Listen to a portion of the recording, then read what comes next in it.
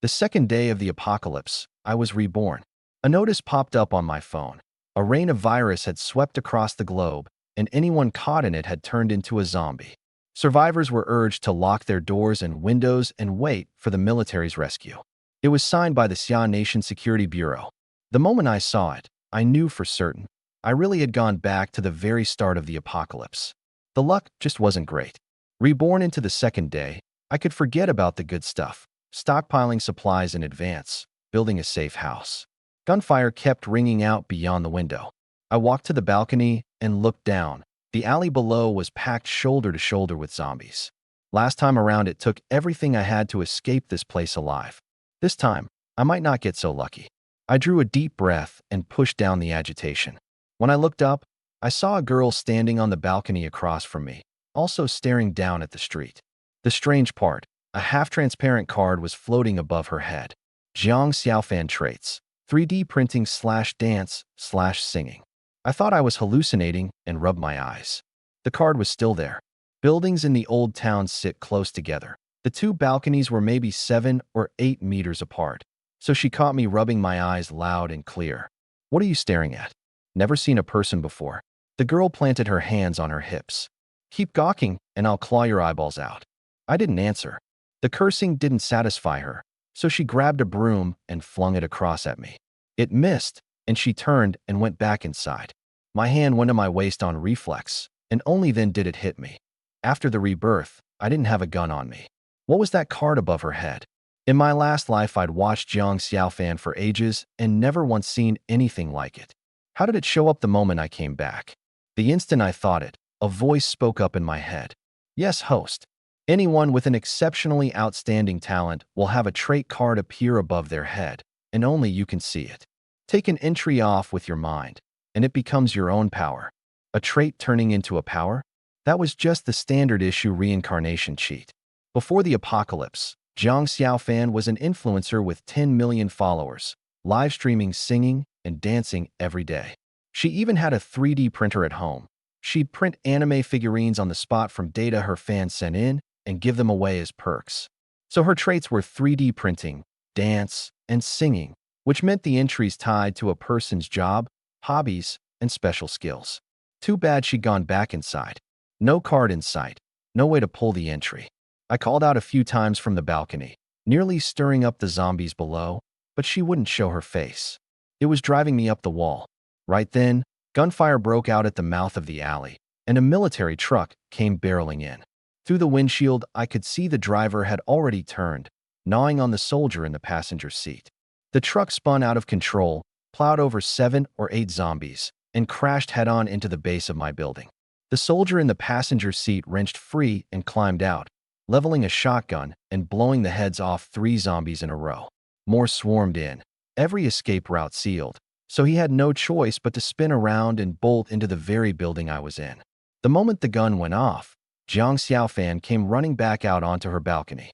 "Is it the rescue team?" She leaned over the railing, scanning around, and saw only a wrecked military truck. I clearly heard gunshots. Where is everybody? My chance. The card above her head was still there, and the 3D printing line had the biggest font and the deepest color, clearly the most valuable. I focused my mind, locked onto it, and gave a tug, like gently peeling the card loose. The next instant, the card above her head changed. Jiang Xiaofan traits, 3D printing, can be taken again at 60% trust, current trust, 0%. So it could be taken a second time, but I'd have to build trust first. Once 3D printing was lifted, the dance and singing lines vanished outright. Looks like I could only take one at a time. At the same moment, a surge of power flooded into me, and a card popped up before my eyes. Yi Yuan stats, Strength 11, Constitution 11, Agility 10, Spirit 9 power, 3D printing. I quickly opened the power's description. 3D printing, consumes spirit. Can copy any non-living object weighing no more than 11 pounds. Copy. I caught on fast. This was straight-up infinite duplication. I fished half a pack of Chunghwas out of my pocket and mustered that power inside me to envelop it. 3 seconds later, an identical pack appeared out of thin air. Flipped the lid, same 10 cigarettes inside. Even the wear on the packaging an exact match. Then I used the copy as the sample and copied that. The copy could be copied too. That settled it. Ideas exploded in my head. Food, water, medicine, clothes. Get one sample, and I could spin out infinite supplies. Same with weapons and ammo. Going bigger, if I could copy the internal space of a shotgun's magazine tube and multiply the capacity 1,000-fold, I'd have a super shotgun that never runs dry. Drill a hole in a ring and copy the space, and that's a storage ring. Don't get ahead of yourself. I could test all that later.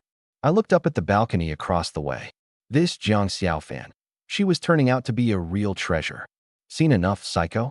She shot me a glare, flicked her ponytail, walked into the living room, and yanked the curtains shut. I smiled. 3D printing could be taken one more time, but it needed 60% trust. Forcing it through threats and coercion would only breed resentment that'd bite me later. Better to play it straight. Help her with whatever she lacked, survive together, and the trust would come naturally. Besides, with her, I should have been keeping my guard up to begin with. A year ago, my parents died in a deliberately engineered car crash, and one of the people behind it was a simp who hovered around Jiang Xiaofan day and night. I'd rented this apartment precisely to keep an eye on her, to lure my enemies out and quietly take care of them. Except I never got my revenge. The apocalypse came first. So no, I wasn't in any rush to bare my heart to her. I'd read the situation first. While I was thinking, gunfire suddenly rang out beyond my security door, followed by a man's scream.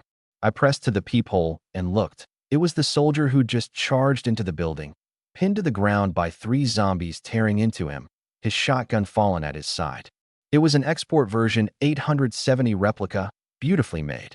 I'd gotten my hands on the same model last life. With 3D printing's infinite copying, all I needed was to retrieve that gun, and I'd have an endless supply of weapons and ammo. But the zombies were still gnawing on him out there. I'd have to wait for them to leave before I could go grab it. I pulled back inside and decided to copy some food first. The kitchen was fully equipped, but the cabinets held only instant noodles and bottled water. Not because I was lazy. This apartment was a rental for surveillance work. I usually didn't even cook here, to avoid drawing Jiang Xiaofan's attention. I took inventory. Half a case of instant noodles left, 8 bottles of water. I decided to copy 5 cases of instant noodles first. Not for me to eat. With infinite copying, why would I be eating instant noodles? They were for trading with the neighbors. Swap them for chicken, duck, fish, and meat, and I could spin out infinite quantities of those too. I summoned the power to envelop the half case of noodles, willed it into motion, and the power printed it out bit by bit, like building a model. About 2 minutes later, the half case was duplicated. 2 half cases combined into 1 full case, and I kept going. 24 cups plus the box came to only about 3 caddies, well under the limit.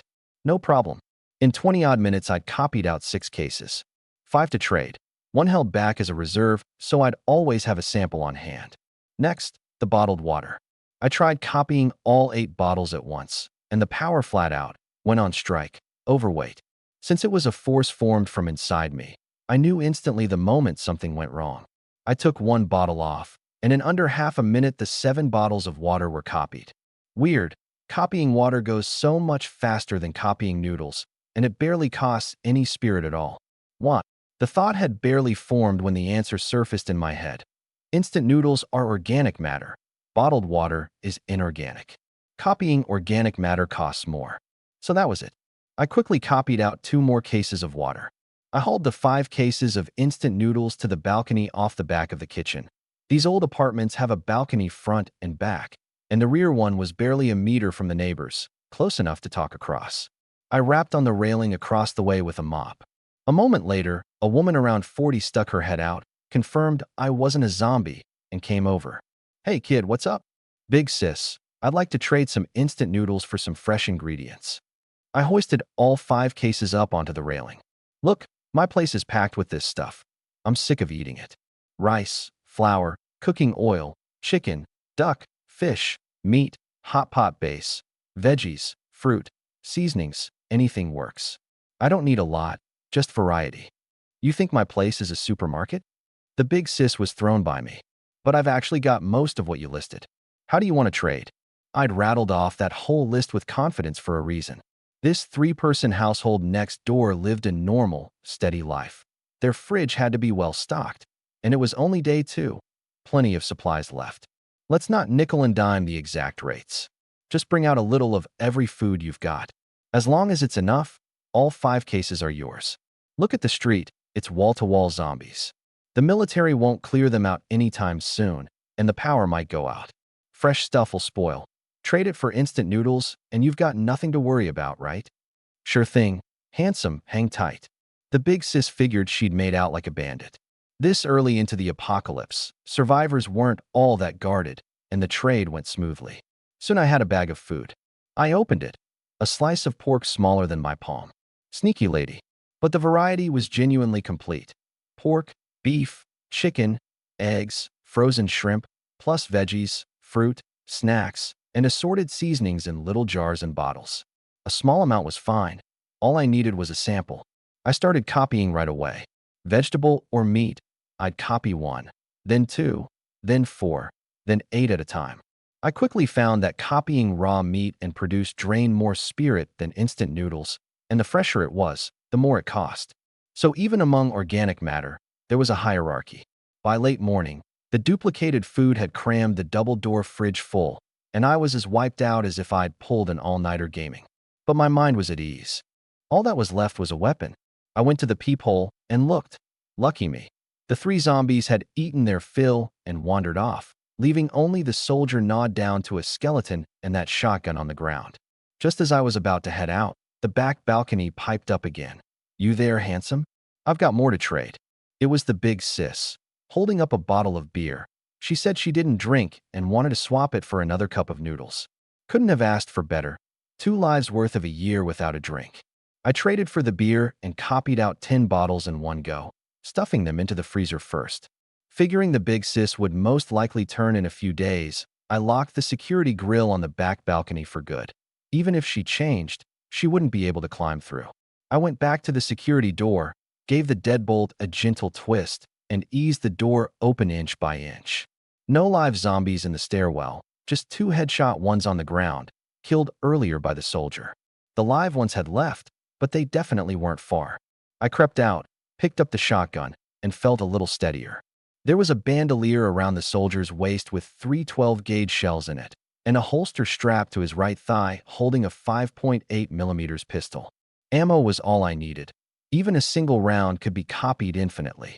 I undid the bandolier and holster, kept my eyes on the stairwell ready to bolt back at any second, and it all went smoothly. Back inside, door secured, I let out a long breath.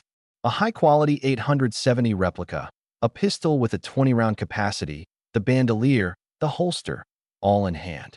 I'd handled guns last life, so I expertly broke both down, wiped off the blood, reassembled them, washed the bandolier and holster, and tossed them in the dryer. Then I started copying weapons and ammo. Metal is inorganic, fast and cheap to copy. In 15 minutes I'd spun out 10 shotguns, 10 pistols, 1,000 shells, and 400 pistol rounds. I loaded the bandolier, strapped on the thigh gun, packed the shotgun full with 8 rounds, and the moment I was fully armed, my sense of security maxed out. In a bit I'll head to the balcony and test my aim, see if my shooting's gotten rusty since the rebirth. It was right around noon, and the beer had chilled too. I dragged the coffee table out to the balcony, fired up the induction cooktop, and started a hot pot. Dropped a thin slice of beef in for a dozen seconds, fished it out, dipped it in chili sauce. Heavenly. After a whole year of struggle last life. Don't even get me started on those bitter days. One bite of meat now felt like pure bliss. But Jiang Xiaofan wasn't coming out. No audience, no point to the show. Then it hit me. I leveled the shotgun, leaned out over the balcony, and aimed at the zombies below. My place was on the 5th floor, about 12 meters up, prime shotgun range. I held my breath and squeezed the trigger. Boom. A dense spray of steel pellets shot out, and a zombie's head burst apart in an instant. The gunshot drew Jiang Xiaofan out. All right. And also drew 70 or 80 zombies below, all surging to the base of the building and snarling up at me. Lucky thing they were brainless, packing themselves into a clump. I ejected the shell and chambered the next. With the zombies bunched up, I didn't need to aim carefully, just raised the gun and fired. Boom.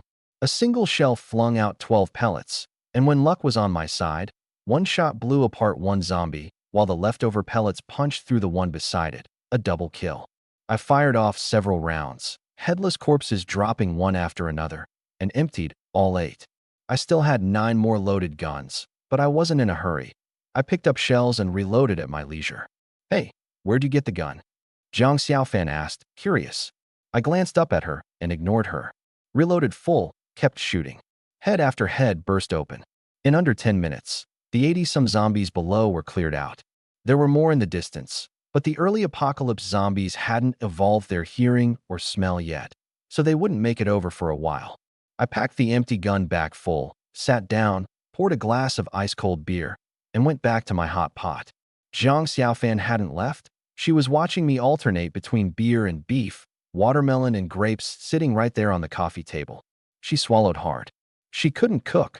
She normally lived on takeout, and she hadn't eaten since noon the day before. She was starving. "Handsome, you got any food left at your place? I'll pay 10 times the price." I was full. I lit a cigarette and smoked it, minding my own business. 100 times. I'll pay 100 times. Come on, please. I'm really starving. I drained the last half glass, couldn't be bothered to wash up, and just tossed the whole pot, soup and all, off the balcony. I could copy more anyway. She saw it plain as day. That pot still had a ton of uneaten veggies and meat in it. You absolute dumbass. If you can't finish it, you could give it to me." She stamped her foot in fury. I didn't look back. It wasn't time to get close to her yet. My enemy was tied to her, and I needed to read the situation first. When the moment came, I'd help her, stand at her side, build up the trust, and that's when the second entry would fall into my hands. I went back inside to take a nap. A whole morning of copying food and weapons had drained my spirit badly. I needed to rest and recover. But there were zombies banging on the door again, drawn up by the earlier balcony gunfire. Clear them out first, or I won't sleep easy. I picked up the shotgun, pressed the muzzle to the peephole, and pulled the trigger. Boom. The pellets blew straight through the peephole, right where the head would be. Killed it or not? I had no idea, and didn't need to. I had plenty of ammo. Just keep firing. Boom, boom, boom. Close range. 8 rounds spent, and the snarling outside had noticeably thinned. I packed the gun full again and jammed the muzzle back into the peephole, just waiting for the next zombie to wander up. The handful of zombies out there were cleared in no time. The hole blasted through the peephole was small, just big enough for a ping-pong ball, too tight to reach the lock, and a wire hook was useless. The mechanical bolt was thrown from inside, so no one was getting through no matter what. Now I could sleep in peace. Zhang Xiaofan across the way wasn't nearly so comfortable. She'd guzzled a bellyful of water. It sloshed audibly when she walked, but it gave her no sense of fullness at all. If anything, she was hungrier. She'd torn through the apartment several times over, and everything edible was long gone.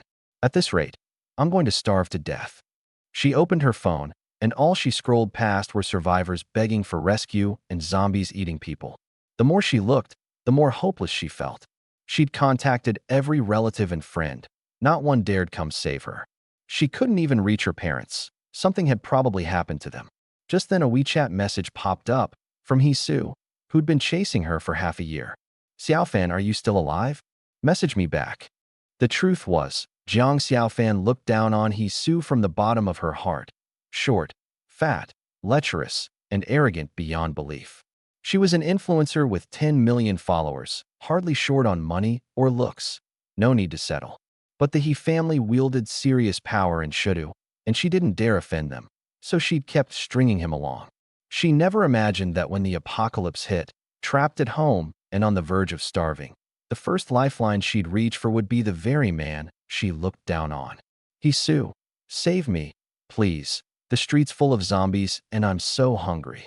"Don't be scared. As long as you're alive, I've got a way to get you out. Just hold on 2 more days, and I'll send a helicopter to pick you up." 2 more days. She was so hungry she could gnaw on her own arm. "Hisu, you know my He family has clout in Shudu." She was already talking like she was one of them. But the apocalypse came so suddenly. The authorities are in chaos right now, and helicopters are limited. First, find a way to borrow some food from a neighbor. Hold on 2 days, and I'll be there. Borrow food? Zhang Xiaofan immediately thought of me. There's a dumbass across from me with more food than he can eat. He'd rather dump it than sell it to me. She even sent over a photo she'd snapped of me earlier. Hisu replied instantly, I know this guy. His name's Yi Yuan. An acquaintance? Then hurry up and get him to give me some food. Relax. As long as I ask, Yi Yuan will definitely give it up. Meanwhile, I was sleeping soundly. I just opened my eyes when a WeChat video call came in. Hisu. A flicker of killing intent crossed my eyes. Then I quickly tamped it down and answered. Brother Yi, you're alive? That's wonderful. Looking at his face, all feigned delight, made my stomach turn. My parents' deaths were inseparable from Hisu and his father. Last life, my revenge failed, and before I died, he tormented me to no end. A grudge I'd never forget in a lifetime.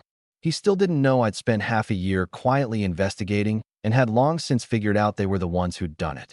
Fine, then, I'd play along for a while. Thanks to you, brother He, I survived against the odds. Where are you? Wutong Court, in the old town. You've got a villa at Lu Lake sitting empty. What are you doing in the old town? Obviously, I couldn't tell him the truth. I'd rented here to use Jiang Xiaofan to keep tabs on Hisu, to lure out the people who'd killed my parents one by one and deal with them. It was just that Hisu had been so slow to land Jiang Xiaofan that he'd held up my plan too. Brother Yi, I'll be straight with you. My girlfriend also lives in Wutong Court, right across from you. Do me a favor and look after her. Give her some food.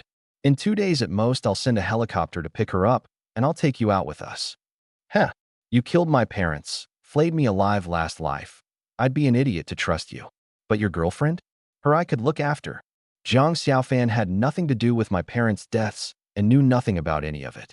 Either way, I was already working to earn her trust. So this killed 2 birds with 1 stone. Since you've asked, brother He, of course I'll look after her. I hung up the video and smiled.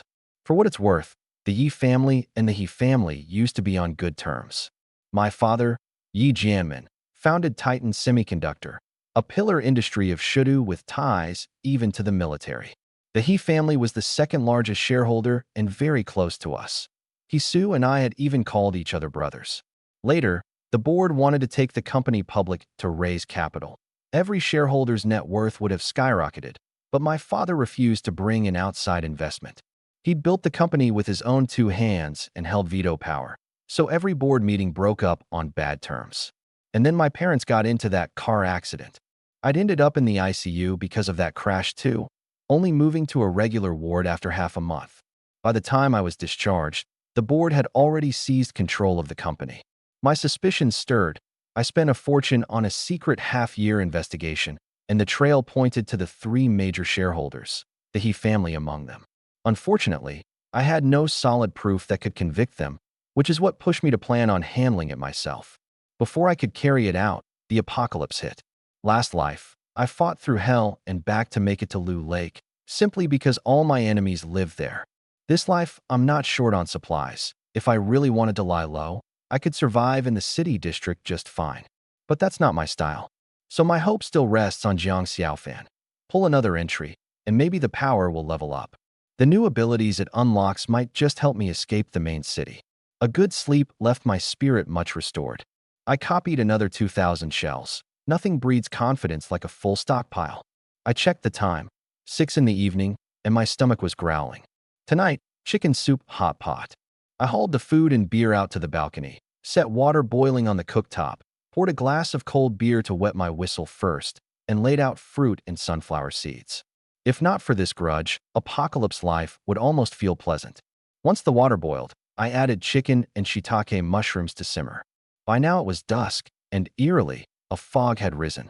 A red fog. Plenty of survivors had come out onto their balconies, faces full of panic as they watched the red mist thicken. I wasn't worried. Yesterday's virus rain had been red too, and everyone caught in it had changed. But that was only the beginning. This red fog was the virus as well. Weaker, accumulating in the body bit by bit through breathing until it hit a threshold and the immune system collapsed, turning you into a zombie all the same. Only the rare few with antibodies could survive, and I had antibodies, so I had nothing to fear. The red fog grew thicker and thicker until you couldn't see a thing 100 meters out. I sat down. The chicken and mushrooms in the pot were done.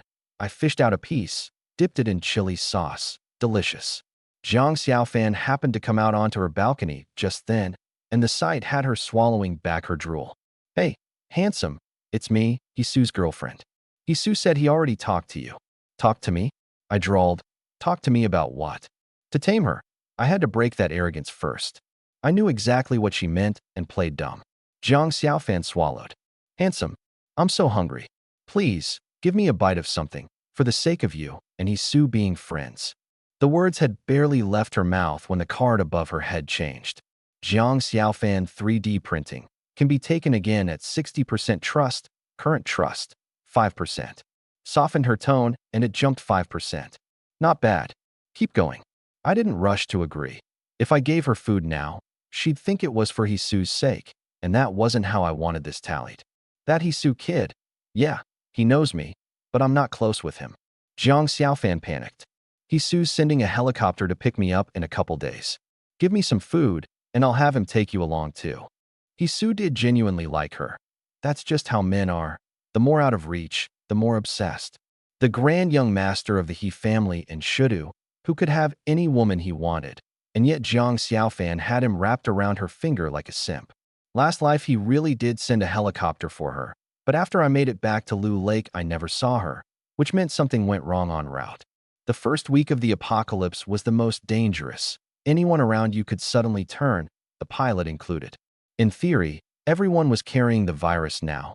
It was just a matter of when they'd turn. Those soaked through by the rain changed on the spot.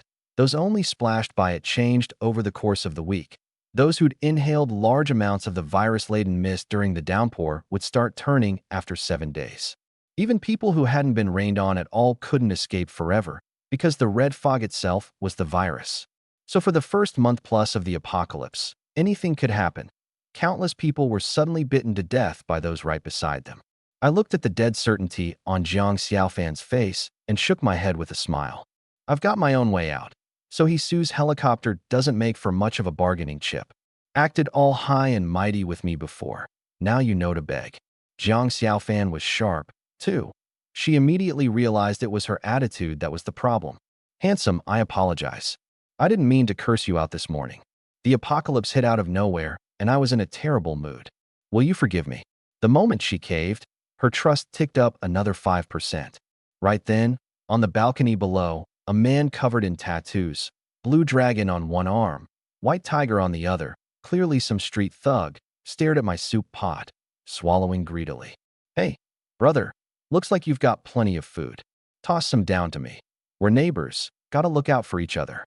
I gave him a glance and ignored him. Think you're too good for me? You know who I am. This whole block is under my protection. Don't make me whip up a Molotov and burn your place down tonight. Now hurry up and throw the food down here. Speechless. Where'd this animal crawl out of? I'd fired off all those shots earlier. Did he not hear that I had a gun? I lit a cigarette, grabbed the shotgun, stood up, and aimed at him. OSH. Boom. He only got one word out before a gaping hole blew open in his chest. Dead on the spot. Playing tough guy with me. You're tired of living. I set the gun down, sat back, and got ready to keep eating. I looked up. Jiang Xiaofan's trust had climbed another 5%, up to 15%. I hadn't even done anything to her. So how'd it go up? I thought it over, and there was only one explanation. Women are drawn to strength deep down. My dropping that thug with a single shot, that show of dominance, had filled her with awe, and awe is a form of submission. So trust had several different sources. That said, pure intimidation and torture could make her fear me too, but it'd plant hatred alongside it, the positive and negative canceling out, and no amount of obedience would raise the number because it wouldn't be sincere.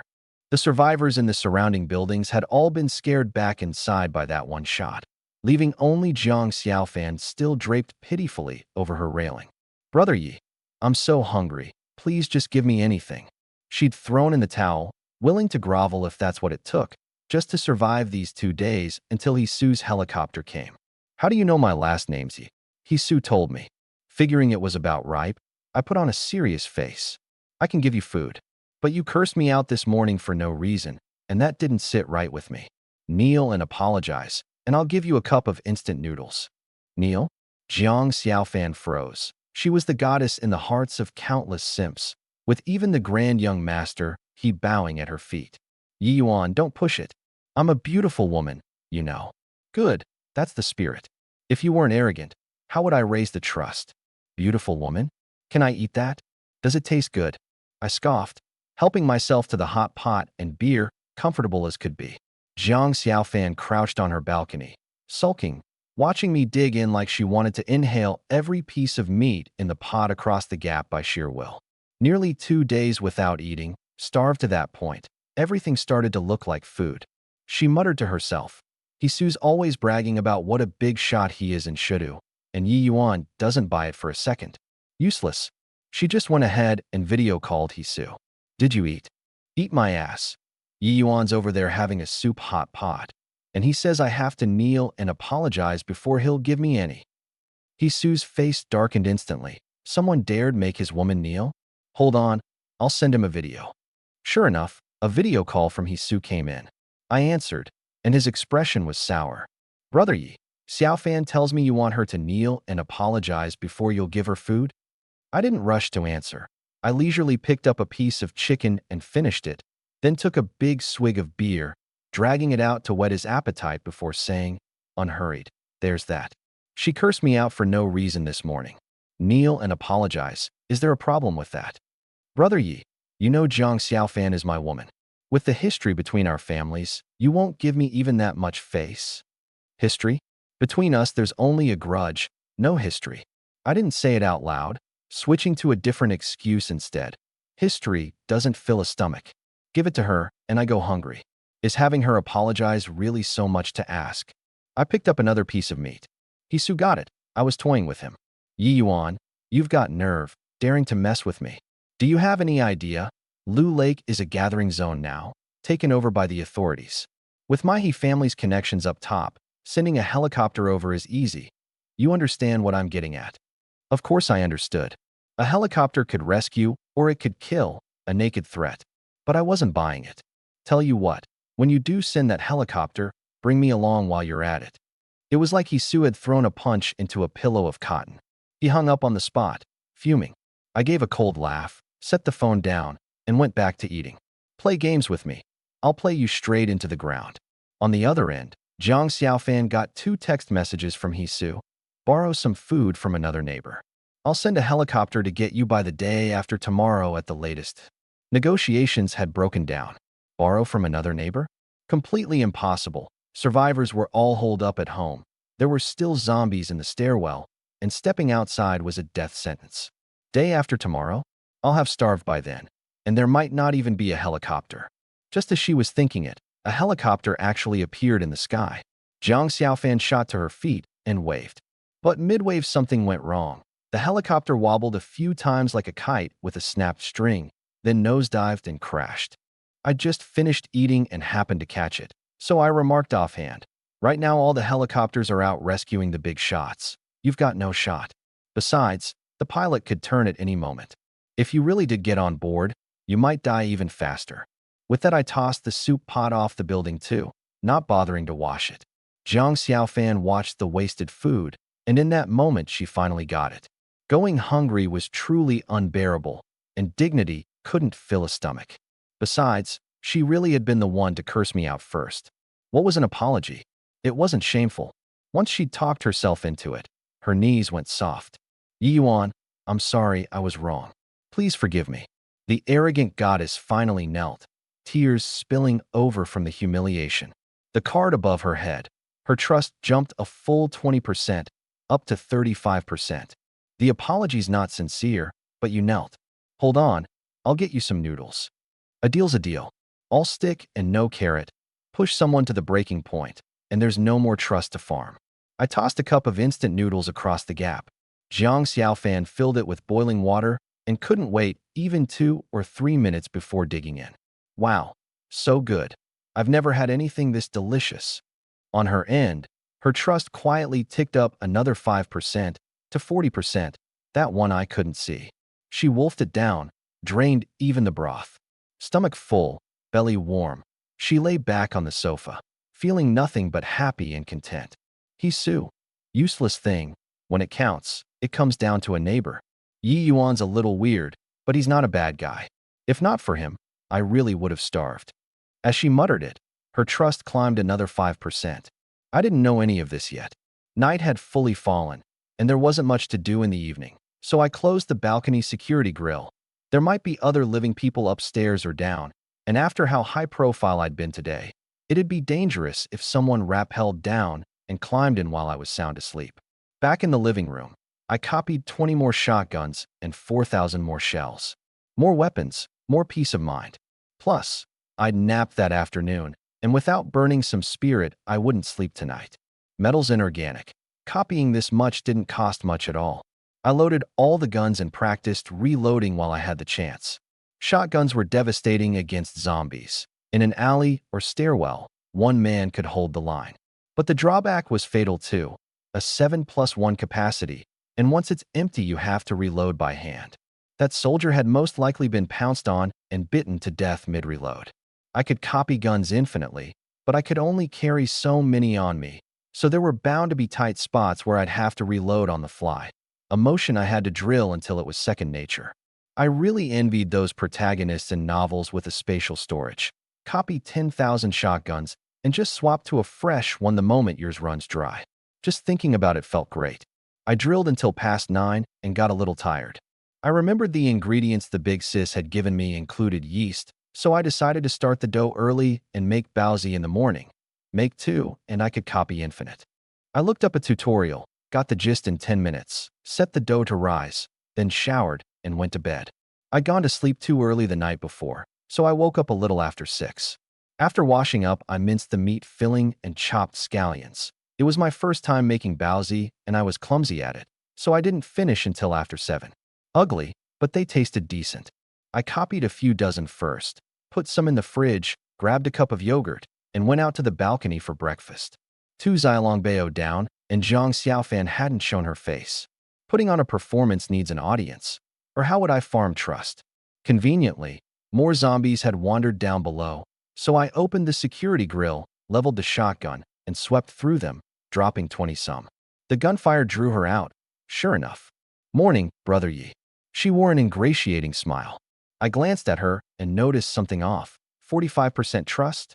How'd it quietly climb 10% overnight? I didn't know it was that cup of instant noodles doing. She'd eaten it hidden inside, so even when it rose I couldn't see it. Brother Yi eating baozi? Knew it, eyes glued to the food. I ignored her. I didn't want to get too cozy with her, or it'd be harder to farm trust. I picked up a Zilong Bao and bit in. The savory broth burst out, heavenly. Zhang Xiaofan watched me eat, and her stomach started growling again. 2 days of starving, and last night just 1 cup of noodles, mostly broth, that she'd peed out in 2 trips and was hungry again. Looking at the big plate of baozi on my coffee table, she swallowed back her drool. Forget it, I knelt for him yesterday. What else is there to let go of? Brother Yi, could I have one too?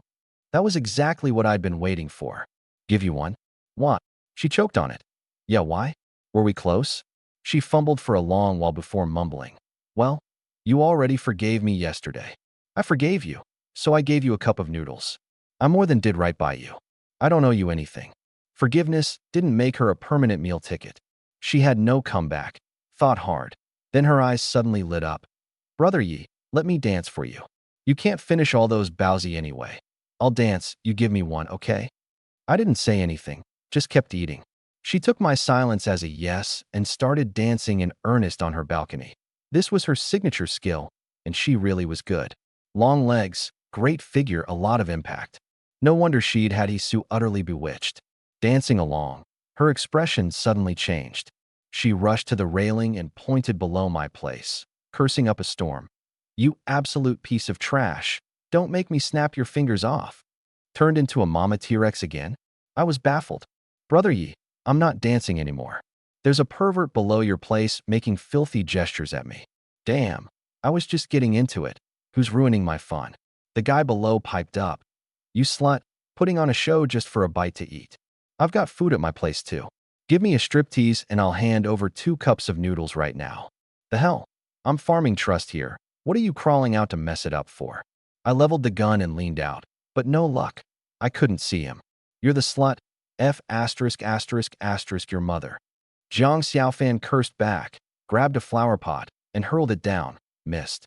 The guy below roared with laughter and even stuck his hand out over the balcony to taunt her.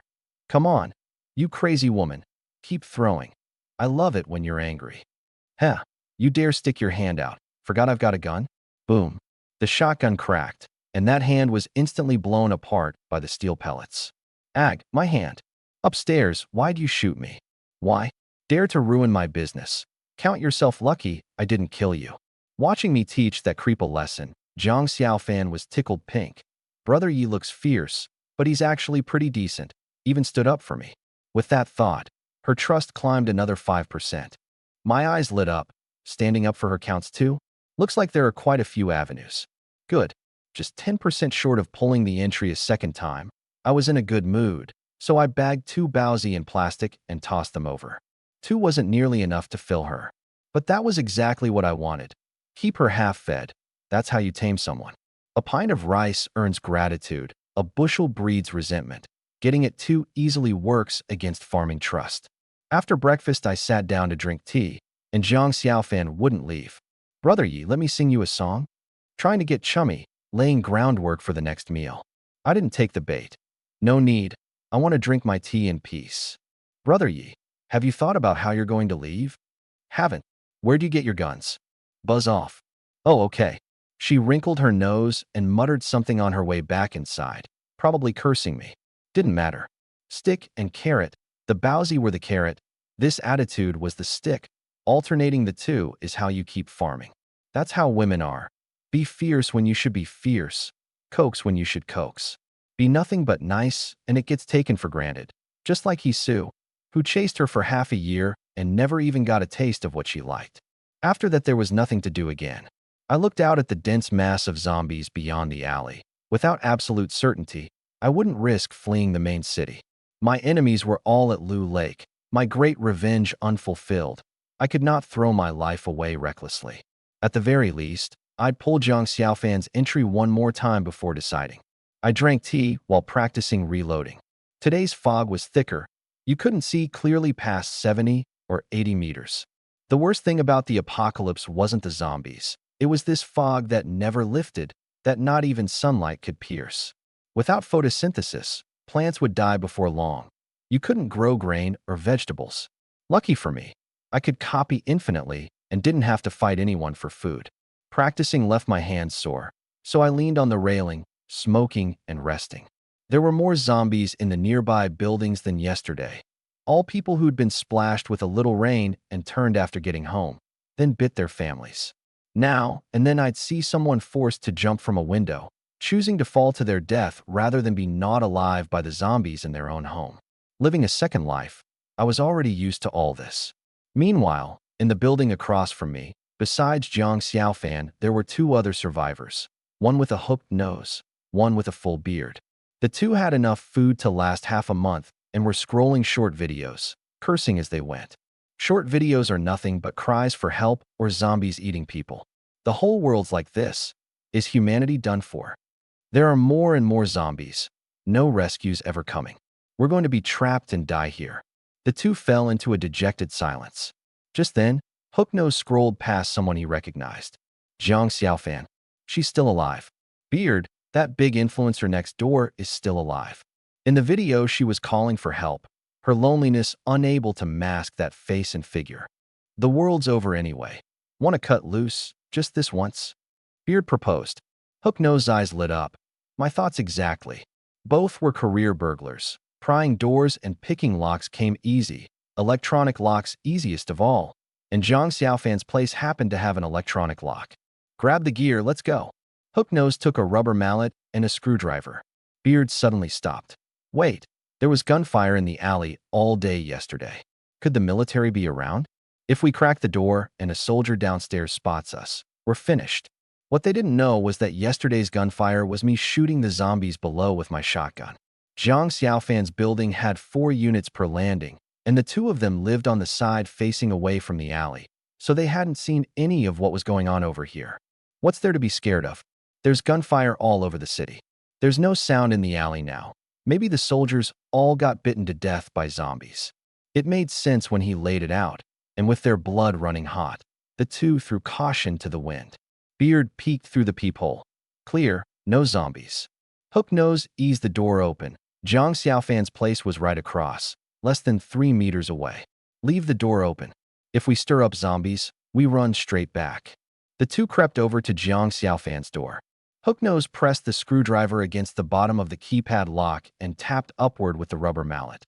This kind of lock looks fancy, but is actually the easiest to crack. The cylinder's long, the motor's sensitive. Find the right spot, and a few taps trip it. Sure enough, after 5 taps the lock beeped open. The two slipped inside, gently shut the door, and exchanged a smile. That kind of look in their eyes. Jiang Xiaofan heard movement in the living room and ran out to find the neighbors. How'd you two get in? She hadn't grasped the severity yet. She ran into them on the stairs all the time, so they were half acquaintances, and her guard was low. Beautiful, we're here to protect you. It's all zombies out there, and home alone you must be scared, so the two of us came to keep you company. Looking at those lecherous faces and the ill intent in their tone, Jiang Xiaofan understood in an instant. Apocalyptic order had collapsed, and what two men breaking in wanted to do wasn't hard to imagine. What do you want? Don't come closer. Get out. The two cut loose entirely and lunged with laughter. Jiang Xiaofan grabbed a vase, a water glass, a plushie, hurling them nonstop, but how could she hold off 2 grown men? Step by step they backed her onto the balcony. She reached for something else to throw, but the balcony was bare. There'd been a broom, but she'd thrown it at me yesterday. That's right, Yi Yuan. He has a gun. Brother Yi, save me. She whipped her head around and screamed. I'd seen what was happening in her place a while ago. Strange thing, last life no one broke into her home. Could my rebirth really have set off a butterfly effect? It might well be tied to me. Yesterday when I shot the zombies below, the gunfire drew out the zombies in the building across too. The stairwell emptied, and only then did these two dare leave their place. Even if she hadn't called out, I wouldn't have let these two touch her. I was still counting on pulling her entry again. You dare lay hands on my person? Jiang Xiaofan, get down. I shouted. She was sharp too. She instantly realized I was about to act, and, fearing she'd be caught in it, dropped fast. That left the two of them stunned. They both turned to look at me. Kid, what's the meaning of this? Want to play hero saving the damsel? Come on over. I don't believe you can leap across in one step. Haha. The apocalypse's pent-up tension released completely in that moment as the two laughed without restraint. I laughed too, a curl at the corner of my mouth, and grabbed the shotgun off the coffee table. 7 or 8 meters. No need to aim carefully, just raise and fire. Boom. The pellets instantly punched through Beard's chest, blasting out a hole bigger than a fist. Hooknose froze. That kid has a gun? Before the apocalypse, Xia Nation kept guns under tight control. Ordinary people had no instinct to hit the ground at the sound of one. In that 1 second, I'd already ejected the shell and chambered the next. Boom. The second shot caught Hooknose square in the head, bursting it instantly, blood spraying all over Jiang Xiaofan. Ag! She stood and shrieked, slapping at the blood in her hair as she bolted into the living room and ran for the bathroom. Crisis resolved, I sat down and went back to my tea. Under the shower head, Jiang Xiaofan frantically lathered shampoo, washing again and again. She'd seen zombies eat people, but a head full of human blood was still sickening. She stood there a dozen-some minutes, the cold water slowly calming her, and looking back on it, she counted herself lucky. Thank God for Brother Yi, or it didn't bear thinking about. Brother Yi actually cares about me. He's fierce on the surface, but he's got that manly edge, not like that simp he Sue. All gifts and endless fawning, not an ounce of backbone. With that thought, the trust on the card above her head shot up 10%, hitting 60%. After showering and changing into clean clothes, she came out. 2 corpses still lay on the balcony. One had blown apart, one with a hole punched through the chest, blood pooled across the floor. Even having seen zombies eat people, on some subconscious level, she didn't count zombies as human. The gruesome deaths of these 2 thugs left her too afraid to go near. She just called out from the living room. Brother Yi, thank you for earlier. I looked up. Up another 10%, hitting 60%. From saving her just now, gratitude pushing it up? The reason didn't matter. What mattered was I could pull the entry a second time. I locked my mind onto 3D printing. Take it. The next instant, the card above her head changed. Jiang Xiaofan 3D printing. can be taken again at 95% trust, current trust, 60%. Not bad. I could take it once more at 95%. I held down my excitement. Pulling the entry sent another surge of power flooding into me, which meant a new ability was born. The power first. Yi Yuan stats, Strength 11, Constitution 11, Agility 10, Spirit 9 power, 3D printing. The second star was transparent. Call it 1.5 stars. Pulling it once more would probably bump it to 2. I opened it up. 3D printing attribute 1, infinite copy, consumes spirit. Can copy non-living objects weighing no more than 22 pounds. Attribute 2, localized integrated copy, consumes spirit. Can copy a portion of an object, altering its structure and size. TSK doesn't seem all that useful. The copy ceiling going from 11 pounds to 22 was no real change. And the new ability, localized integrated copy, wouldn't help me escape the city either. Its function was to copy a portion of the original object, altering its structure and size. For instance, my shotgun was a meter long. Before, I could only copy the whole thing, but now I could copy the barrel into 2 or 3 meters of length. The thought had barely formed when the voice in my head returned. Host, 3D printing can't copy a complete living organism, but it can copy a portion. Damn, it can do that? That's a serious perk. Zhang Xiaofan was still in the living room watching me. Want me to copy you into what? Zhang Xiaofan, I've got something to do. Go handle your own stuff for now, and clear those 2 corpses off the balcony. With that, I ran into the bathroom and came out a moment later, tunnel boring machine upgrade complete. Too bad localized copy couldn't raise my combat stats. I'd have to find another way out of the city. Hey, wait, localized integrated copy has no restrictions. Can it copy space? A box's interior space counts as part of it, so in theory it should work. The voice replied, yes, any space with a carrier can be copied. Never in a million years did I imagine space could actually be copied. Then again, it's infinite copy. Anything but a living organism can be copied. What about time then? Time and space are one. It cannot be copied separately. All right, this ability still has room to develop. I'll research it slowly down the line. First, set up a spatial storage to test it. I'd just been envying those apocalypse novel protagonists with spatial storages, and now in the blink of an eye I'd have one myself. I took a bottle as a test subject, mustered the power to envelop it, then localized copied the bottle's interior space. With a flick of will, the process went unexpectedly smooth. In 1 second, the bottle's outer shape was unchanged, but its interior space had doubled, and the spirit cost was practically negligible, even lower than copying metal. Why?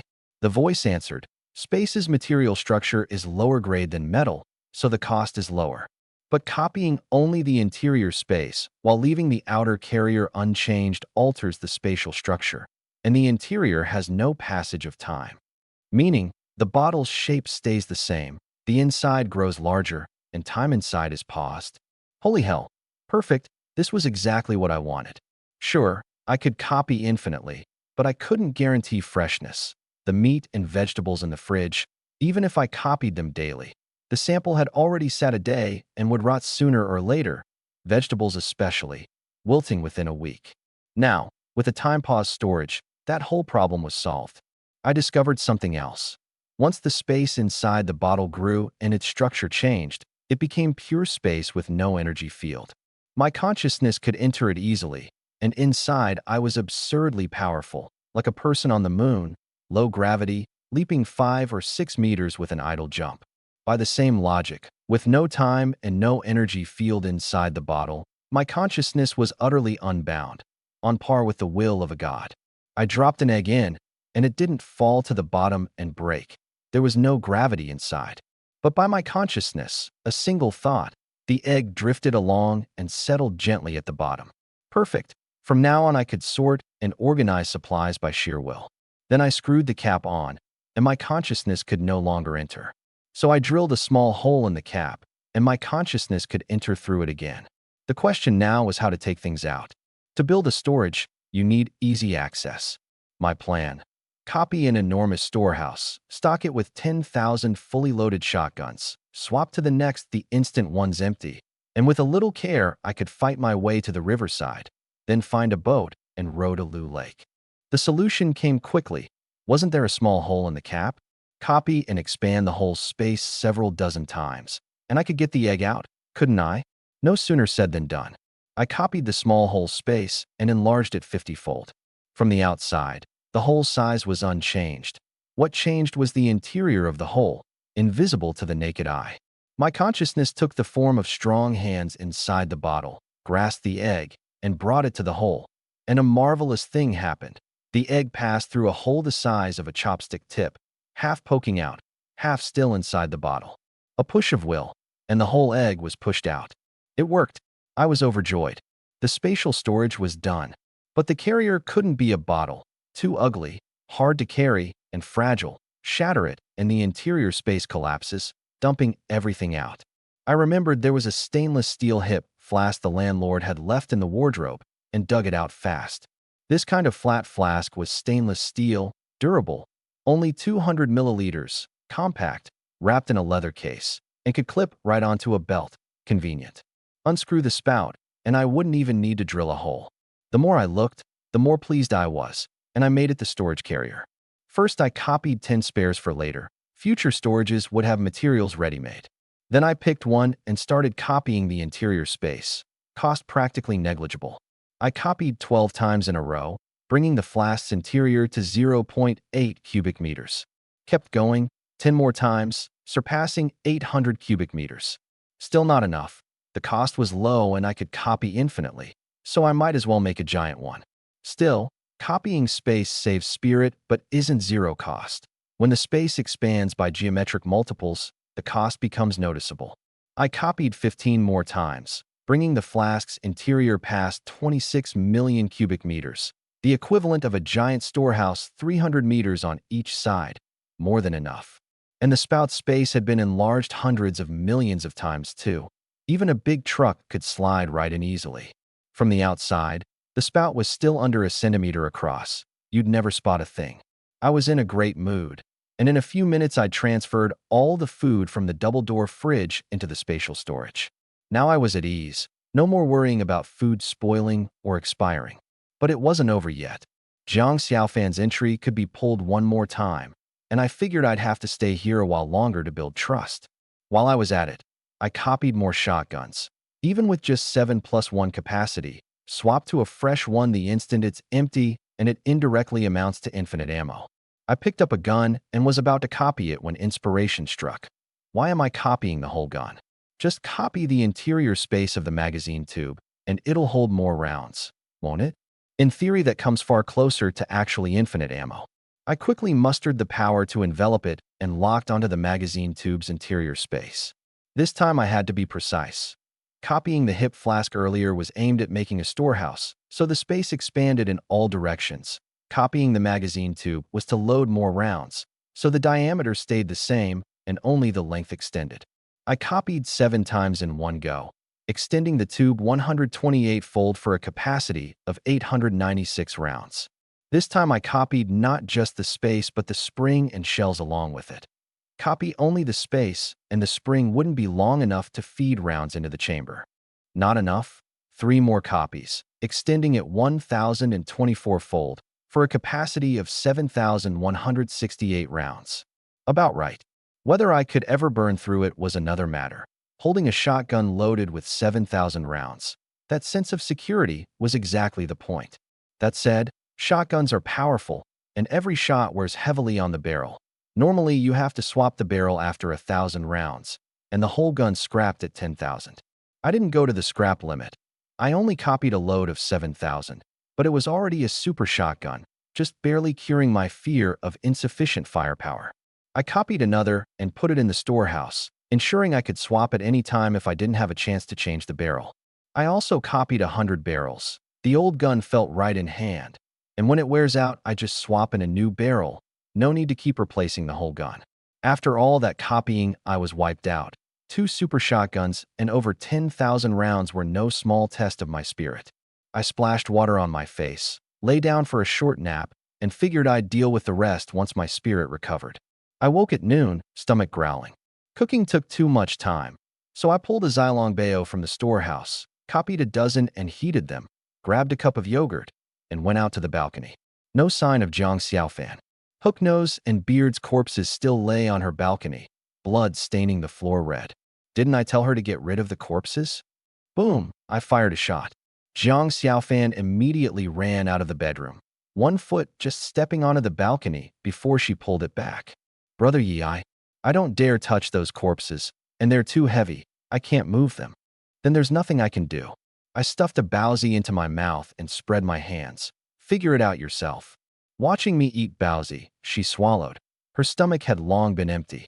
The food I gave her never once let her eat her fill. Brother Yi, let me sing you a song. I knew her little scheme. Rather than ask for food outright, better to curry favor first. Sure. Then sing me, Where Does the Road Lie?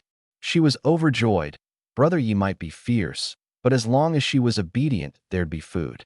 One song done, and before she could say a word, I bagged 3 baozi in plastic and tossed them over. The extra won a reward. After all, she'd solved a major headache for me, and every one of my powers was pulled off of her, so an extra baozi was no problem. Just don't let her eat too full. Thank you, Brother Yi, you're so kind. You weren't this obedient yesterday, wanted to claw my eyeballs out. Apocalypse beauties are worth nothing. Having food is what makes you king. 3 baozi down, and this time it only rose 3% to 63%. How to drop off? Before, a little food got me 5%. I'm molded over. Maybe the gains shrank the further along you got. Like leveling up, the higher your level, the slower the experience comes, and to speed it up you switch maps. In other words, to farm more trust each time, I'd have to switch methods. I just couldn't think of one for the moment. Food alone was too slow. No telling how long I'd have to grind to reach 95%. Brother Yi, what are you thinking about? Jiang Xiaofan was angling for connection again. I ignored her. She wasn't bothered. Brother Yi, do you have a girlfriend? Why do you care? Just chatting. It's too boring. If you're bored, throw those 2 corpses down. It's so hot, they'll stink by tomorrow. I shot her a look. Those 2 corpses really were a problem. Once they started to reek, I'd smell it at my place too. There were plenty of zombie corpses outside the door, but that smell was different, like plants rotting and molding, something I'd long gotten used to. Human corpses rotting reeked beyond belief. No normal person could stand it. Jiang Xiaofan worked up her courage and went onto the balcony, but she was too weak. Trembling, she tried several times and still couldn't heave them over, only smearing herself with blood instead. Brother Yi, I can't move them. Could you come over and help me out? Dream on. It's all zombies out there, and you want me to come over and help you haul corpses? Did you get your head slammed in a door?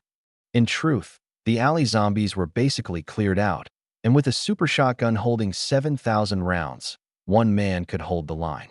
With a little care, fighting my way to her place was no problem. But I'm not a simp.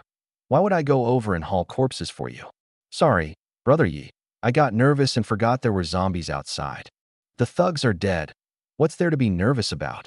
I'm scared more thugs might break in. It's zombies everywhere now. Orders collapsed. There's all kinds of people out there. I'm scared. Her worry wasn't unfounded.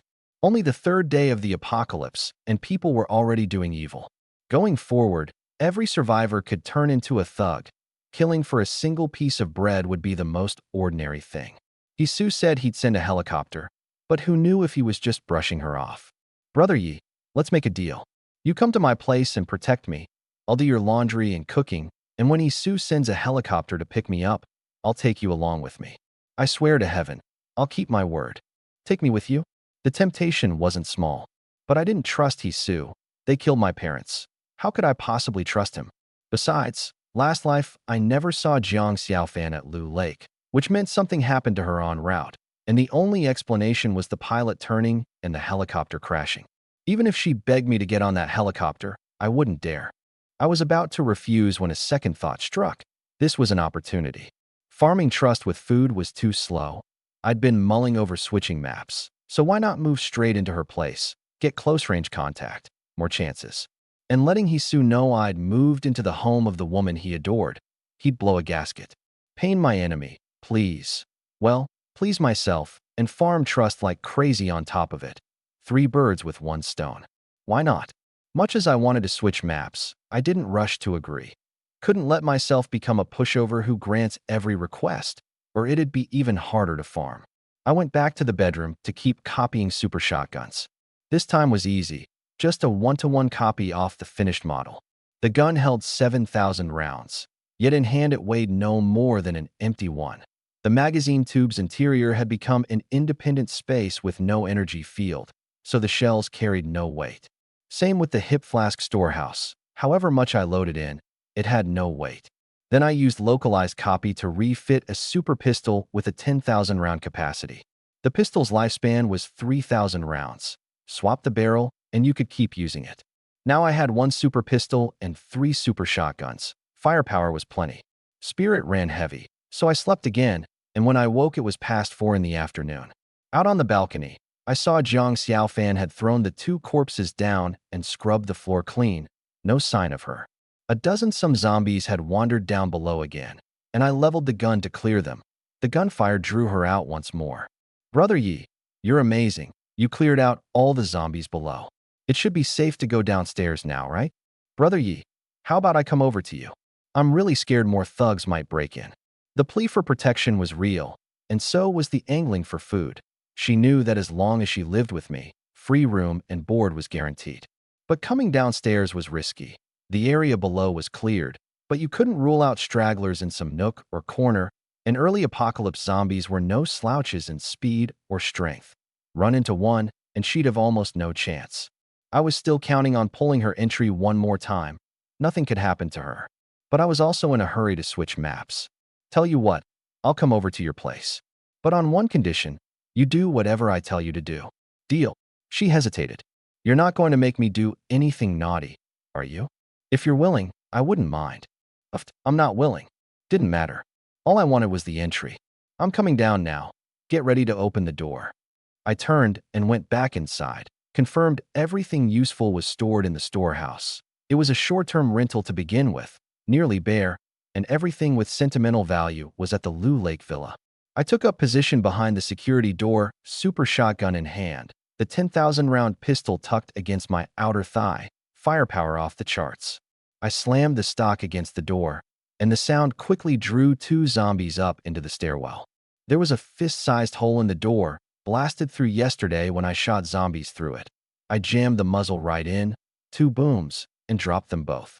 It went quiet outside, but people turned every day and zombies would wander into the stairwell, so I banged a few more times. No response, and only then did I carefully open the door, step over the corpse outside, and head down. The hallway was smooth, no zombies until the ground floor. In a narrow stairwell, with a 7,000 round shotgun, however many came, they all died. Stepping out of the building, the alley was strewn with the corpses I'd shot over these 2 days, and parked alongside was that stalled military truck. Last life I'd driven it crashing into the Shu River to escape. There was still a zombie in the cab, the very soldier who'd turned, thrashing and roaring against the seatbelt. I walked over, blew its head off with a shot, undid the belt, dragged it out, and searched it. A pistol, a combat knife, and on its chest the latest assault rifle, 2 magazines, and a grenade. I'd gotten all of this last life too, especially that grenade, which had blown apart a zombie horde and saved my life at a critical moment. Now that it was in my hands again, I was especially worked up. Times had changed, and with infinite copy, give me one sample and I could copy as many as I wanted. I put it all away first, planning to copy a few super rifles with 20,000 round capacity and tens of thousands of grenades once I had a free moment at Jiang Xiaofan's place. Spirit cost was no worry, rest would restore it. I left the military truck parked, to drive when needed, and pulled the key so no one would make off with it. Once I'd squared things away, I took stock. The gunfire just now had stirred up the zombies beyond the alley, but luckily there weren't many, and they hadn't spotted me. Early apocalypse zombies had degraded sight, hearing, and smell, less keen than a human's, so as long as you had enough food and hid well, survivors could basically make it through the first month. Once the zombies evolved, that's the real nightmare, when hiding anywhere is useless. I crossed the corpses in 2 strides and entered Jiang Xiaofan's building without alerting the zombies outside. The stairwell was empty, no zombies for now, and I climbed step by step, gun leveled. To say I wasn't nervous would be a lie, but I'd fought zombies for a year last life, And now with a super shotgun in hand, I straight up became the god of war of the stairwell, one zombie or a horde. In a tight space, they couldn't get near me. At the third floor, I saw a pair of feet poking out at the turn above, 9 times out of 10 a zombie. I raised the gun and went up softly, and sure enough a zombie spotted me, snarled, and rushed down. Boom, boom, boom, boom. 4 shots, and it dropped in the stairwell. The first shot had already finished it, 400-some pellets punching through its body and snapping its spine. No vitality could hold up. But I didn't care. As long as it wasn't dead, it was a threat, and bullets cost nothing anyway. So the last shot went straight to the forehead and burst its head. I made it to the 5th floor without trouble and knocked. "It's me, open up." Jiang Xiaofan ushered me in. Truth be told, I didn't want to come to her place. She was pretty. Calling her goddess tier wasn't an exaggeration, but to farm trust one had no choice. Food alone gave too low a return. Only 63% now, and it had only dropped from here, so I had to switch maps. More important was safety. In the apocalypse, the human heart was unreadable, and don't be fooled by a delicate beauty who cries at the drop of a hat. When she turns vicious, no one's worse. So the moment I came in, I went straight for the big play. I quietly took food from the storehouse and laid it on the table. "Want beef hot pot?" She looked at the single slice of beef, 1 leaf of greens, and a pitiful bit of seasoning. "That's all. How's that enough?" I made a show of stretching out both hands as if casting a spell, willing the power to envelop the beef. A marvelous thing happened. The beef on the table began to grow and grow and grow more. The greens went from 1 leaf to 2, 4, 8. The scallions, ginger, and garlic copied nonstop, and in moments the table was packed full. Then I made a show of a closing gesture, all very ceremonious. "See that? I have a power. I can copy food infinitely. As long as you behave and do as I say, you'll never go hungry again." Jiang Xiaofan stared at me like she'd seen a ghost, eyes full of worship and fervor. "Brother Yi, all that food you can't finish, it's all copied by your power?" I nodded. "And the bullets, when you kill zombies on the balcony every day, those are copied too?" I gave another profound nod. "Wow, you're incredible." The words had barely left her mouth when the trust on the card above her head shot up 15% to 78%. I hadn't expected one little display to raise it that much. Now I had a deeper grasp of taming. Obedience, worship, awe, gratitude. All could produce submission and dependence in the other party, so all could add trust. "Brother Yi, don't worry, I'll do whatever you say. You're just too amazing." No wonder women are drawn to strength. A beautiful mama T-Rex, gone gentle and obedient this fast. So men have only one road: get stronger. Go wash these ingredients. I'll handle the seasoning. I set the seasoning dishes apart, a little uneasy. What if she slipped something in? Slim as the odds were, I'd led with my trump card the moment I walked in. She had food and drink covered following me. And if I died, she'd starve too. So she wasn't stupid enough to harm herself. But living a second life, I kept a hand in reserve for everything. While she washed the vegetables, I took a careful look at her place. 2 bedrooms and a living room. Not large, but renovated, decorated cozily. The living room held live stream equipment, including that 3D printer. Good thing she could 3D print, or I'd never have pulled the entry and would still be going hungry now.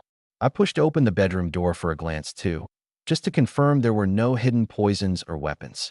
Not thorough, but it put my mind a little more at ease. Done. I stepped back out. She'd finished washing the ingredients, plugged in the induction cooker, and once the pot boiled, we could eat. She naturally sat down at the table, starving, eyes glued to the big plate of beef, swallowing back her drool. I wasn't about to indulge her. "Did I tell you to sit?" A head full of question marks. She looked at my cold, stern face, at a loss. I. My eyes went cold. "I what?" "Don't think that just because this is your home, you're the master here." "Right now I'm the master." "Got a problem." "This is clearly my home. How does it change hands the moment you walk in?" She was unwilling deep down, but I held the say, and having the food made me king. "If you've got a problem, I'll leave right now and take all this food with me." "That won't do." She wasn't dumb either, looking at the table full of beef. This was clearly portions for 2, and with just the 2 of us at home, he'd obviously prepared some for her too. "Brother Yez just like this, cold on the outside but warm underneath." "Humph. I'm not falling for it. Brother Yi, I'll do everything you say. From now on, you call the shots in this home. With that, she stood up of her own accord and backed off a meter. I noticed that in that very moment her trust ticked up another 2%, hitting exactly 80%. Wouldn't let you at the table, and it still rose 2%? So you can't indulge a woman. The more you indulge her, the more she acts up. She needs regular reining in. The pot base came to a boil just then. I dropped in a thin slice of beef, fished it out after a dozen seconds, dipped it in garlic chili sauce. Delicious. Jiang Xiaofan stood off to the side, drooling, stomach growling. She held back, figuring once I'd eaten my fill she'd surely be let at the table, or at worst she could have a sip of the pot broth. I took an ice-cold beer from the storehouse, filled a big glass, drained half in one go, and let out a satisfied belch. Made her swallow again. Beef hot pot with beer. Was this apocalypse life? The more she looked like a hungry cat, the more I deliberately ate with relish. The stick has to be swung full force, but you can't overdo it either. A dozen some minutes in, I was half full. I lit a cigarette and looked at her, still swallowing nonstop. Sit down and eat. She'd waited a long time for that line and hurried to sit, scarfing down beef that had barely cooked 10 seconds, all goddess image abandoned. Eat slower, don't burn yourself. Brother Ye's so kind, even cares about me. Her trust rose another 3%. I didn't know that 3% came not from food, but from my offhand, eat slower. That counts as caring? He's so fawned over you for half a year and never moved you. So you can't be too nice to a woman, or she takes it for granted. If I'd let her at the table from the start, I probably wouldn't have farmed that 3%. Looks like the stick still has to keep swinging. She ate while watching me wolf down meat and down bowls of beer, plenty envious, but well-behaved, not asking for any. I said, "You did well today." I poured a glass and slid it over. "This is a reward. Keep behaving, and I'll make sure you never go hungry." All I wanted was her submission and obedience. Whether she had little schemes didn't matter. Max out the trust, pull the entry one more time. That was my goal. Brother Yi, you're so good to me, boo-hoo. She cradled the glass, so moved she was a sobbing mess. Should women all hold their liquor well? She downed it in one and belched, trust up another 2%. Feeding still worked, but I couldn't let her take it for granted, or there'd be no gratitude and no amount of feeding would raise it. Now I was just 10% short of pulling the entry again. I ate the hot pot, turning things over in my mind. Once her trust hit 95%, it might be the last time I could pull the entry, and then I'd be leaving. Take her along, or leave her behind. Even as a walking arsenal, fighting my way out of the old town would still be hard, and she was clearly dead weight. Taking her was irrational, but leaving her behind meant certain death. Betrayal and abandonment were common among apocalypse survivors. I was long used to it. I let out a soft breath and pushed it aside for now. The cart will find its way around the mountain when it gets there. Brother Yi, what are you sighing about? Something on your mind? Quit the chatter. Eat up and go wash the pot. I'm not full yet. She wrinkled her nose and buried herself in the meat again. Honestly, I didn't want to take her with me. I wasn't sure she had antibodies. After the blood fog descended, survivors inhaled the virus daily, and even without being rained on, the vast majority would turn one after another down the line. Keeping her beside me was a time bomb. If she turned and bit me to death while I slept, that'd be a real waste. The instant I thought it, the voice in my head prompted, "When you pull an entry from the same target 3 consecutive times, that party will automatically become your follower, trust reaching 100%, absolutely obedient to your commands." A follower is immune to the blood fog virus, but cannot be immune to the corpse toxin within zombies. What? Pull it 3 times and she hits 100%, automatically becomes my follower, and gains immunity to the blood fog virus too? Damn, then it looks like I'll have to take her. Fighting out with dead weight in tow would be hard, but to put it another way, one more person is one more helper. Once she's a follower, she'll never harbor a treacherous heart, and I can train her on a gun with peace of mind. 2 people, a shotgun each, and the odds of fighting out go up instead. Once I'd worked that out, my mood lifted at once. I'm full. Remember to wash the pot. Also, your bedroom is mine now. You sleep in the guest room. With that, I walked straight into her bedroom and shut the door with a bang. Jiang Xiaofan was dumbstruck but helpless, only able to mutter, "So overbearing, even grabbing the bedroom." Whatever, hot pot first. The beef's so good. And there's half a beer left, hee. While she dug into her meal, I'd already bolted the bedroom door, taken out the grenade and assault rifle, and gotten ready to keep copying weapons. I thought it over and decided to copy a batch of grenades first. The assault rifle was mainly for dealing with people. The most effective things against zombies were shotguns and grenades. I enveloped the hip flask storehouse with the power, locked onto the grenade inside, and started localized copying. 1 became 2, 4, 8. Before long, I'd copied out 1,000. The whole process done inside the storehouse with no safety risk whatsoever. I took one out, heavy and cold, brimming with security. With this batch of grenades, the odds of fighting out of the main city were a lot higher. Copying grenades drained heavy spirit, so I had to rest. I put the grenades back in the storehouse and lay on the bed thick with a woman's scent for a light sleep, not daring to sleep too deep. By the time Jiang Xiaofan finished her hot pot, night had fallen. As she cleared the table, her phone buzzed. Hisu calling. She hesitated and didn't answer. She was conflicted. Hisu had money, power, and influence, and he'd send a helicopter. Aside from being lecherous, short, and ugly, he had no other faults.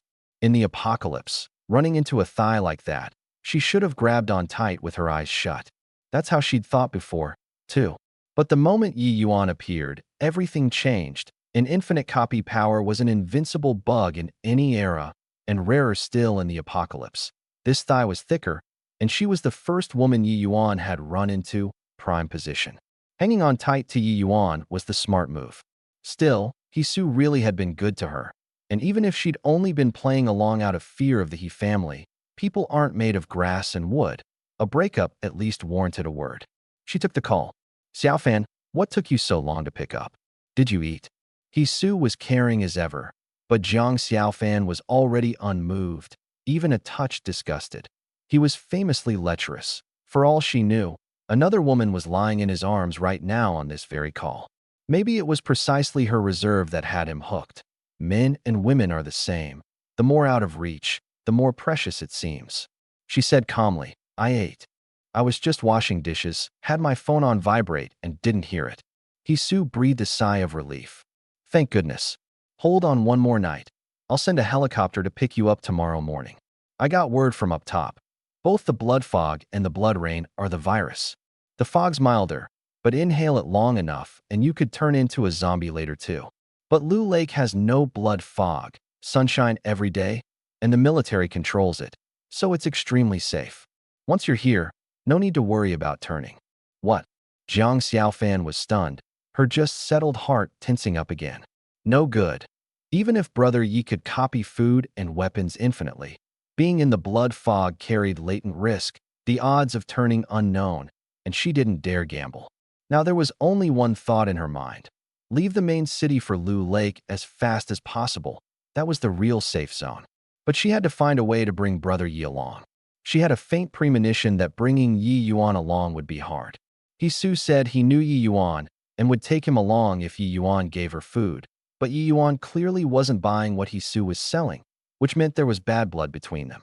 She knew Hisu a little, arrogant and vindictive, the type to repay the smallest grudge. He'd never take Yi Yuan along easily. She had to think of something. On the other end, Hisu couldn't see her shifting expression and rattled on. Xiaofan, one thing to tell you first. A helicopter can't land on your roof, so it'll lower a rope ladder. Just hold on tight. No way around it in times like these. Besides picking you up, the helicopter has to go to Epine Sandalwood to get Annie Ruyan. She's the wife of my Uncle Gu. Remember to greet her when you see her. Jiang Xiaofan knew this Uncle Gu was named Gu Yiming, a true super magnate of Shudu, running real estate, supermarkets, and hotels. His supermarkets alone had 3,700 outlets across Shudu, covering nearly every neighborhood and monopolizing the daily needs of Shudu's 20 million people. But it was the apocalypse now. She couldn't care less about any of that, and was about to mumble something perfunctory when inspiration suddenly struck. Lowering a rope ladder tomorrow? Then this was easy. Brother Hisu, when you pick me up tomorrow, take Yi Yuan along while you're at it. You said you'd take him if he gave me food. The other end clearly stalled. Yi Yuan? The food was from him. That's not right. He was still playing me yesterday. Why would he give you food? Jiang Xiaofan didn't know Yi Yuan had played Hisu, and wouldn't have cared even if she did. She just wanted to take Yi Yuan to Lu Lake. The food was from him, and today he even saved me. She told the story of the thugs breaking into her home and Yi Yuan killing them across the balcony. But on the matter of Yi Yuan moving into her place, she didn't tell the truth. You're saying Yi Yuan forced his way into your home and is threatening you to take him along tomorrow? Jiang Xiaofan played up the grievance. Yes. He said you'd promised. His condition for saving me back then was to leave on your helicopter. He also said he'd tie himself and me together with a rope, both of us hanging on the ladder. If you cut the ladder, he'd take me down with him to feed the zombies. You wouldn't drop me down to feed the zombies, would you? Hee hee. She put on a pitiful, aggrieved face, but inwardly she was snickering. She deliberately painted Yi Yuan as a thug, so Hisu would be afraid to act. Throw a rat, and you fear breaking the vase. Once a rope tied the two of them at the waist, climbing the ladder would be safe. Once on the helicopter, brother, you would pull out a shotgun and force the pilot to change course. Lu Lake was huge. Land anywhere, knock the pilot out, then tuck away somewhere hidden and build up slowly. With brother Ye's strength, he'd soon become a local overlord, and then they'd have nothing to fear from Hisu's retaliation. Her plan was a fine one, but Hisu's voice was full of killing intent. Good, very good. That bastard Yi Yuan. Xiaofan, don't worry. For your sake, I can let him board. Once we reach Lu Lake, I'll settle the score for you. Dares to threaten me. He's courting death. Hee hee. Once on the helicopter, the sky's the limit. I can't let you harm brother Yi. This thigh, I'm holding on for good. Without her noticing, her trust rose another 3%, just 7% short of pulling the entry again. Meanwhile, at Lu Lake Eco City, Black Pearl Island. The island had lakeside villas, with high-rise condos in the middle. With Hisu standing, of course he lived in a villa, but he'd also bought a high-rise unit, specifically to house the women he was especially keen on, for his own pleasure. Hisu got up from the bed to leave. The two women on the bed pouted, asking how they could possibly lose out to a single Jiang Xiaofan. Hisu rolled his eyes at them. How can you two compare to Xiaofan? I offered her sports cars and mansions, and she turned it all down. She may be a live stream influencer, but she never shows off. Xiaofan is the one truly pure and flawless person in my heart. Dressed, he turned at the door and said viciously, "Tomorrow I'm bringing Xiaofan to Lu Lake. When you see me with her, act like you don't know me. Let it slip and don't blame me for getting nasty." The moment he left, the two women exchanged a smile. Who wants to keep you company, fat and ugly as you are? Hope Jiang Xiaofan charms Fatty He to death so he stops bothering us. It's the apocalypse anyway. The military's taken over here, and we can still get food rations without Hisu. Just playing along for the situation. Neither took it to heart. Hisu went downstairs and back to his own villa. On the living room sofa sat a fat middle-aged man, beer belly inflated like a balloon. His father, Yiming. Dad, there's something I want to discuss. Yi Yuan is still alive. I suspect he already knows we killed his parents. To avoid trouble down the line, I want to send people to kill him tomorrow. Yiming stood and stared seriously at his son. Didn't Yi Yuan move away a while ago? How are you sure he knows? Hisu laid out the suspicious points from his calls with Yi Yuan these 2 days. Think about it. If he didn't know, why would he play me on a video call and break into Xiaofan's place, using her to threaten me to take him along tomorrow? On the surface, he and I are on good terms. His sudden change of face very likely means he's dug up evidence over this period that we killed his parents. So he has to die. Yiming pondered. You've got a point. Hisu added. Xiaofan says he has a gun, and since he dares to board the helicopter, he must have prepared. I suggest you contact Uncle Gu. He has connections up top. Getting some weapons and ammo is no problem. We need to kill Yi Yuan before he boards, to cut off future trouble. After all, when it comes to killing Yi Yuan's parents, Uncle Gu was the real mastermind. After weighing it, Yiming decided to call Gu Yiming himself. True, even if Yi Yuan made it back to Lu Lake, he couldn't stir up much, but better safe than sorry. Best to kill him early to be sure. The He family had taken part in the covert murder of Yi Yuan's parents too, an irreconcilable blood feud. Let him return to Lu Lake, and he might just go for mutual destruction. The call connected, and Yiming told Gu Yiming about Yi Yuan. The other man took it seriously. He was the mastermind of the covert operation, and tomorrow's helicopter rescue included his own wife, trapped at Yiping Sandalwood. If Yi Yuan boarded and did something extreme to his wife to vent his rage, Gu Yiming's face would be ruined. Magnates like this sat atop the food chain even in the apocalypse, and face had to be preserved. Brother He, rest easy, leave this to me. I'll have a word up top and pull 2 light machine guns and a rocket launcher tomorrow. I guarantee Yi Yuan won't leave the old town alive. As for your worthy nephew's girlfriend, she may die along with him. Keep that from him for now. Neither of us is the wishy-washy type. You know what matters and what doesn't. Hanging up, He Xiaoming let out a breath. Gu Yiming's methods were as ruthless as ever. To wipe out Yi Yuan, he'd kill his own son's girlfriend right alongside him. But it was the smart move, just a woman. In the apocalypse, with food and strength, women were there for the taking, as many as you wanted. Zhang Xiaofan didn't yet know that the scheme she thought was airtight had already brought a killing down on her head. But a woman's sixth sense is sharp, and after the call with Hisu, she couldn't sit still. It had all gone too smoothly to the point of feeling unreal. She wanted to talk it over with Yi Yuan, knocked twice with no answer, then went and knocked outside the bedroom. Brother Yi, what are you doing? Open up, I've got something important to discuss with you. I checked the time, about time to get up. The truth was I'd known all along she was knocking. I just didn't feel like answering. With a woman, you can't grant every request. You have to make her fret over you, worry about you, occupy her heart, and the trust farms better. What are you shrieking about? You ate that much meat at dinner. Don't tell me you're hungry again. She rolled her eyes. Am I that much of a glutton? Brother Yi, let's talk out here. It's important. She brought me to the living room and laid out the whole thing in detail. I listened, brow furrowing into knots. What do you think, Brother Yi? Is something off? I just feel like it went too smoothly, doesn't sit right. I lit a cigarette and took a deep drag, saying nothing. Something was indeed off. Still, Zhang Xiaofan had done well. She'd been successfully turned, even wanting to trick Hisu into taking me along. Of course, I knew full well that without my infinite copy, she wouldn't have taken the risk. Human dealings come down to nothing but exchanges of interest, half true and half false. Just understand it in your heart, and that's enough. Only after the cigarette was done did I speak. I know Hisu better than you do. He won't let me reach Lu Lake alive. Even if he lets me board for your safety, then what? Once I'm on, you think having a gun makes me invincible? He'll plant 4 or 5 gunmen on that helicopter in advance, and the moment I'm up there I'll have a barrel to my head, at their mercy. So boarding the helicopter is absolutely out. Brother Yi, we won't board the helicopter. We'll hang on the ladder, roped at the waist. If the people on the helicopter shoot you, I'll fall right along with you. I believe Hisu wouldn't do that. Throw the rat and fear the vase. A seemingly airtight open scheme, but I saw plenty of holes in it. Didn't you say the helicopter still has to go pick up Lu Rian? If we're hanging on the ladder and it flies to Yiping Sandalwood, how does she get on board? You can't have all 3 of us hanging on the ladder. One sentence woke her up. And on top of that, I knew the pilot might turn. Even more reason not to board.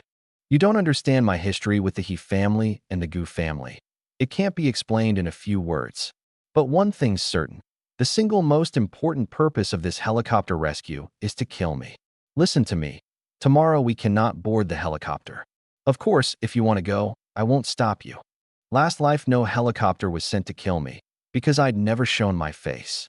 But this life I'd exposed myself and played Hisu, and dim as he was, he'd grow suspicious. Once he told his father, things would only get more complicated. They might even kill Zhang Xiaofan alongside me to cut off future trouble. I knew these people too well. Zhang Xiaofan shook her head quickly. I'm not going. I'm staying with Brother Yi. What? You've fallen for me. I have not. I just want to stay by your side. I nodded with a half smile. I knew what was on her mind, but it didn't matter. There's no love in this world without cause. Only the capable have followers, and relations between men and women are nothing but borrowing each other's strength. No need to take it too seriously. But Brother Yi, how do we get out of the main city? Hisu said the blood fog is the virus too. Inhale it long enough and you'll turn into a zombie. Right now only Lu Lake has no blood fog. We have to find a way over there.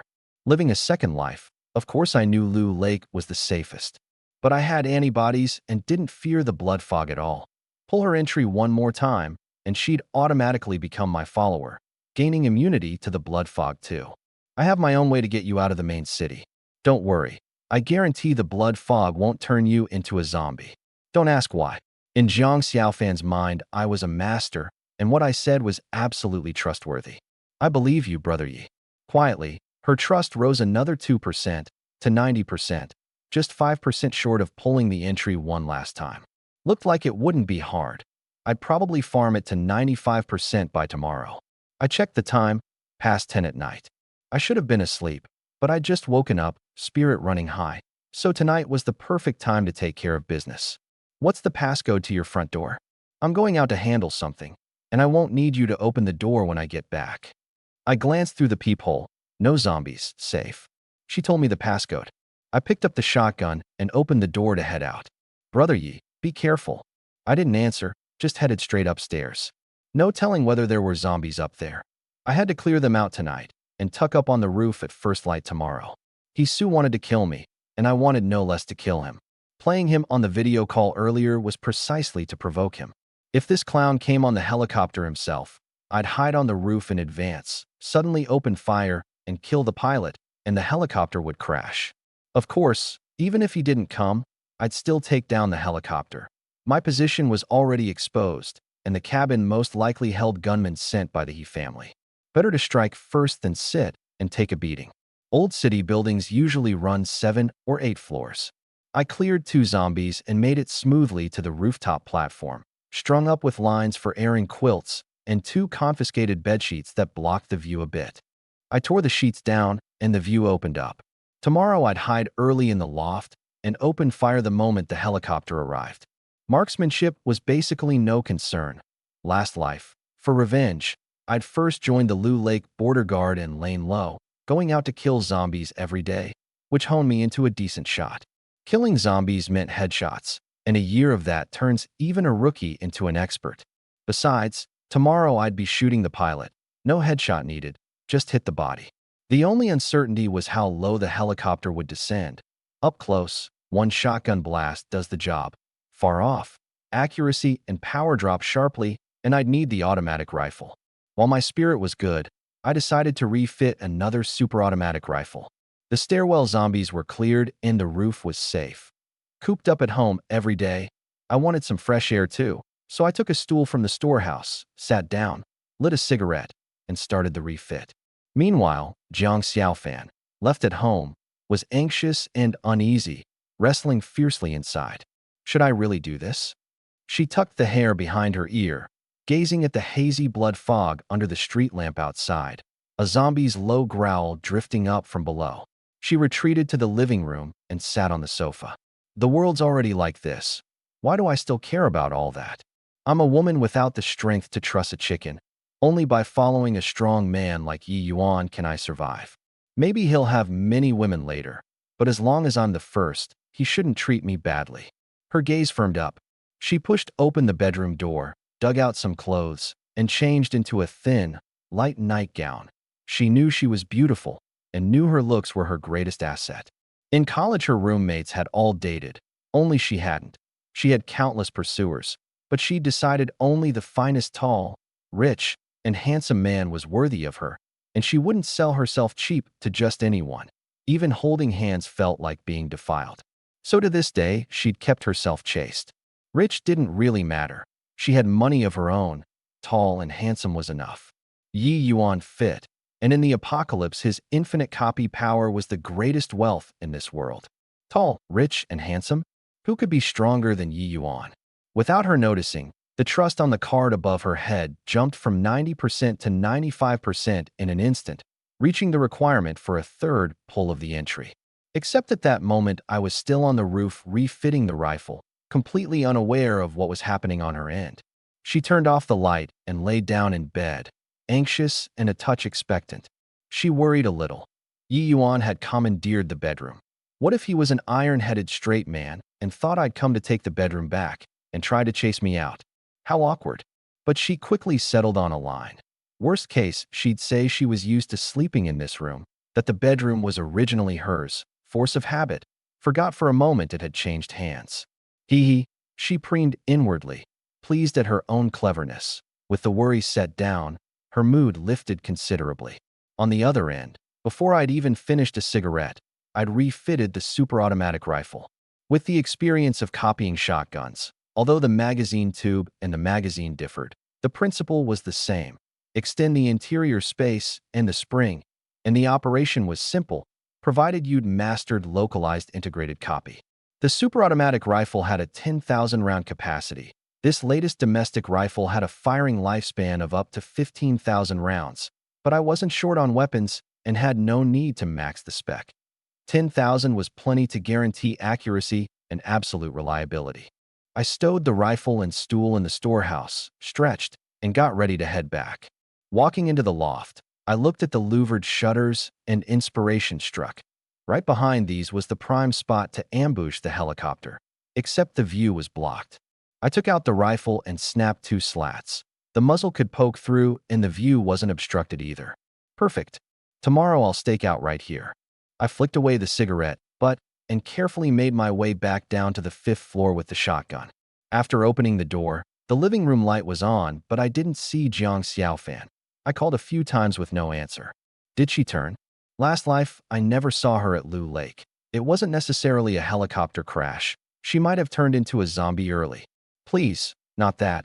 I haven't pulled the entry the last time yet. I locked the door behind me, warily drew my pistol, and slowly walked to the door of her bedroom.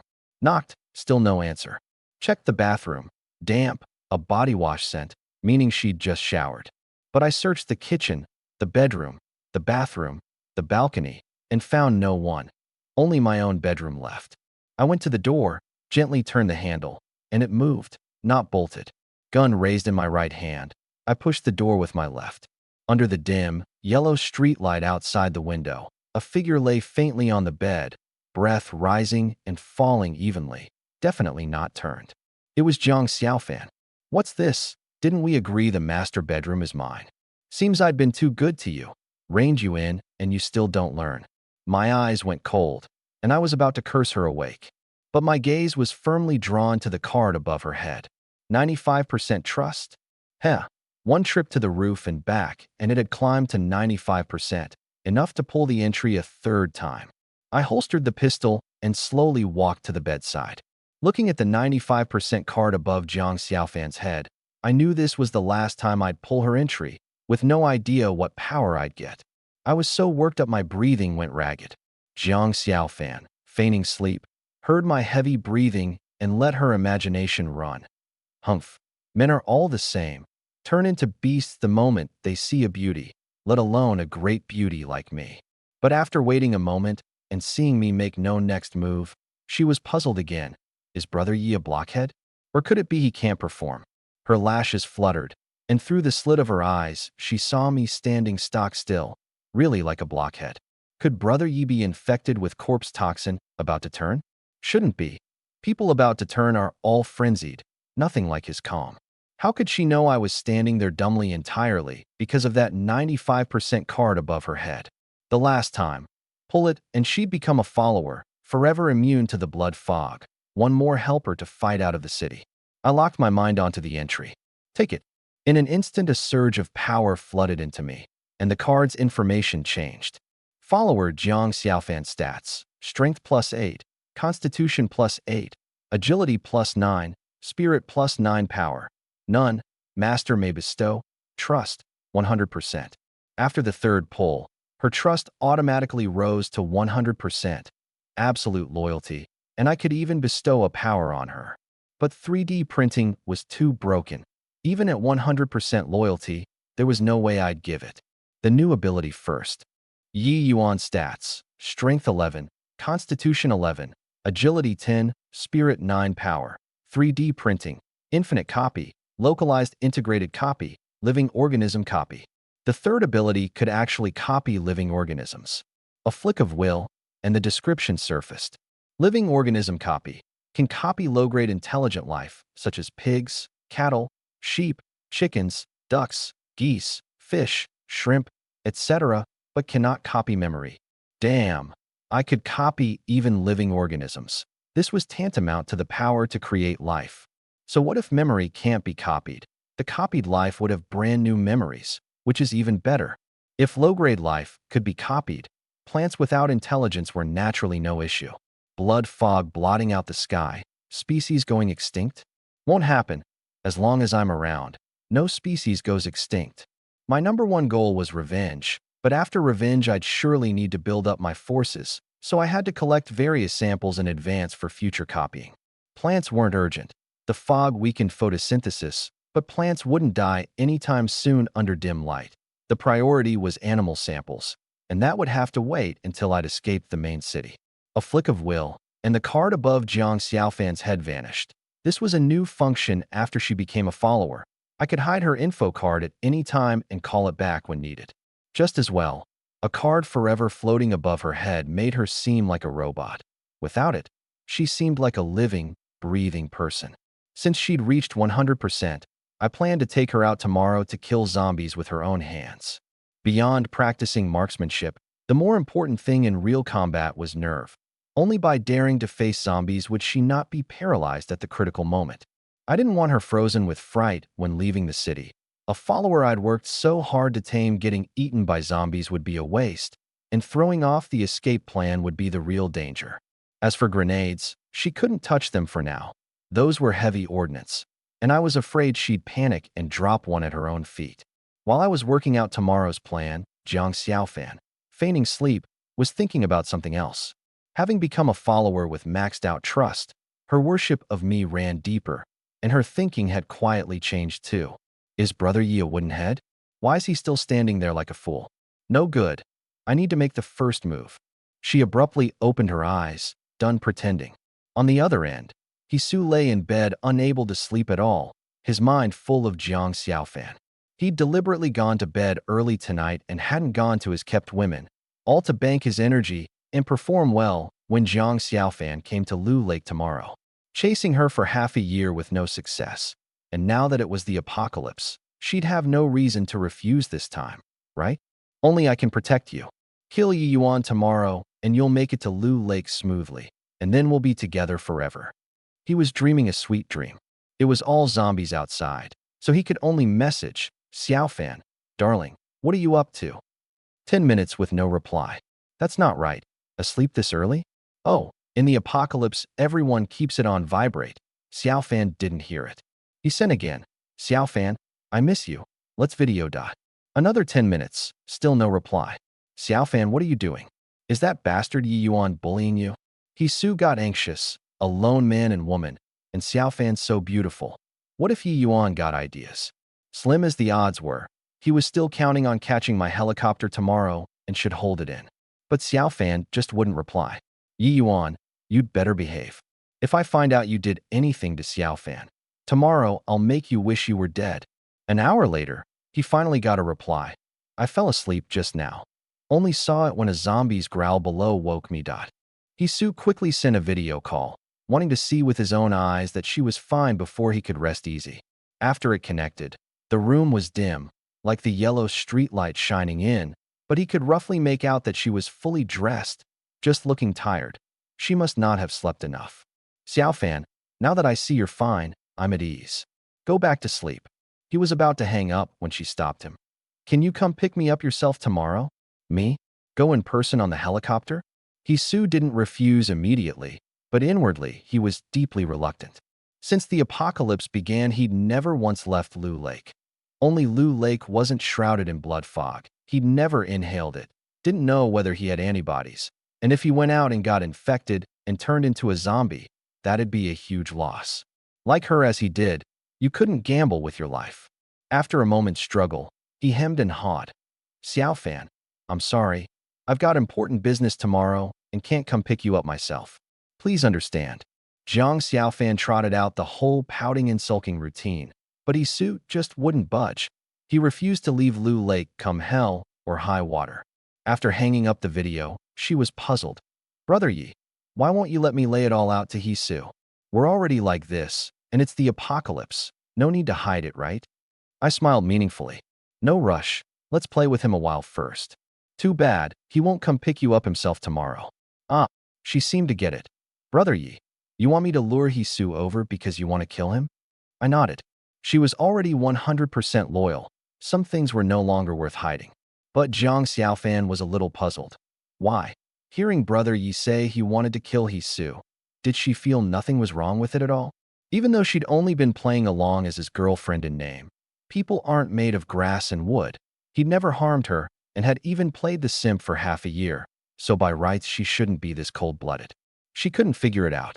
What she didn't know was that, having become a follower, her thinking had already been influenced, and she'd unconsciously see things from my standpoint.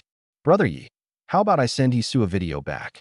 This time I'll force him to come pick me up himself no matter what, and then you can kill him. As she said it, she startled herself.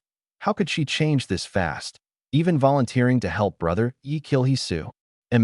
Forget it. Won't dwell on it. I don't like him anyway. I'm Brother Ye's person now. Of course I'll think for Brother Yi. She quickly completed the mental groundwork and stopped doubting her own change. But I shook my head. Forget it. Don't reply, or it'll rouse his suspicions. Truth be told, whether Hisu came or not didn't matter. The Lu Lake magnates, the He family, the Gu family, none dared rashly leave. They'd never been exposed to the blood fog, and no one knew whether they had antibodies. A month later, the vast majority would turn from the blood fog, meaning only a rare few had antibodies, under a 10% chance, and no one dared gamble. Lu Lake was an absolute safe zone, but also the prison that penned them in. My enemies were all at Lu Lake, with no way out. I had all the time in the world to play it slow, to make them die in despair. Looking back on my last life, my revenge failed. I was captured, subjected to prolonged, inhuman torment, and finally tortured to death by Hisu. This bone-deep grudge, I absolutely could not let them die easily. Early the next morning, after breakfast, I took Jiang Xiaofan up to the rooftop. Before leaving, I'd already packed all the clothes and important items into the storehouse. This home couldn't be lived in anymore. After today, whether or not I downed the helicopter, I'd be in an all-out break with my enemies and had to relocate, or I wouldn't sleep easy. I knew those few enemies at Lu Lake well. They didn't have the muscle to mobilize the military, but they were on good terms with some big shots. Use some supplies to rent a civilian helicopter, get some weapons and ammo, and coming into the city to kill someone wasn't hard. I couldn't let my guard down. Up on the roof, the two of us tucked into the loft, and I hauled out 2 chairs to sit. Brother Yi, we don't really need to hide in the loft, do we? If you want to down the helicopter, you can just open fire from the balcony. I lit a cigarette and took a deep drag. It's not that simple. Hisu, this rich kid, doesn't have much in the way of resources. He can't mobilize a helicopter. You said this rescue also includes Lu Rian, Gu Yiming's wife, so the helicopter was most likely arranged by Gu Yiming pulling strings. With his unscrupulous nature, he might well order an indiscriminate attack and give me no time at all, machine guns sweeping through, and you'd die right along with me. Jiang Xiaofan was dumbstruck. She'd never imagined this kind of outcome. What do you mean, huh? You think the Gu family would care about one measly Hisu? Hisu has to throw the rat and fear the vase. Gu Yiming couldn't care less whether you live or die. For profit, they'd sacrifice anyone. Jiang Xiaofan wasn't dumb either. The more she thought, the more she felt I was right. Gu Yiming was a legendary figure in Shidu. Controlling the daily needs of over 20 million people alone wasn't something an ordinary person could manage. Beyond sky-high connections, it took decisive, ruthless methods. Brother Yi, I believe you. I'll do whatever you say. Following you, I eat well and drink well. This thigh I'm holding for good. You couldn't drive me off if you tried. I smiled. She was already a follower. Let her hold on. So what? In truth, I could have just taken her and left, tucked away somewhere no one knew about to build up. But fortune favors the bold. What if the helicopter didn't explode after being downed? If there were gunmen, there'd be a chance to seize new weapons. Whatever the helicopter carried would at least be a light machine gun. At 8:30, Hisu messaged that the helicopter had departed. 15 minutes later, a Lucky Bird 313 that seated 27 arrived over the complex. I spotted the problem at a glance. This time there were only 3 targets, yet they'd sent such a big aircraft.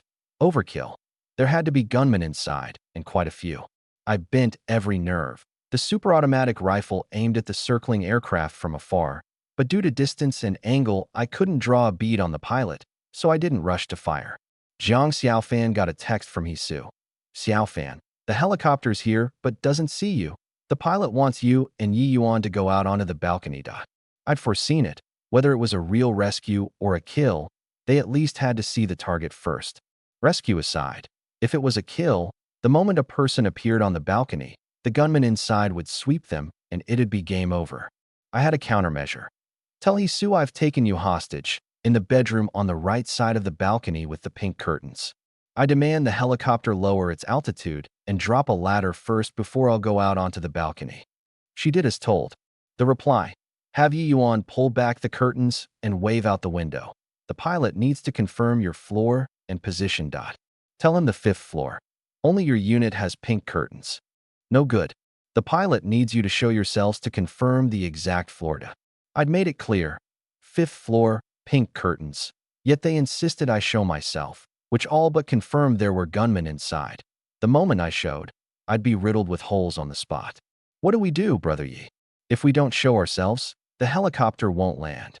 Tell Hisu I won't show myself unless the helicopter drops the ladder first. They'd come to kill me. They were surely more anxious than I was.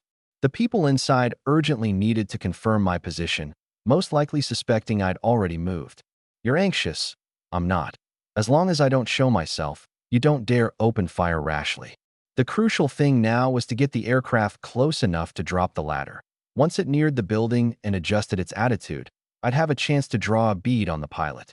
All I had to do was wait. Hisu relays to the helicopter relays to the people behind it, and they need time to work out a response. About 5 minutes later, the helicopter moved. First it adjusted its fuselage, the cabin door aligning with my building. Then the door opened, and a man appeared shouldering a rocket launcher, swiftly drawing a bead on the 5th floor pink curtains. Whoosh! A rocket struck Jiang Xiaofan's bedroom, a thunderous boom, her place blown to smithereens, the whole building shuddering violently. And it wasn't over. Right after, 2 machine gunners appeared in the cabin door, 2 machine guns sweeping her place like mad. Hisu, you animal, lied to me about coming to rescue, and even meant to kill me along with it. Good thing I listened to Brother Yi, or I'd be dead now. Jiang Xiaofan cursed nonstop. I ignored her, staring at that helicopter with a fevered look. A rocket launcher. Machine guns. If I could get my hands on those too, I'd strike it rich. The pilot was very careful. Jiang Xiaofan had told Hisu I had a shotgun, and the people inside feared I'd hit the aircraft, so they'd stayed 70 or 80 meters off, where even a shotgun hit couldn't threaten the aircraft. And he was prudent. After the aircraft reached the airspace above, he'd kept the tail rotor toward my building, so I couldn't draw a bead on the pilot at all. But just now, to fire the rocket, he'd adjusted the fuselage, and now the side of the cockpit faced the building. My position could draw a bead on the pilot exactly. Been waiting a long time for you. I've got more than a shotgun. I've got an automatic rifle too. Boom. A 5.8mm round caught the pilot in the neck, tumbling out the other side, dead on the spot. There was an element of luck in that shot, but a year of killing zombies last life had made my marksmanship beyond what an ordinary person could match. With the pilot dead, the helicopter went out of control and tilted. I kept up the output, switching freely between semi-auto and bursts, and the 2 machine gunners at the cabin door were killed too. One died inside. The other was shot dead and fell straight out the door. I saw it clearly. Tumbling down with him was a machine gun, the latest 7.62mm general-purpose machine gun, with an adjustable 4-power scope mounted on the rail. My eyes burned with want, especially for that 4-power scope. The latest domestic gun family accessories were interchangeable and could mount straight onto the automatic rifle's rail. With a scope plus my marksmanship, picking off zombies at medium range would be a cinch. But I was still set on that rocket launcher. The helicopter was now badly tilted and shaking nonstop, the people inside completely incapacitated. It's going to crash. Brother Yi, you're amazing. Took out the pilot with one shot. Jiang Xiaofan was thrilled, though she hadn't done the killing. She had a sense of a great grudge avenged. After all, they'd fired a rocket at her bedroom. She hated being so powerless. Otherwise, she'd surely have shot the people inside herself. The aircraft held in the air a dozen-some seconds, then nosedived down, a thunderous boom, thick smoke rolling, everyone inside blown to death. I sighed. A downed helicopter doesn't necessarily explode. This time luck was poor. It blew up. The rocket launcher was surely destroyed, the rocket gone with it. A huge loss. Brother Yi, you look upset? I waved a hand. It's nothing. Let's not go down yet. Come with me. The two of us walked out of the loft to the top floor railing and looked down. The crashed helicopter was blazing fiercely, the violent explosion drawing the nearby zombies over. That dropped general-purpose machine gun should be not far from the blast point. To get it, I'd have to clear the zombies first. Wait here a moment. I went back to the loft alone, copied another 10,000-round super-automatic rifle, and handed it to her. This one's for you. Help me shoot the zombies near the helicopter, and remember headshots. It's fine if you miss. I've got bullets to spare, just treat it as marksmanship practice. This was my earlier plan too. With her trust maxed out, I could give her weapons and let her practice, and she'd be a helper when leaving the city later.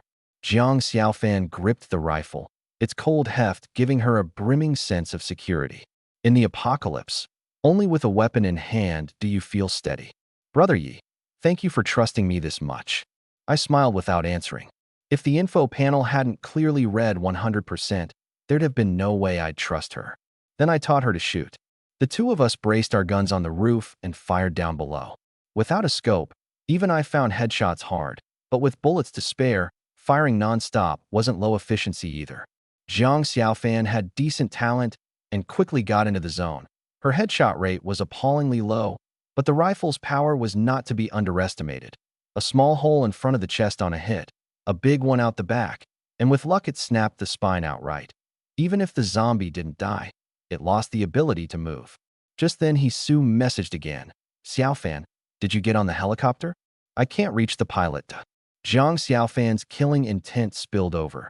This time it wasn't an act. Firing at zombies non-stop, she'd transformed fast, exuding a fierce edge all over. Fire a rocket at my home, sweep my bedroom with machine guns. Su, you animal. When I get back to Lu Lake, I'll definitely kill you.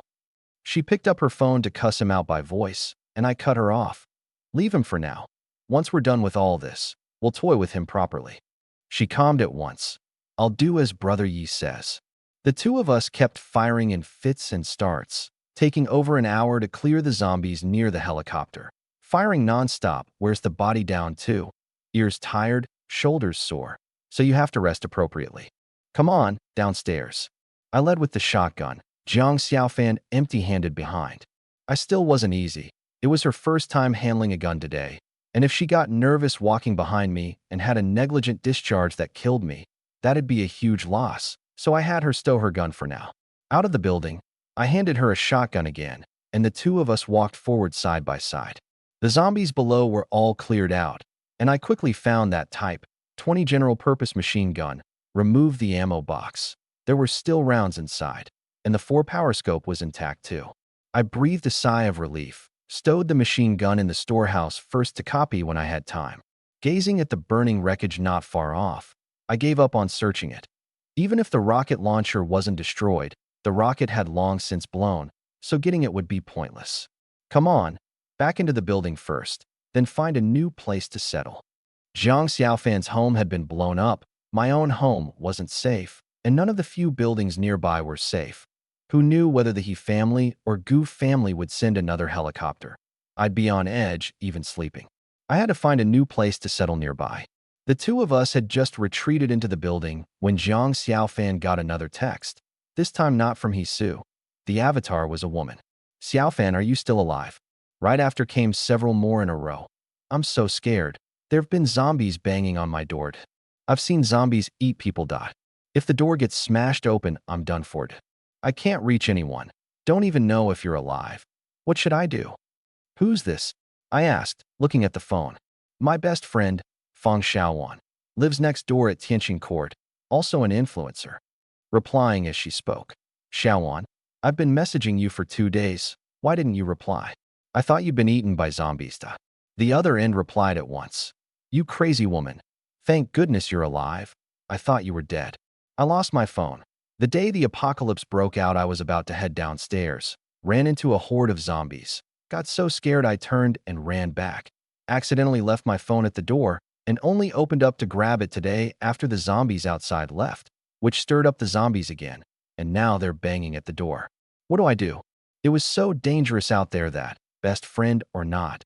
Jiang Xiaofan didn't have the ability to risk her life on a rescue and was at a loss for the moment. I, on the other hand, perked up. Fang Xiaowan's avatar was a photo of herself, very pretty. Even with the beauty filters stripped away, she was most likely a stunning beauty. The system had said anyone with an exceptionally outstanding talent would have a trait card above their head. Might as well go try my luck. Tianqing Court is the complex right next door. By the back roads, it's only 400 or 500 meters. Let's settle at your friend's place. Trying my luck was one part. For another, settling in just any random place meant inevitably breaking down a door by force. A broken door, even barricaded with furniture, wouldn't let me sleep easy at night. Fang Xiaowan's place was safer, and if there was no entry to pull above her head, I could think of something else then. Jiang Xiaofan quickly messaged, Xiaowan, don't be scared. Brother Yi and I are coming to save you. Fang Xiaowan didn't dare move alone, but with me to bolster her courage, she wasn't afraid. You re the best, and your brother Yi too. Thank you both. There are zombies outside my door. Be careful. Jiang Xiaofan rolled her eyes and replied, You hussy, don't call me a crazy woman. See you in a bit. Pocketing the phone, the two of us locked in the bearing and headed for an alley. The old town streets weren't wide, and the alleys were narrower still, just right for shotgun fighting. I led, Jiang Xiaofan behind. I'll say it once more, you just watch behind us. No firing if zombies show up ahead. Leave them to me. What if she fired wildly and hit me? Don't worry, Brother Yi, I won't gamble with your life. The alley was 5 or 6 meters wide, and we both sidestepped in small, shuffling steps. Sideways, we could see each other.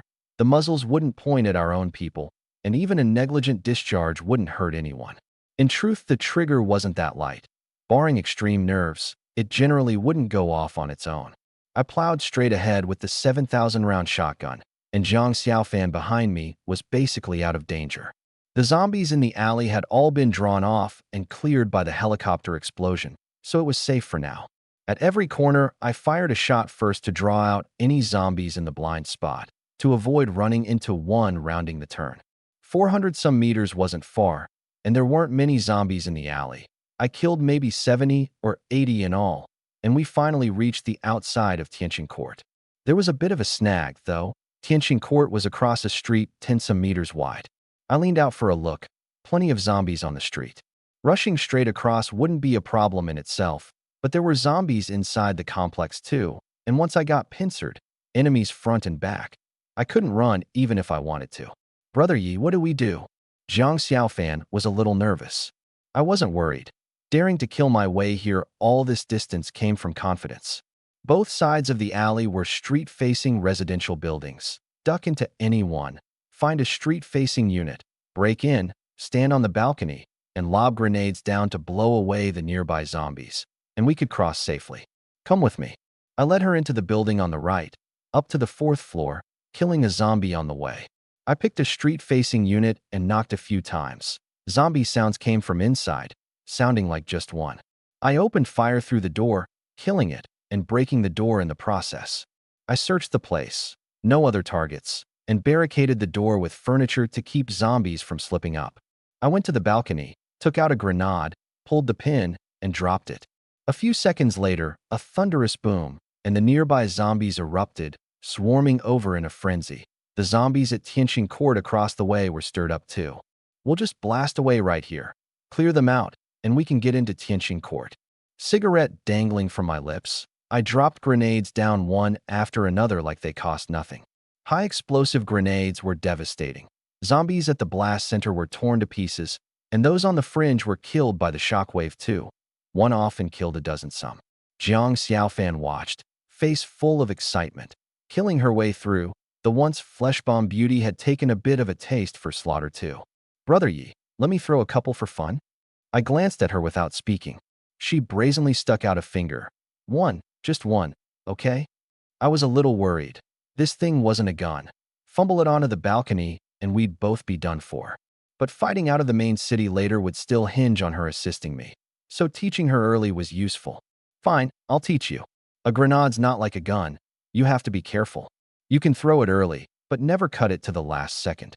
The things below were brainless walking corpses, Didn't know to hit the ground or take cover. Pull the pin and throw it right away, and it'd still blast a swath. No need to cut it to the second. I spent a few minutes teaching her the essentials. She learned fast, with good composure too.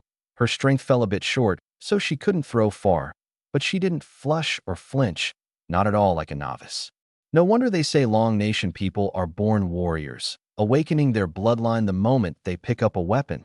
If nothing else, foreigners often vomit the first time they kill, while Long Nation folks seem to have no such trouble, and post-combat trauma is rarer too. Just look at Jiang Xiaofan, a singing and dancing streamer before the apocalypse, now shooting zombies and blasting them with grenades, face full of excitement, adapting fast, able to help me sooner, not just dead weight. The two of us took turns bombing, using up 80-some grenades, and finally blew away every zombie in sight, even reducing the ones near Tianqing Court's gate to minced meat. Now we could safely enter the complex. We moved the furniture aside, went downstairs, out of the alley, across the street, and into Tianqing Court without trouble. Which building's your bestie in? Building 8, Unit 604, a bit far from the gate, almost across the whole complex. There was no way all the zombies inside the complex had been drawn out. Crossing it, we'd surely run into more. Be careful. See a zombie. Open fire right away. Don't save bullets. She nodded. She knew I could copy infinitely and had no intention of saving them. The old complex had mature landscaping, the camphor and osmanthus trees tall and dense, and with the blood fog shrouding everything, visibility was poor. You could faintly hear zombie growls from deep in the fog, an eerie atmosphere. But neither of us was fazed. With super high-capacity shotguns in hand, we feared nothing, and the zombies weren't packed together. By my last life experience, scattered ones were nothing to worry about. Walking up to a banyan tree, a zombie charged out of the building beside it, hideous-faced, lunging at Jiang Xiaofan, 30 or 40 meters off. At that distance, a shotgun's accuracy was poor, but she didn't care. Raised the gun and fired without aiming, squeezing the trigger toward the lunging zombie, ejecting and chambering, repeating 7 or 8 times, and blew its head off when it was a dozen-some meters from her. She let out a breath, face a touch grave, but not too panicked. After all, I was right there holding the line.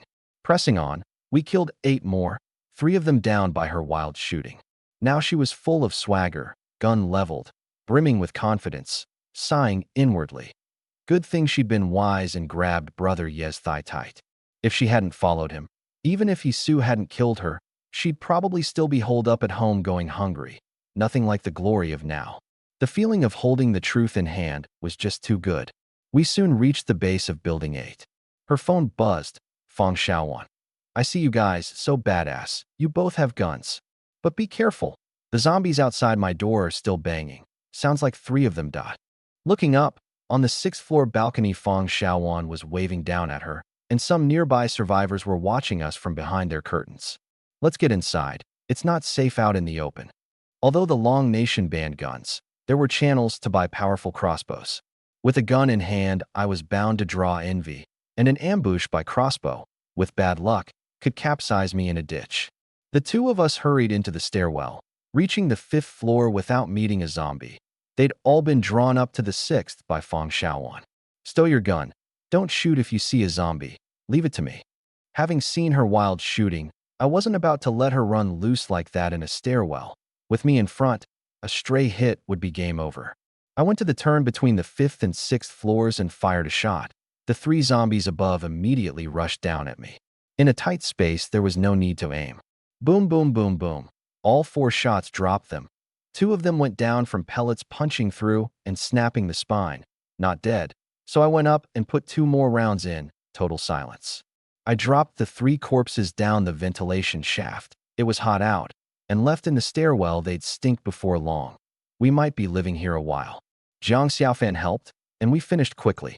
Just then the door of 604 opened a crack, revealing a pair of jet black, bright eyes. Seeing Jiang Xiaofan, the door opened at once, and I got a clear look at her too. 2 braided pigtails, fair and innocent, looking quite young. Xiaofan. Xiaowan. The 2 women hugged happily.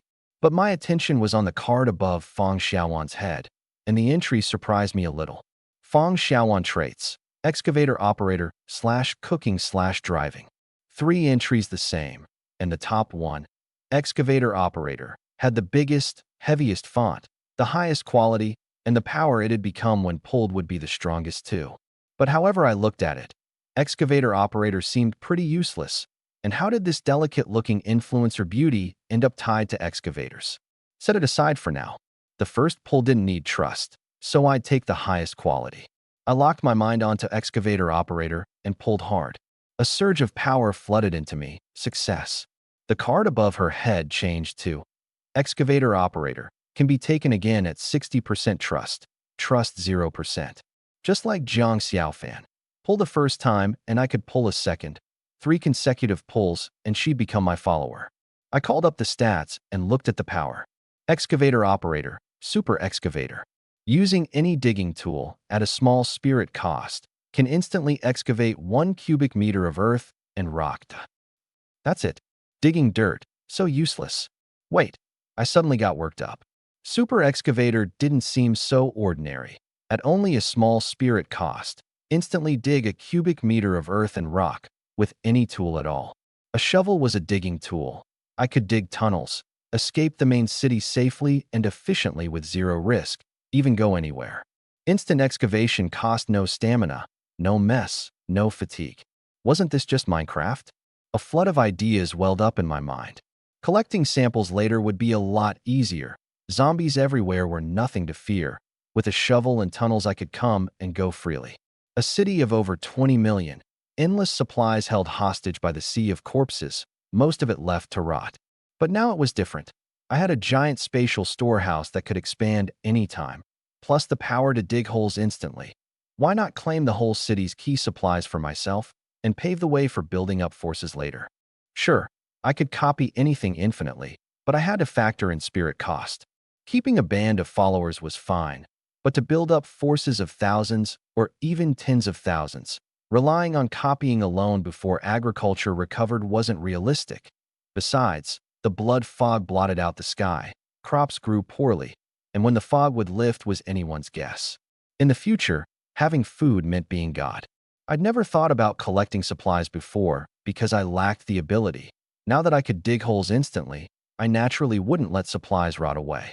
No need to rush to Lu Lake either. It was a safe zone, but also a prison. My enemies didn't dare leave. I could stay in the city collecting supplies while finding beauties to pull entries from. At this stage, there were many survivors, so there should be plenty of beauties too. With even mediocre luck, I'd run into at least a few. Once over 90% of people turned into zombies a month from now, running into goddess-tier beauties would be as hard as winning the lottery, so sooner was better than later. Of course, there was risk. No one knew whether survivors at this stage had antibodies or when they'd turn, and a beauty I found might turn into a zombie soon. But I wasn't worried. The infected didn't turn instantly. After the virus eroded the immune system, natural turning usually took 12 hours, and the body would show abnormalities first. As long as I didn't sleep next to them, I wouldn't be bitten to death by someone who suddenly turned. Besides, there was no loss in it. Goddess-tier beauties all had entries. The first pull didn't need trust. Finding one was pure profit. And how many times I could pull came down to luck. That settled it. Your brother Yi, right? Fang Xiaowan's voice pulled me back. Thank you for coming with Xiaofan to save me. It's not safe outside. Come in quick. Her voice was crisp and soft, sweet and gentle. My attention was drawn to the card above her head again. 10% trust, climbing fast. Made sense too. I'd saved her life. 10% wasn't excessive. The 3 of us went inside. Fang Xiaowan's place was also 2 bedrooms and a living room. Rented. She couldn't reach her parents, who were likely in dire straits. She poured 3 glasses of water, sat down, and we talked over what she'd been through since the apocalypse. I listened quietly, but my eyes were surveying the layout of the place. A habit I'd formed last life, scoping everywhere out first. I also planned to search more carefully at night once she was asleep, to check for anything dangerous. Most likely I'd come up empty, but not searching wouldn't sit right. Oh, it's noon already. Let me go make you 2 some food.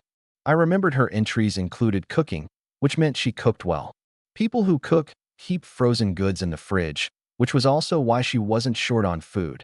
After all, It was only a few days into the apocalypse. Of course, at a time like this I'd surely put on a show. Putting on a show in front of Jiang Xiaofan earlier had sent trust shooting up a big chunk. I couldn't miss this chance. Xiaoan, what are you planning to make us? She looked a little embarrassed. There's plenty of rice, but I ate all the meat. Now there's 2 potatoes left and some fermented tofu and olive vegetable in the fridge. To ease the awkwardness, she said playfully. Olive vegetable mixed with rice is pretty tasty too. I dropped the act, willed the storehouse open, and took out a small chunk of beef, like a magic trick. Fang Xiaoan was stunned. What came next dropped her jaw even further. I made a show of casting a spell and localized copied the palm-sized beef, growing it bigger and bigger and bigger, until in under a minute it was the size of a wash basin. This, Brother Yi, do you know magic? Fang Xiaoan's brain short-circuited. She looked young but was quick-witted, yet right now she couldn't find a reasonable explanation. Jiang Xiaofan said in the tone of an old hand, "This is nothing. Brother Ye's amazing. He has a power, can copy anything, copy quantity infinitely, copy volume infinitely, make things multiply and grow bigger." Saying that, she suddenly caught on. Grow bigger? This rascal, he'd given himself a cheat. Fang Xiaoan hadn't snapped out of it, yet when I took out a bottle of beer and copied it into 2. No red wine for now, steak with beer will do. Go on and make the food. I said it offhand, but she was shocked beyond words. She'd been half skeptical when I copied the beef, not disbelieving, just that it came too suddenly. And now she was completely convinced, her inner worship beyond description. Whoosh, trust jumped 10% outright. This was within my expectations. Worship and awe both make people submit. For taming Xiaoan, I wasn't going to use feeding. Xiaofan had become a follower, Xiaoan was her bestie, and having moved into someone else's home, using hunger feeding might backfire. Since one little show could convert worship into trust, why bother feeding? Xiaoan took the beef to the kitchen. Xiaofan went to help too, and the living room was left to me alone. Perfect for searching the living room and bedroom. Xiaoan wasn't a follower yet, so I kept a hand in reserve for everything. I was quick. 5 minutes searching the living room turned up nothing dangerous. Then I went to her bedroom. Being seen didn't matter. The moment I'd walked in, I'd already counted myself master of the place. I just gave a little face on first arrival and didn't rush to announce it, saving that for the meal. I figured she was no fool either. I'd demonstrated infinite copy, and there was no way she'd still drive me off. Her bedroom was cozy too, a pile of plush dolls at the head of the bed. Nothing much in the drawers above or below it. The wardrobe hung full of exquisite clothes and some thin, flimsy little items. Done searching the bedroom, I checked the guest room as well, and only then felt a bit more at ease. The food wasn't ready yet, the range hood humming in the kitchen, so I sat on the sofa and lit a cigarette first. In the kitchen, Xiaofan and Xiaoan cooked and chatted. Xiaoan, Brother Yi is a super thigh. You have to perform well. Follow him and you'll never go hungry. If he approves of you, he'll even give you weapons. Like me, I killed over 20 zombies with a gun today and blasted a bunch with grenades. Only with weapons can you really protect yourself. Jiang Xiaofan was quite puzzled at why she was saying all this. She and Fang Xiaoan were besties, true, but bestie bonds between women are always watered down a bit, and Fang Xiaoan was this pretty, at least a match for herself. Yet here she was, specifically reminding her to grab Brother Ye's thigh tight. Since when did I get so magnanimous? Could it be I don't mind sharing him with her? Seems I really don't mind. Why is that? She couldn't figure it out. She didn't know that as a follower, everything she did would side with my standpoint. So naturally, she felt no jealous rivalry. Xiaoan joining isn't bad either. On the battlefield later, she can play support for me and ease my burden. She quickly completed the mental groundwork. Fang Xiaoan was still savoring those earlier words. Follow Yi Yuan and never go hungry, and get weapons too. In the apocalypse, what could be more important than that? Though she hadn't gone hungry these days, being trapped at home alone with zombies everywhere outside, that despair and helplessness she really didn't want to go through again. Living with Xiaofan and Brother Yi, they could look out for each other, plus weapons, and with Brother Ye's ability, he could surely copy ammo too. No fear no matter how many zombies came. Just thinking about it gave her a real sense of security. Xiaofan, I'll do as you say. You really are my good sister. From now on you're my big sister. Quietly, Fang Xiaowan's trust shot up 20% to 40%. It seemed like a lot, but it was still 20% short of the next pull. Although she'd readied herself to play support, that was to some degree forced by reality, not entirely from the heart, so it didn't rocket straight to 90%. That was normal too. Mental change needs a process. Before long, 3 steaks were done and brought to the table. Brother Yi, time to eat. I looked up and my eyes went wide. 40% trust? What happened in the kitchen, jumping 20% at once? A moment's thought, and I got it. I let loose my trump card the moment I appeared, and with Xiaofan mediating, taming Xiaowan was naturally easier. Nice, nice, I was in a great mood. During the meal, Xiaowan first toasted me and Xiaofan, thanking us for coming to save her, and the 3 of us ate and chatted. Something suddenly occurred to me. Xiaowan, you can drive an excavator? I could hardly believe it. This delicate, lovely beauty could actually operate an excavator. Who'd believe it if you said so? Yet her entries did include excavator operator. She nodded. Yes, Brother Yi, how'd you know? Oh, I get it. You must have come across my videos before, right? Videos? No, I hadn't. Xiaofan explained. Xiaowan wanted to do social media back then, and I suggested she go the contrast angle, shooting construction site videos with her looks. The effect was bound to be good. So she went and learned to operate an excavator. Jiang Xiaofan opened her phone and found Xiaowan's account. The homepage was all videos of her operating an excavator and working on construction sites, each captioned with something either sentimental or inspirational. The simps in the comments all anguished. Such an innocent beauty gone off to a construction site, an offense against heaven. It was all an act, really. Brother Yi, do you think I'm a bad person, deceiving so many netizens? I waved a hand. It's the traffic era. You didn't cheat them of money, so it's not a matter of good or bad. Besides, it's the apocalypse now. I don't care whether you're good or bad either. What I meant was, I only cared about pulling her entry, but Fang Xiaowan clearly misunderstood. Brother Yi, I don't want to deceive anyone, and I'd never deceive you. I swear to heaven, I'll do whatever you tell me to. Do whatever I tell her to, a bit thought-provoking. Was she hinting at me? I couldn't say, but as she said it, her trust rose another 5%. Seems it was sincere. Only it was just 45% now, loyalty still not high. Sincere words didn't mean she wouldn't betray me later, unless I tamed her into a follower. And of course, provided she didn't turn. Before she became a follower, even if she threw herself into my arms, I wouldn't dare take her up on it. What if I fell asleep and got bitten? Natural turning took 12 hours, the body showing abnormalities first, but that obvious change only became visible 2 or 3 hours before turning. Sound asleep, you could be bitten to death by the person beside you. Still, since she said she'd listen to me in everything, it was the perfect time to assert sovereignty. Since you'll listen to me in everything, from now on I call the shots in this home. The master bedroom goes to me and Xiaofan. You sleep in the guest room. Any problem? Where I slept didn't really matter, but as head of the household, I had to prove my standing through form, lest the 3 of us blur the pecking order. The best form was room assignment. Fang Xiaowan was very sensible and agreed without hesitation. Full in content, I wanted to rest a bit. Downing the helicopter that morning and killing my way over had left my spirit a little weary. I took Jiang Xiaofan into the bedroom, leaving Xiaowan alone in the living room. Looking at the shut bedroom door, Xiaowan felt a little forlorn. Single people seeing others pair off into a room always unconsciously stir up that emotion. Though Xiaofan and I weren't a couple, in the despairing apocalypse, having someone to keep each other company at least eased the fear.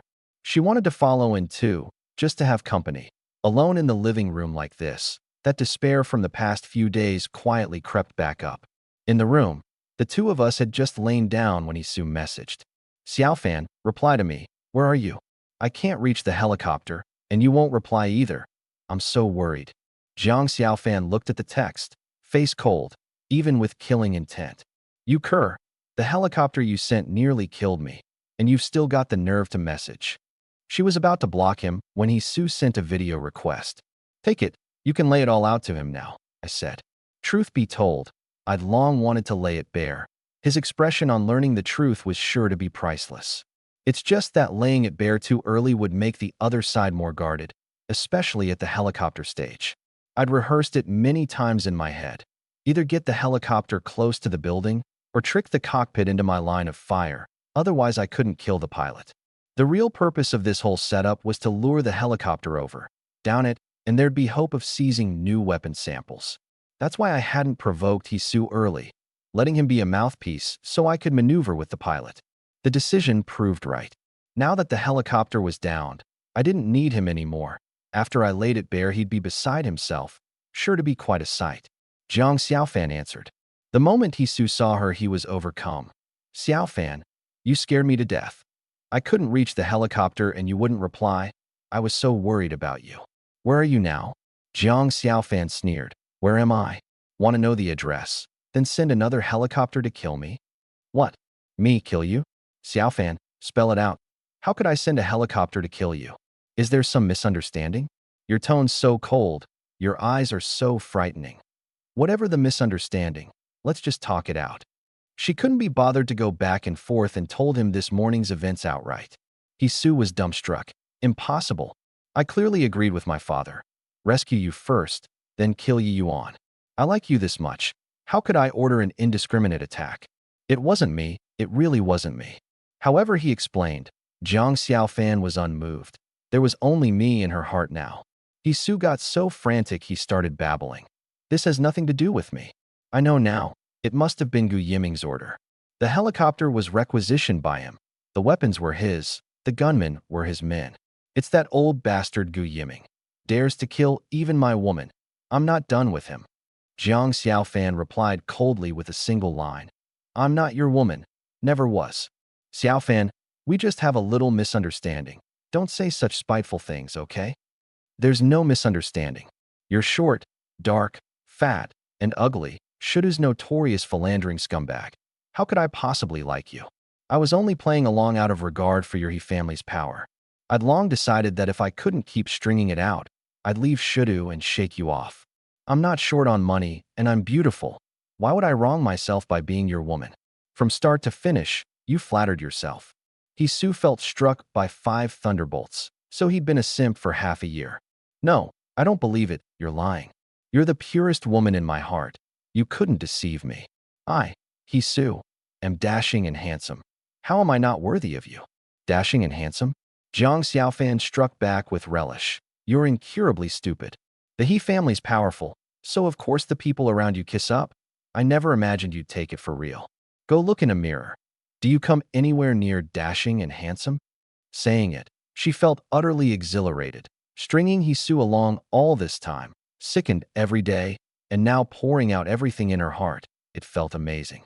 Xiaofan, stop provoking me with these vicious words. I don't believe this is what you really think. Wait, Hisu suddenly went wide-eyed. You're lying in bed? Wasn't your home blown up? Whose bed are you lying in? That pillow of yours. Why does it look like someone's arm? I turned the camera, appearing in the frame alongside Jiang Xiaofan. She was pillowed on my very arm. Hello, brother He, we meet again. I wore a punchable, half-smiling look. Didn't expect this, did you? Xiaofan and I are both still alive. Seeing this, are you happy? Surprised? Delighted? Looking at my mocking expression, Hisu burned with rage. The woman he loved lying in another man's arms, and being asked if he was happy. This was killing a man and crushing his heart. Happy your mother. Yi Yuan, I'm going to kill you. And you, Jiang Xiaofan, you stinking whore. I was so good to you. And this is how you treat me. You pair of shameless dogs. You'll pay the price. I swear I'll kill you both. Watching him fly into a rage like a mad dog, my mood couldn't have been better. The angrier he got, the happier I was. They killed my parents, and last life he flayed my skin and pulled my sinews. What was this little punishment? I wore a look of pure enjoyment. Brother He, don't be so hot under the collar. Did you forget? You're the one who told me to look after Xiaofan. I've looked after her so well. What are you angry about? I told you to look after her, not steal my girlfriend. Well, I looked after her a bit too well. Brother He, you know how it is. Xiaofan's this beautiful, and I'm young and hot-blooded. Couldn't help myself for a moment. Cut me some slack, we're both men. Jiang Xiaofan caught that I was deliberately riling him, and hating Hisu to the core, played along with a finishing blow. Hisu, it's all your fault for being useless.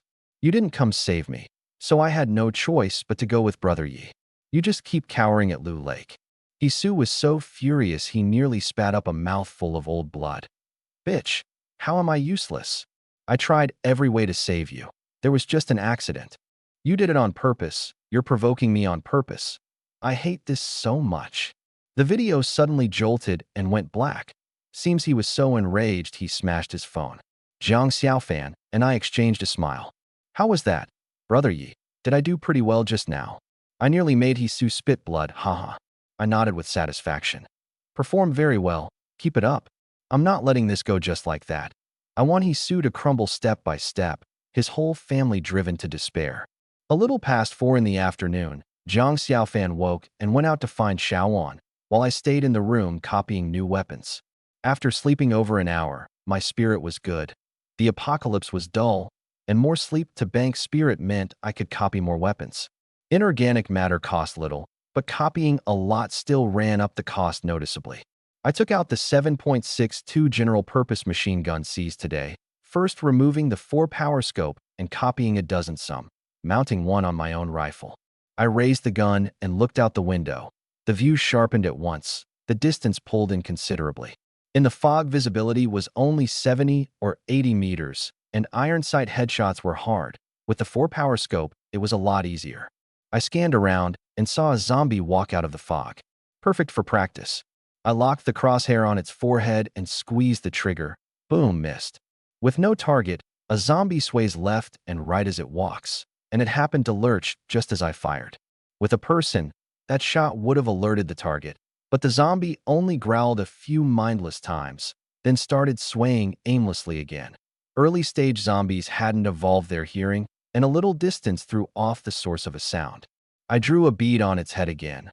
Boom, a headshot. The bullet bored in through the forehead, leaving only a peanut-sized hole, and the powerful kinetic energy tore out the back of the skull, ripping a fist-sized one. So even a hit to the chest, the automatic rifle's power could snap the spine and rob a zombie of mobility even if it didn't kill. The bedroom door pushed open, Jiang Xiaofan and Xiaoan appearing in the doorway. Brother Yi, are you shooting? I nodded. Xiaofan, you came at the right time. Let's put a 4-power scope on your gun too. I spent a few minutes teaching her to mount, remove, and zero it, then sent her to the balcony to practice marksmanship. Fang Xiaoan was dying of envy. Watching Jiang Xiaofan level her gun and fire down below looked just too cool. I wonder when Brother Yi will trust me. I want a gun too, even just to touch one.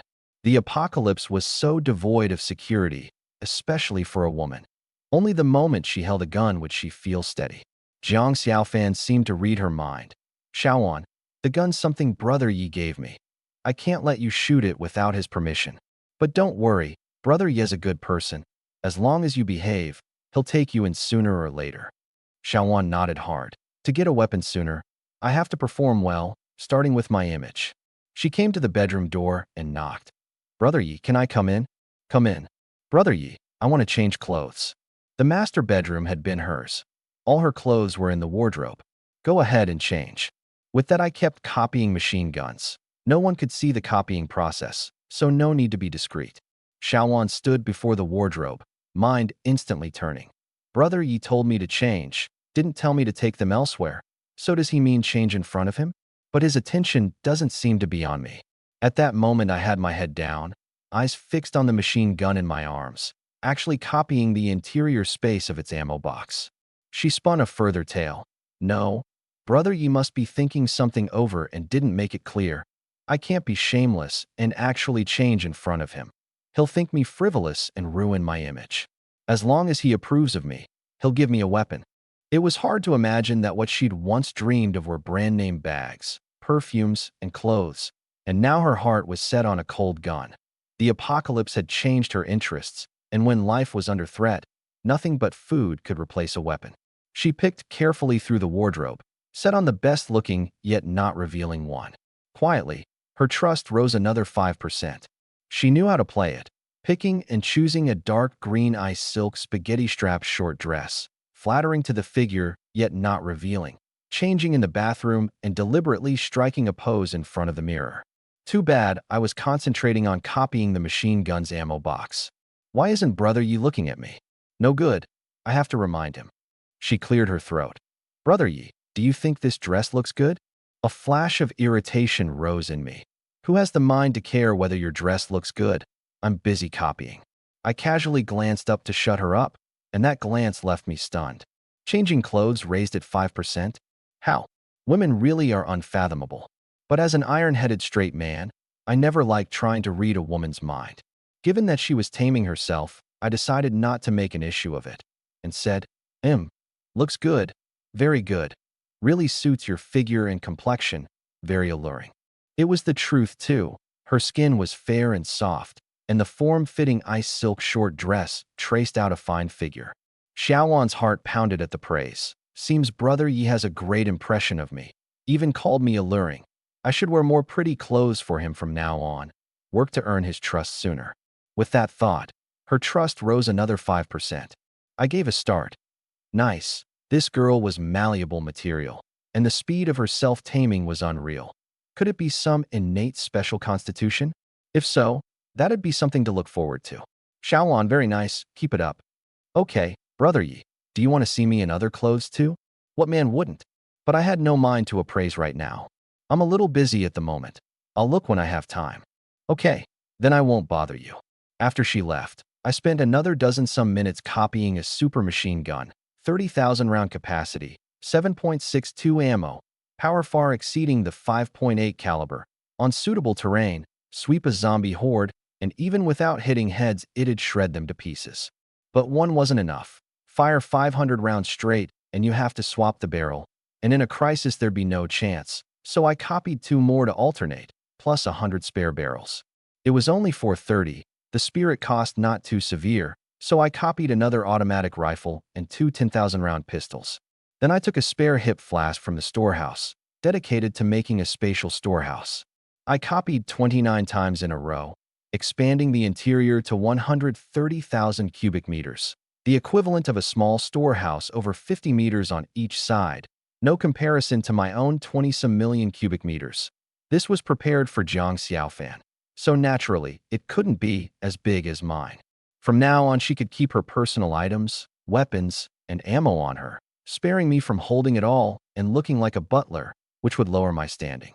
And going out to collect supplies, I couldn't very well do all the work while she stood by watching, so making her a small storehouse meant she could store things and help me collect supplies too. The flask space was plenty large, but the spout was still small, so I enlarged the spout 100,000-fold. Now even a car could fit inside. Then I copied another 1-to-1, prepared for Feng Xiaowan. Her self-taming was fast, and barring surprises she'd reach 3 pulls and become a follower, so I prepped it early, with weapons ready too. I walked out of the bedroom. Zhang Xiaofan was still practicing on the balcony, Xiaowan watching beside her with longing eyes. I called for the two to pause and handed Zhang Xiaofan the spatial storehouse. This is a spatial storehouse I refitted. Time inside is paused. Anything can go in, and you can take things out with your mind too. It's yours now. A special reminder. You can take things out with your mind, but so can others, so don't leave the spout exposed normally. The flask has a flip-cover leather case. Close it, and it blocks the mind. Clip it on your waist or outer thigh, whatever's convenient. Zhang Xiaofan took the little flask, had a tangle. A flask? A spatial storehouse? But Brother Yi didn't seem to be lying. She trusted me a lot and gave it a try, and really put the automatic rifle inside. Xiaowan was stunned beside her. Such a small spout, and it swallowed a gun that big. More marvelous still, the gun she'd just put in came back out of the spout on its own, as if drawn out by an invisible force. Wow, it really works. Taking things out by thought, so badass. Zhang Xiaofan was so thrilled she let fly with some national essence. I took out another shotgun, 7,000 round capacity. It's yours. Stuffed it into her storehouse, then took out a pistol, 10,000 rounds, also yours. Finally, I stuffed in 100 grenades. I'll supply weapons and ammo without limit. I have only one requirement. Get your marksmanship up as fast as possible. I didn't want a follower who was a vase, playing around at home. Out there, she had to be a crack zombie killer. Going back to Lu Lake later, we'd still face powerful enemies, and before that I had to grow strong. No more recklessness like last life. Now that I had a cheat, trading life for life wasn't worth it. Keep practicing. I need to rest a bit. Right. When you're tired of shooting, take a break and teach Xiaowan to use a gun while you're at it. Let her practice too.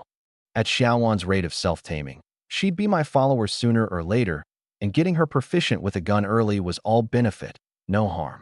But a reminder, when Xiaowan handles a gun, you must be present. She wasn't a follower yet, and letting her touch a gun didn't mean I could relax and let her use it. Someone had to watch, to make sure there was no capsizing in a ditch. I went back to the bedroom to sleep, not knowing those words set Fong Xiaowan off on more self-taming. Brother, you let me practice with a gun. That means he approves of me. So happy. I absolutely can't let him down. Come on, practice hard. Quietly, her trust reached 60%. I could pull the entry a second time. It went dark a little past 6 in the evening. Shouldn't have darkened until past 7, but the blood fog blotted out the sun, so dawn came late and dusk came early. I caught up on sleep, full of energy, and the moment I stepped out of the bedroom, I smelled the food drifting from the kitchen.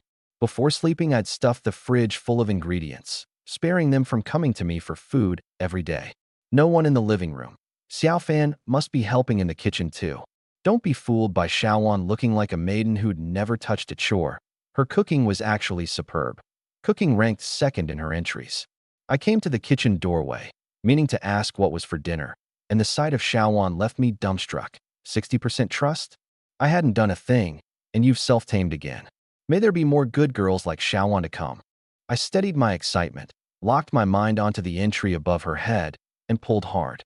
A surge of power flooded into me, and the card above her head changed to Excavator Operator. Can be taken again at 95% trust. Trust 60%. Just like Xiaofan, I had to farm to 95% to pull a third time. At her momentum, it had probably reached there in no more than 2 days. The new ability first. I called up the stats, and a new entry had appeared in the power column. Digging Body Tempering. Each excavation of earth and rock yields experience. At a full 100% you gain a free attribute point. Current experience, 0%. Damn, I could farm attribute points. My power was strong, infinite copy, but my physical stats were a bit lacking. Before the apocalypse, I'd worked out like mad for over half a year to avenge my parents. So my fitness was a notch above an ordinary person's, but only so much. Now it was great. Digging earth and rock tempered the body and converted directly into free attribute points. Strength, constitution, agility, spirit. Point whichever I wanted, just perfect. Next up, I could sweep the whole city's supplies while finding peerless beauties, with zombies everywhere outside. Digging tunnels was safer, and digging while banking attribute points killed several birds with one stone. Living a second life, my luck's getting better and better too. I couldn't help marveling. Xiaofan saw me. Brother Yi, you're up. Xiaowan said too. Food's almost ready. I went out and drank tea a while. The food was ready, and over the meal, I asked about the afternoon. Xiaowan could already handle a pistol, automatic rifle, shotgun, and grenades proficiently, though her marksmanship was still poor. Most of the complex's zombies had been blown up by grenades that morning. Fewer zombies meaning fewer targets to shoot. I shook my head. It doesn't have to be zombies. I said ammo supplied without limit. Anything can be a target. Practice seriously, don't worry about waste. With infinite copy, of course you practice freely. As long as you can build combat strength fast, however much ammo it takes is worth it. Getting the affirmation, both Xiaofan and Xiaowan breathed easier. The two of them had thought about practicing shooting at all costs too, just unsure what price I'd pay to copy ammo, so they'd held back. By the way, Xiaofan, you said earlier that the helicopter Hisu sent was also picking up a woman named Rian? Yes, Brother Yi. Seems she's Gu Yiming's wife, trapped at Epeen Sandalwood. That tracks, then. Lu Rian. Come to think of it, she and I had some history last life. Lu Rian was Gu Yiming's second wife, young and beautiful, an exceedingly rare, peerless beauty. She was unlike Gu Yiming. Last life, after my revenge failed and I was captured, the people led by Gu Yiming weren't in a hurry to kill me. The apocalypse was too dull, so they took turns tormenting me daily. Lu Rian couldn't bear to watch, and though she had no power to free me, she quietly brought me food a few times. That kindness I'd kept in my heart all along. By last life experience, after I returned to Lu Lake, I never saw Jiang Xiaofan, but I did see Lu Rian. which meant that after the first rescue failed, Yiming sent another helicopter to take her away. So I had to hurry. A peerless beauty like Lu Ruyan, barring surprises, would let me pull an entry. This chance couldn't be missed, and I had to find her before Yiming got her out. My enemy's wife becoming my follower, just thinking about it felt great. Whether for revenge or for that kindness last life, I had to take her in. Tomorrow Xiaofan comes out with me to handle something. Xiaowan stays home. The moment Xiaowan heard, she panicked, face full of dread. I explained, "It's not like I'm not coming back. Don't be scared." Xiaofan said too. "Relax, brother Yi keeps his word." Xiaowan hemmed and hawed along while before saying, "Can I come with you? I'm really scared of being home alone. That loneliness, I never want to go through it again. Even with a gun, alone I'd sink back into loneliness and despair. I can't control it."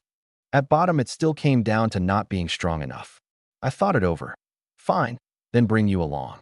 After dinner, pack your things and put them in Xiaofan's storehouse. Since I'm taking you, we won't be coming back tomorrow." I decided to set out tomorrow. Yiping Sandalwood was also in the main city, not far off, and digging a tunnel was safe and risk-free. Most important, I could put on a show in front of Xiaowan. I was already quite experienced. A show could make a target develop worship, and worship was a form of taming.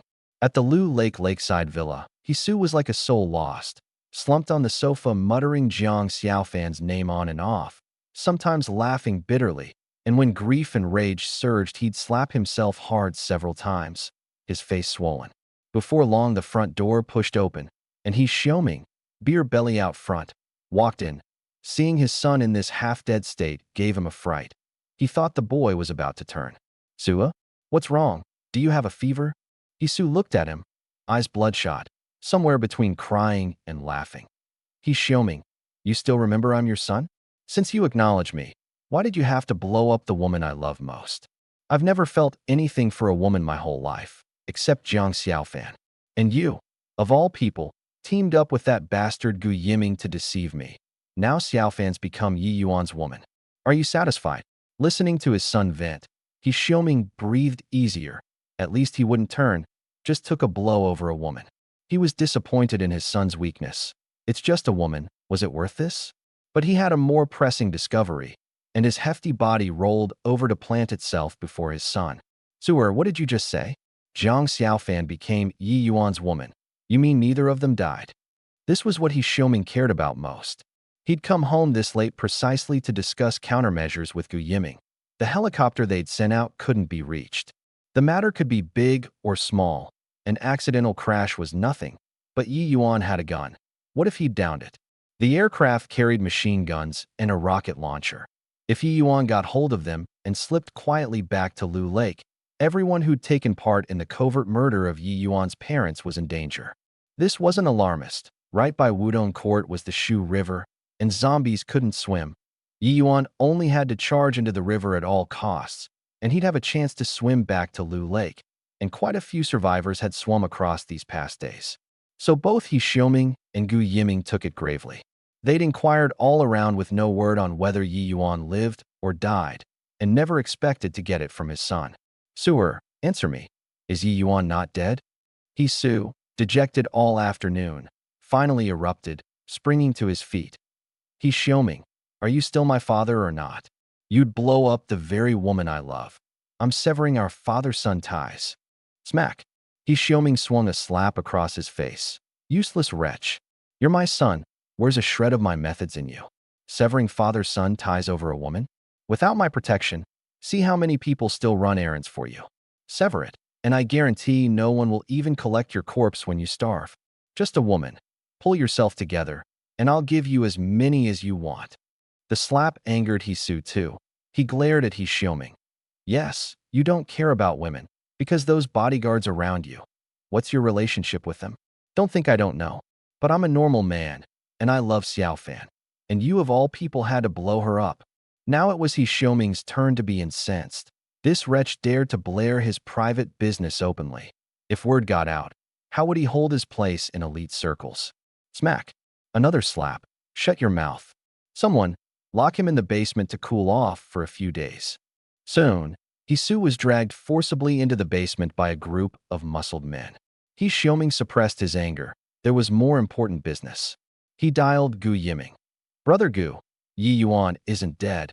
It's the absolute truth, Suer told me. Don't get me started.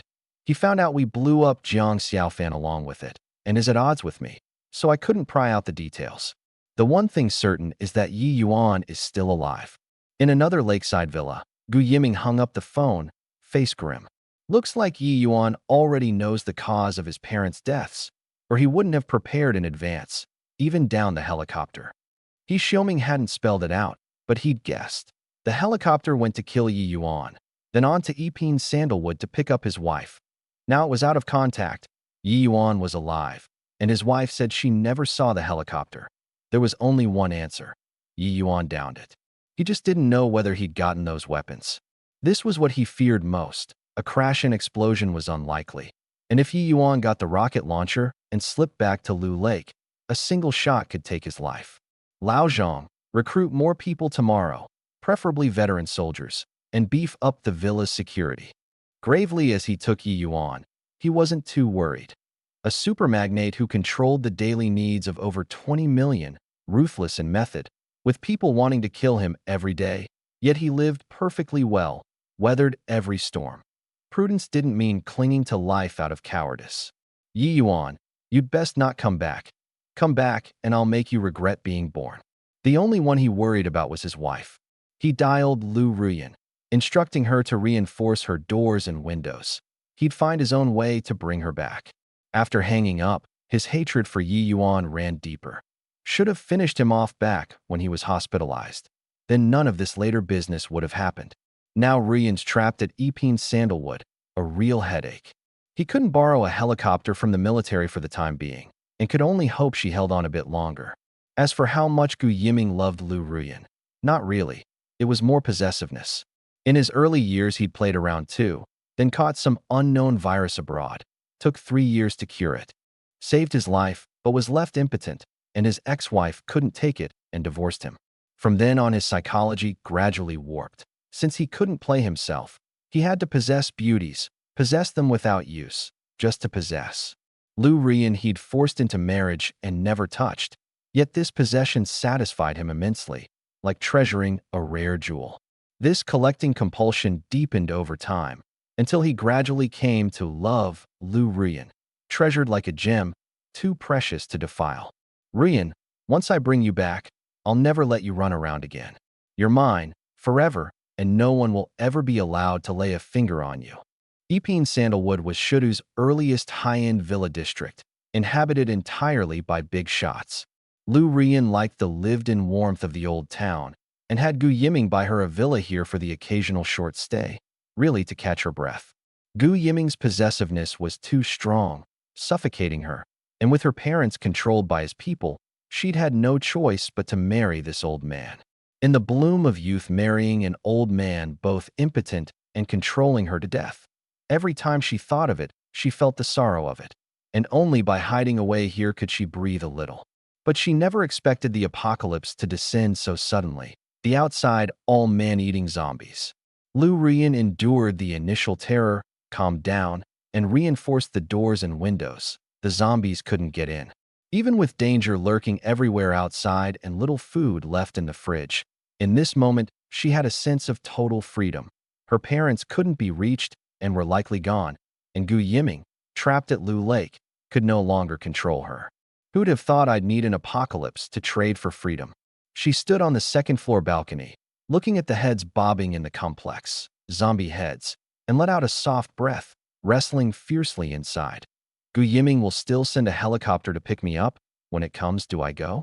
She didn't want to go to Lu Lake, didn't want to return to his side, but it was all zombies outside and food was scarce. Not going, she'd starve soon. After wrestling a long while, she finally compromised. The living go on living because they feared death. She didn't want to die, still less to starve or be eaten, and her only hope was to wait for Gu Yiming to send a helicopter next time. Maybe this is just my fate. Every apocalypse film has someone with a protagonist's halo.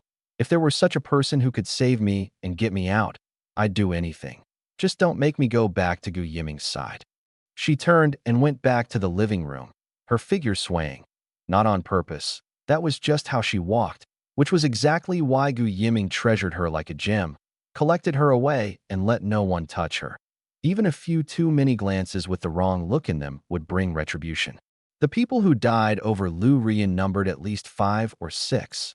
The flippant of speech, the lecherous of gaze, the boldly pursuing, all killed off by Gu Yiming's people. He wouldn't allow his treasure to be defiled.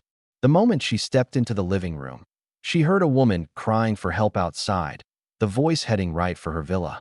She gave a start and ducked behind the floor-to-ceiling window, pulling the curtain back a sliver. Under the streetlight, a middle-aged woman was sprinting, a large horde of zombies behind her, closing in.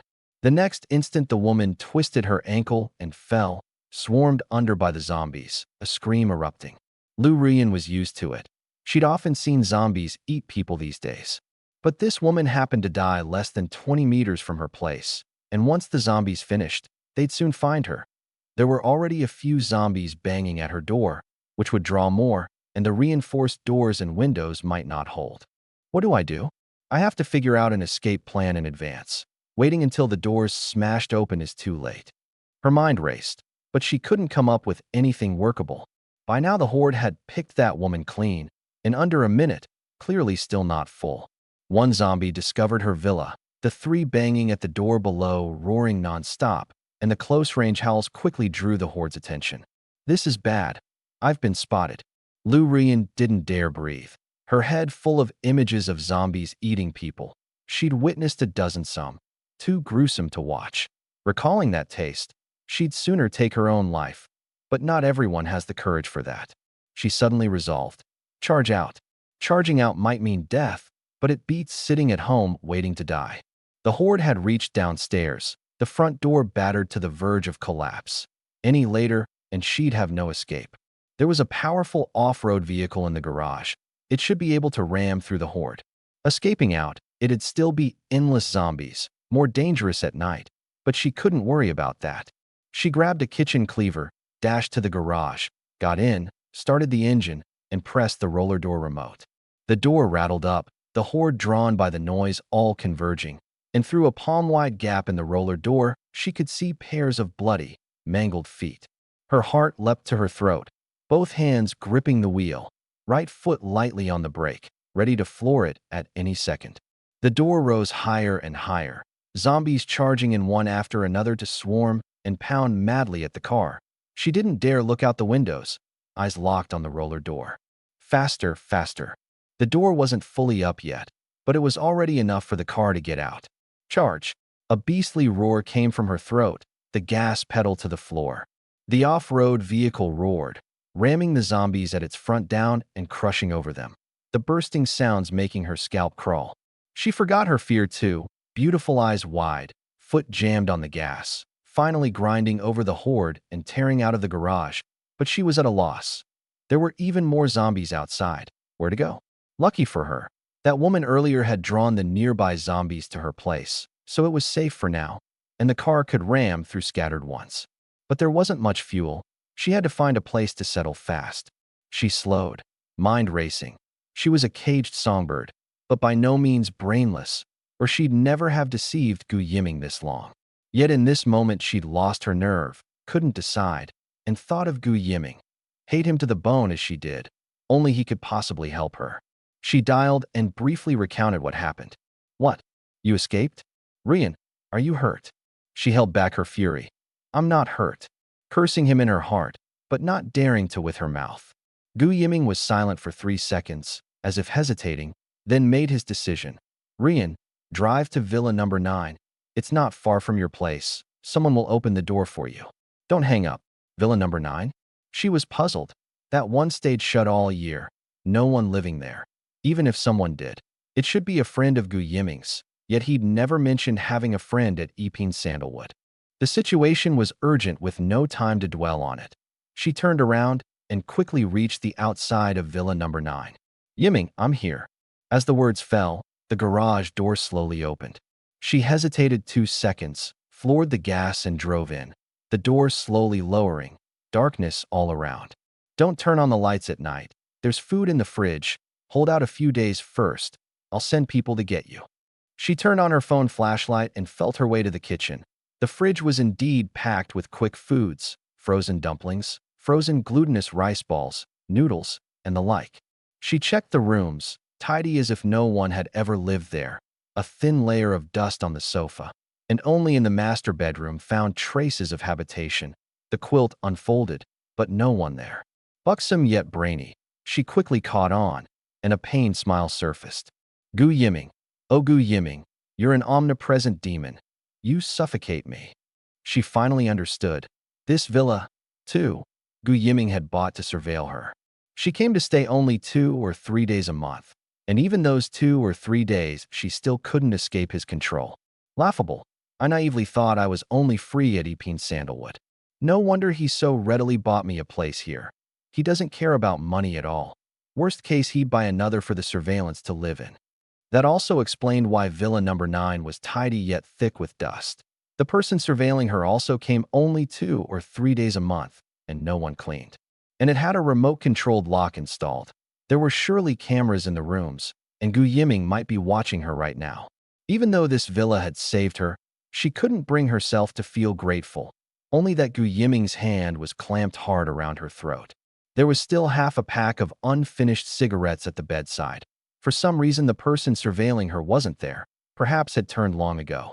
She took one out and lit it, drawing deep, the nicotine easing the pain a little. These controlled years, she'd gotten through on cigarettes alone. Truly her name suited her, Lu Ruyan, willow like smoke. One cigarette finished, she was tired too, and just found a guest room to lie down and rest. When I woke the next day, it was already light out. The apocalypse had no concept of time. You slept till you woke naturally. I saw Xiaowan had risen another 5%, climbing even while asleep. This good girl was a self-taught genius. Today I had to put on a good show in front of her and work to farm to 95% faster. After the 3 of us had breakfast, we got ready to head out to Yiming Sandalwood. All of Xiaowan's important items were packed into Xiaofan's storehouse. Let's go. First to the property management tool room. I lead, Xiaowan in the middle, Xiaofan at the rear. Feng Xiaowan was empty-handed. She wasn't a follower yet, and obedient as she was, not being a follower meant I still couldn't fully relax, so putting her in the middle generally avoided mishaps. Today, to dig a tunnel to Yiming Sandalwood, I had to get a shovel or hoe first. The super excavator could instantly dig a cubic meter of earth and rock, but it needed a tool. Bare hands wouldn't do. The 3 of us reached the ground floor without trouble, meeting no zombies on the way. I'd killed them all yesterday, though new ones had surely come to the complex. Stay sharp, everyone, don't walk too fast. You couldn't see clearly past 70 or 80 meters, so I had to watch constantly for zombies rushing out of the fog, though scattered ones posed no threat to me. We killed 4 and reached the tool room, fully stocked with spades and hoes. The spade and hoe were too long, so I broke off the handles with the shotgun for easier handling. Xiaofan, you try first. I tossed her the half-meter hoe. She focused, swung the hoe, and dug at her feet. A pentameter on each side instantly appeared underfoot. Caught off guard, she yelped and dropped in, but it wasn't deep, so she wasn't hurt. So badass. She let fly with the national essence again, that stunning face full of excitement. Xiaowan was so shocked beside her she could barely speak. Xiaofan, what spell did you just use? Not a spell. It's a power, brother, you bestowed on me last night. Swing a shovel, and you can instantly dig the ground. Brother, ye can impart powers to others? Xiaowan looked at me, face full of worship. Quietly, her trust shot up 10%. I thought my eyes were playing tricks. It had clearly been 65% just now, then suddenly 75%. By past experience, it climbed very slowly past 60%. That was exactly why I'd switched maps to Jiang Xiaofan's place before. I rubbed my eyes. No mistake, really 75%. Looking at Xiaowan again, her face was full of fevered worship. I understood at once. With zombies everywhere, a power to instantly dig the ground was only a notch below infinite copy in preciousness. If it came to safety, it might even exceed it. Go anywhere you want, hide underground, or just dig a tunnel out to a cliff, and however dangerous the world got, it'd have nothing to do with me. No wonder she worshipped this much. She'd grasped the value of this power too. Of course, I'd only put on a show to farm trust. I had no plans to bestow the power on her for now. Even if I wanted to, I couldn't. She had to become a follower first. Xiaofan, keep digging down. Okay, brother Yi. Jiang Xiaofan swung the hoe, cubic chunks of earth and rock instantly opening up, the dugout earth and rock not vanishing. If you didn't deliberately manage it, the dugout earth and rock appeared randomly nearby, but you could also designate a visible spot for it. I'd worked this out last night. Pure dirt I didn't want, but rock went straight into the spatial storehouse. Boulders a meter on each side, perfect for stacking walls to hold off zombie tides when building a base later, putting waste to use. Jiang Xiaofan kept digging down and soon reached 5 meters underground. I brought Xiaoan down, poured a dozen some boulders from her storehouse to block the opening so the zombies above wouldn't fall through. Not sealing it completely, of course, or we'd suffocate. There was still signal for now. Digging onward, it'd get weaker and weaker. I first located Epine sandalwood by phone and dug forward in a straight line along that bearing. Digging off course was no problem. Every so often I'd dig a hole to pick up signal and correct the bearing. Xiaofan, you rest first, I'll dig. After the second pull of Xiaowan's entry, I'd gotten digging body tempering and digging earth and rock banked attribute points. I wanted to grow strong fast, so as long as I wasn't tired, digging took priority. One stroke of the shovel, and a prompt surfaced before my eyes. Digging body tempering experience, plus 1%. I called up the stats, and sure enough, there was an extra 1% after the power. So 100 digs would get 1 attribute point. Sweet. Keep at it. And there was a marvelous phenomenon. The dugout spots were abnormally solid, like reinforced concrete, with no fear of cave-ins. Before long, I'd dug 50 meters, and a prompt popped up. Digging body tempering leveled up, gained 1 free attribute. I checked the stats at once. Yi Yuan stats, Strength 11, Constitution 11, Agility 10, Spirit 9 powers, 3D printing, infinite copy, localized integrated copy, living organism copy. Excavator operator, super excavator, digging body tempering LV.1, free attributes, 1. My strength, constitution, and agility were all above an ordinary person's. It was just my spirit that fell short. And both 3D printing and excavator operator drained spirit. So I put this 1 point into spirit. Keep going. But not forward for now. The signal was long gone, so I had to poke up to pick it up and correct the bearing. I dug upward, a square opening soon appearing overhead, and a dark shape dropped down, a zombie. It roared before it could even get up. I'd foreseen it, shotgun already in hand, and boom, a headshot. Dealt with. I held the phone overhead to pick up signal. The display showed I'd indeed veered off, and I'd just adjust the angle later. I also noticed a hardware supermarket nearby on the map. I could dig in and grab some entrenching tools and flashlights. Using the phone flashlight all the time burned too much battery, and the property hoe and shovel weren't compact enough. Let's grab some tools from the hardware supermarket first. I dug a few strokes left then upward. My sense of direction was decent, and I soon dug into the supermarket interior, empty of anyone. Since we were here, might as well do a sweep. Xiaofan, get to it. Clear the supermarket out. Called a supermarket, it was really only 200 or 300 square meters, but it had every kind of tool. These were useless for now, but might come in handy later. Anyway, easy pickings. Wrenches, screwdrivers, wire, electric drills, cutters, all into the storehouse. Xiaofan was a bit hesitant at first. Raised from childhood not to steal or rob, the act made her squeamish. But she soon discovered how good it felt. Taking things for free feels amazing. No wonder some people get addicted to stealing. I can't even control my hands. She started cutting loose. Xiaoan watched the two of us beside her, longing, as we stuffed goods into that tiny flask like a magic trick. I walked over and handed her a flask. This is prepared for you. It's a spatial storehouse too. You already learned how to use one yesterday. So here it is early. Help clear the place out together. Huh. So Brother Yi already approves of me in his heart, or he wouldn't have prepped it early. I have a spatial storehouse too now. Okay, Brother Yi, I'm quick. Xiaoan jumped into action, unconsciously even humming a little tune, forgetting it was the apocalypse, forgetting the zombies outside. They couldn't get in anyway, and if they did, just duck into the tunnel and block it with a boulder. I noticed Xiaoan's trust rise another 5%. Seems she's suited feeding too. Just that what was fed wasn't food, but black tech. I'd ponder how to speed up her gains tonight. With the three of us at it together, we cleared the supermarket in under half an hour. Wrap it up. Switching to the handy entrenching tools, I dug even faster. Before long, digging body tempering hit level 2, another attribute point, and I still put it into spirit.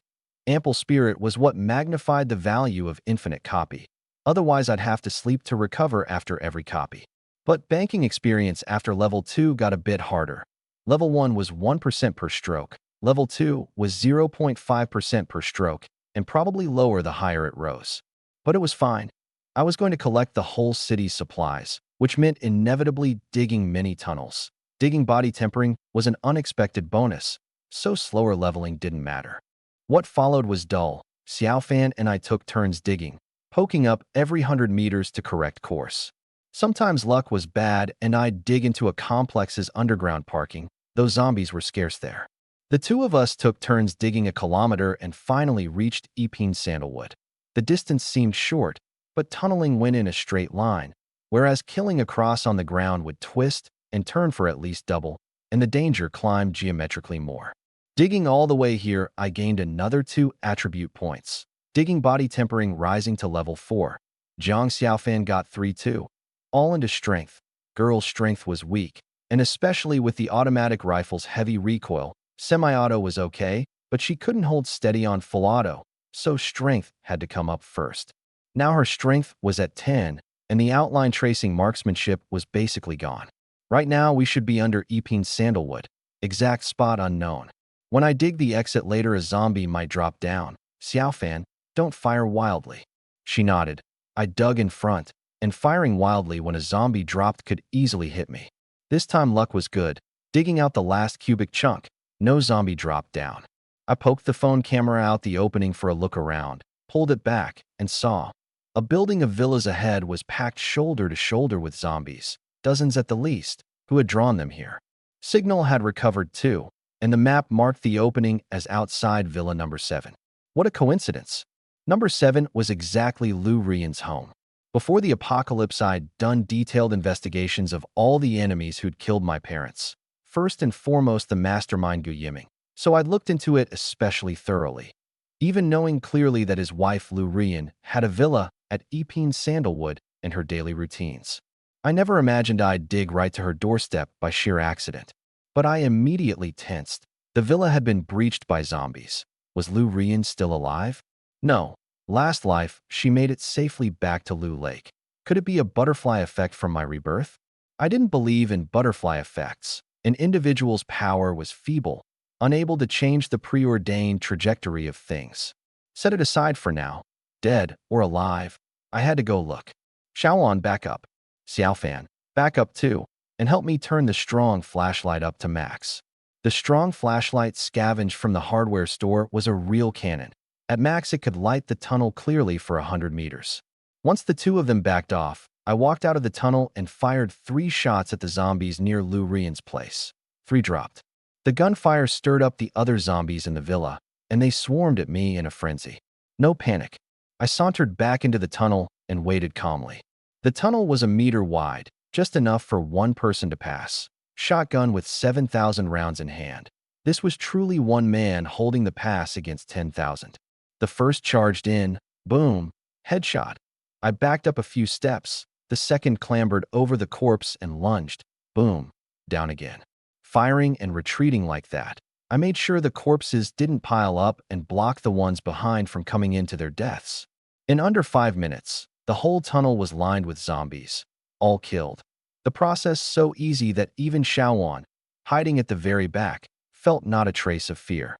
I had Xiaofan dim the light, and only then noticed Xiaoan's trust had risen another 5%. I really hadn't done anything. Wait, I just killed 70 or 80 zombies. Could it be that? Come to think of it, it was plenty impressive.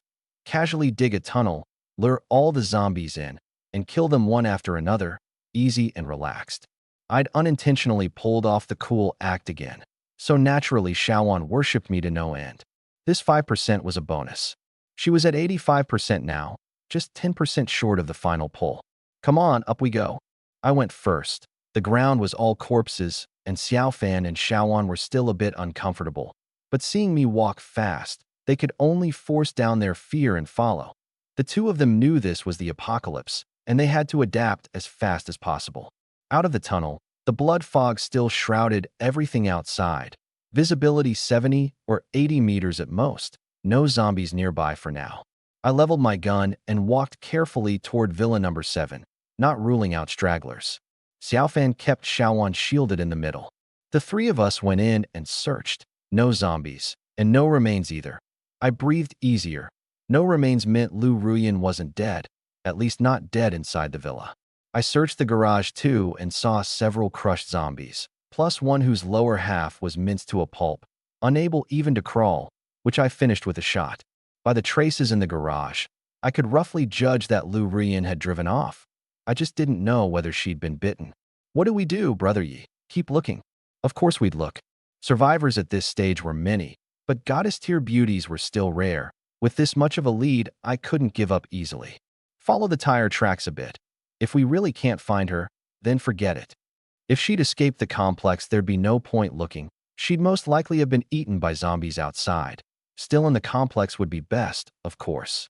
Not many zombies were moving in the complex, and I'd killed so many earlier, so it was less dangerous than imagined. The blood fog blocked survivors' sight, and it blocked the zombies too. With a super shotgun in hand, a little care was all it took. The three of us followed the bloody tire tracks. Meanwhile, far off at Lu Lake, Gu Yiming was staring at his phone screen, watching our group leave Villa number 7. Lu Ruyan probably never imagined that Gu Yiming hadn't just bought a villa and sent people to surveil her, but had even installed cameras in the very Villa number 7 she lived in. Watching me vanish from the frame, his eyes grew ever more sinister. Yi Yuan, so you found your way to Epine Sandalwood. You're looking for Rian? Want to snatch her from my side as revenge on me, just like you snatched Jiang Xiaofan as revenge on Hisu. Isn't that right? I've guessed your scheme. You're courting death. Thinking of the woman he treasured like a gem and had never touched, possibly being seized by Yi Yuan, he clenched his fists so hard they creaked, nails sinking into his flesh without his noticing. Gu Yiming hadn't been worried about Yi Yuan coming back for revenge. Sending the helicopter had only been an incidental thing to pick up Lu Ruyan. But now he was truly afraid. The feeling was like a man who lived for drink, treasuring a bottle of limited edition fine wine he couldn't bear to drink himself. When a thief suddenly broke in, steal anything you like, just don't touch my wine. And that thief happened to have a taste for it too. He wished he could tear Yi Yuan to pieces right then. But there was no one in the frame anymore. Number 7 was very close to number 9. This bastard will very likely find his way over. I have to warn Ruyan. No matter what's going on outside, she's not to make a sound. He switched to the number 9 camera, called Lu Ruyan to instruct her, and only eased a little after seeing her draw all the curtains shut. On our end, I led Xiaofan and Xiaowan along the tire tracks and quickly traced them to Villa number 9. When the car burst out of the garage last night, it had crushed several zombies, the wheels all bloody, and with the two villas not far apart, it was easy to track. Just then 2 zombies walked out of the fog near number 9 and charged at us, roaring at the sight. Brother Yi, leave it to me. Xiaofan volunteered, her nerve grown bolder now, eager to perfect her marksmanship. I withdrew the shotgun and handed it to her. If she didn't handle it well, I'd step in, and they were still a bit far off anyway. She leveled the gun and aimed without firing, holding until the first one was about 20 meters out before squeezing the trigger. Boom, boom, boom. Both killed. The first 2 shots dropped them, and one took a chest hit with the spine snapped, so she put in a finishing round. Not bad. Your marksmanship's improving. Getting my praise, Xiaofan was overjoyed, thinking she must perform well in front of Brother Yi, always. The gunfire outside stirred Lu Ruyan too. She went behind the curtain and quietly pulled it back a crack to observe. Gu Yiming saw this through the camera, his heart in his throat. She absolutely could not be discovered by Yi Yuan. He immediately called to threaten her into hiding well and not looking outside. The phone sat at the bedside, Lu Ruyan with her back to it. She heard the faint buzz, but pretended not to. She had her own judgment. The Long Nation kept guns under tight control, so gunfire outside was very likely the military or police clearing zombies. If conditions were right, she'd go with the military, which would also be a way to shake off Gu Yiming. She loathed Gu Yiming to the extreme now, and knew well that going with the military meant an uncertain future. With his connections, she might even be sent straight back to Lu Lake. But she couldn't worry about that. She'd had enough of these suffocating days, and a day of freedom was a day. But pulling the curtain back left her stunned. Not the military?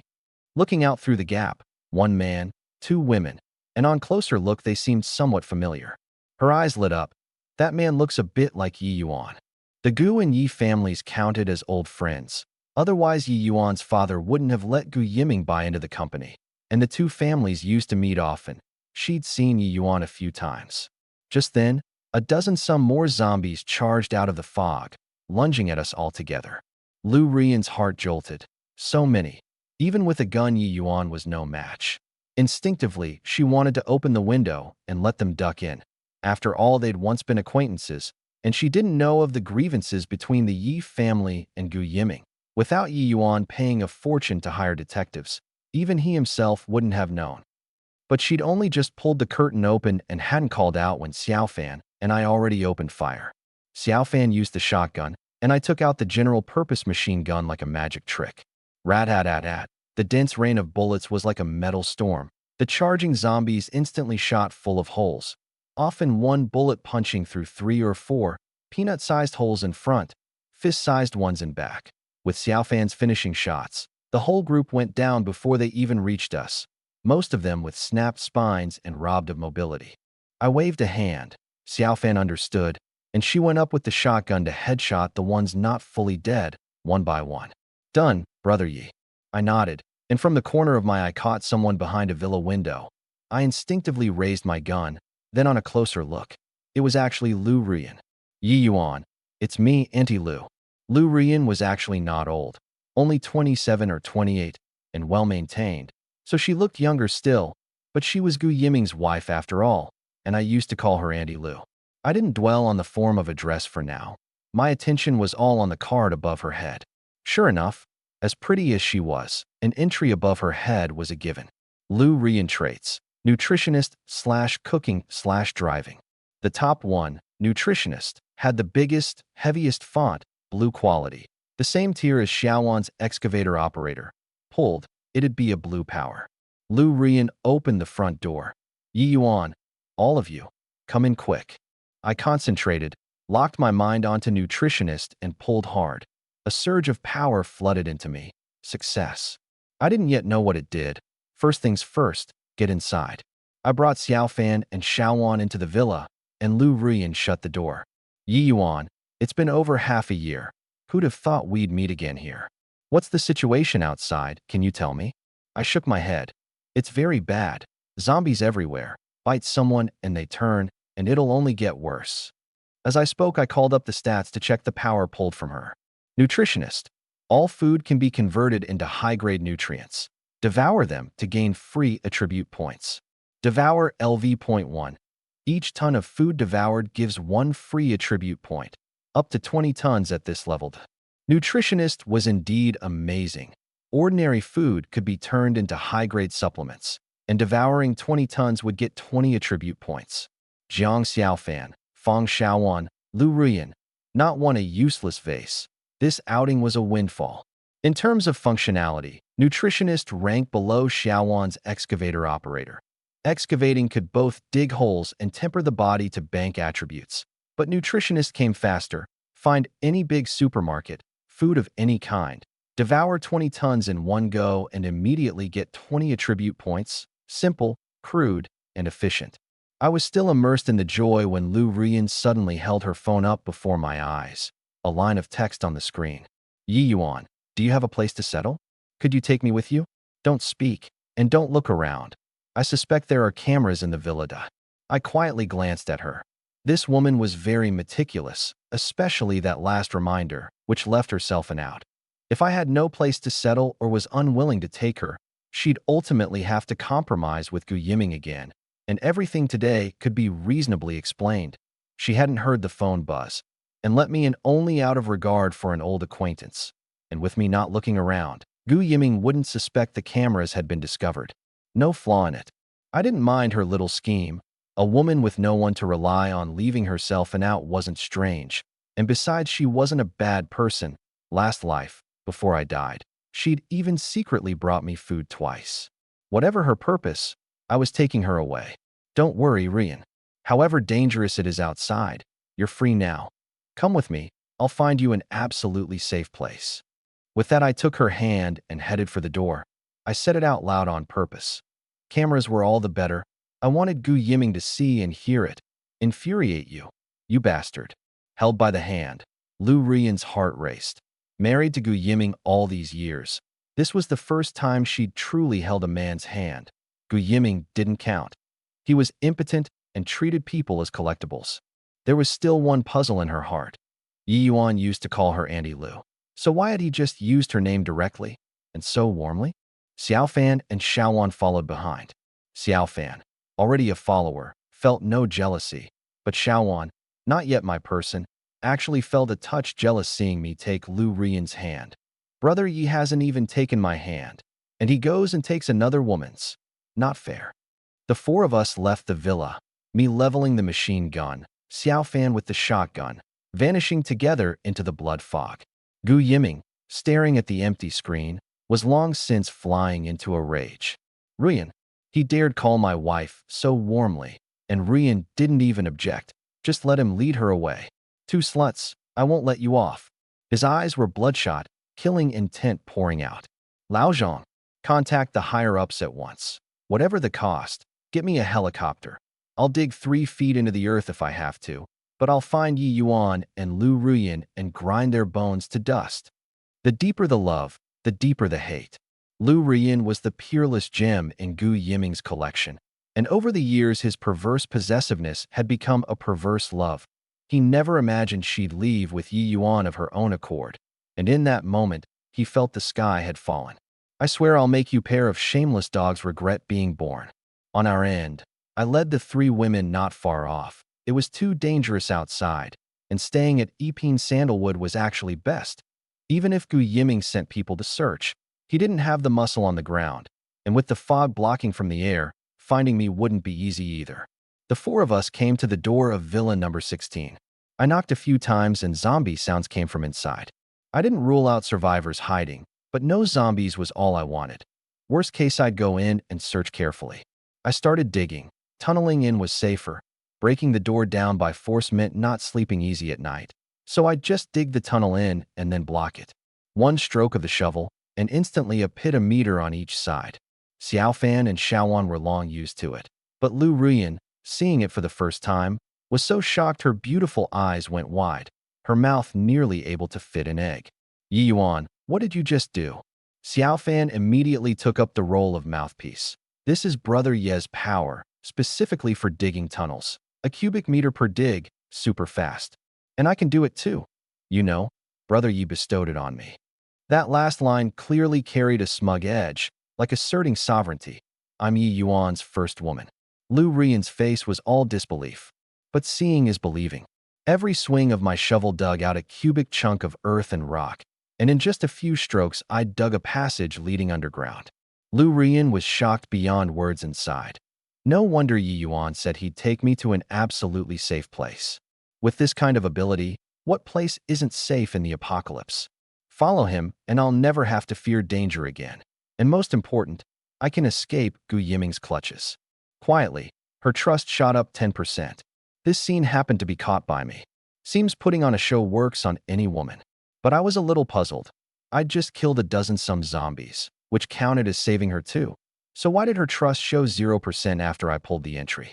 The voice replied, every host body with an entry requires the host to pull the entry for the first time before trust can be activated. Before that, all convertible factors are zeroed out. So that was it. No need to dwell on it.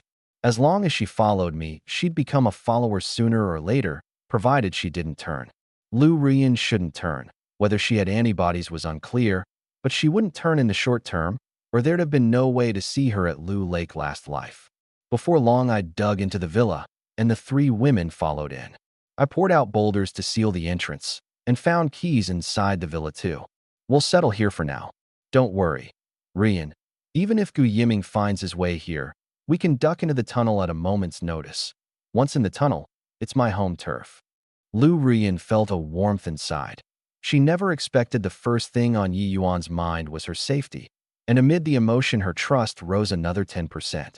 But she was still puzzled. Yi Yuan, you always called me Auntie Lu before, now why? I was silent a moment, then gave a cold laugh. The past is the past. Now I only want to kill Gu Yiming. He's not worthy of being my elder. I know you were forced to marry him, so in my heart you're not his wife either. Is there a problem with me using your name? No. She smiled from the heart. Thank you, Yi Yuan. I like you using my name. I don't want to be branded with Gu Yiming's label. I nodded. Rest a bit. Then we head out for a big sweep. I had to find a supermarket fast. Devouring 20 tons of food would let me grow strong quickly. Lu Rian didn't know what a big sweep meant, still immersed for now in the joy of gaining freedom.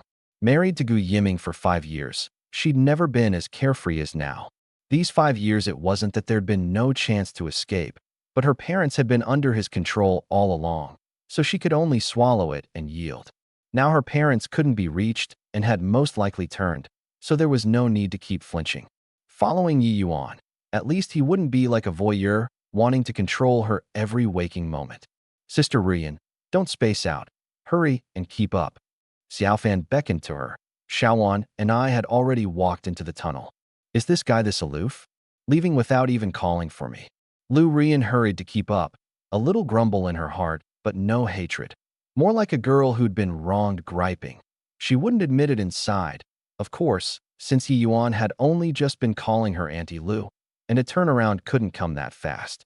Once the 4 of us were in the tunnel, while there was still signal, I locked onto a large supermarket outside the complex and had Xiaofan dig toward that direction by feel. The distance was easy to gauge. A stroke forward was a meter. The key was not to veer too far off course. After a while, I reckoned the position should be outside the complex, but the tunnel was too deep to pick up signal. Xiaofan, dig an opening upward first. I'll pick up signal and confirm the position.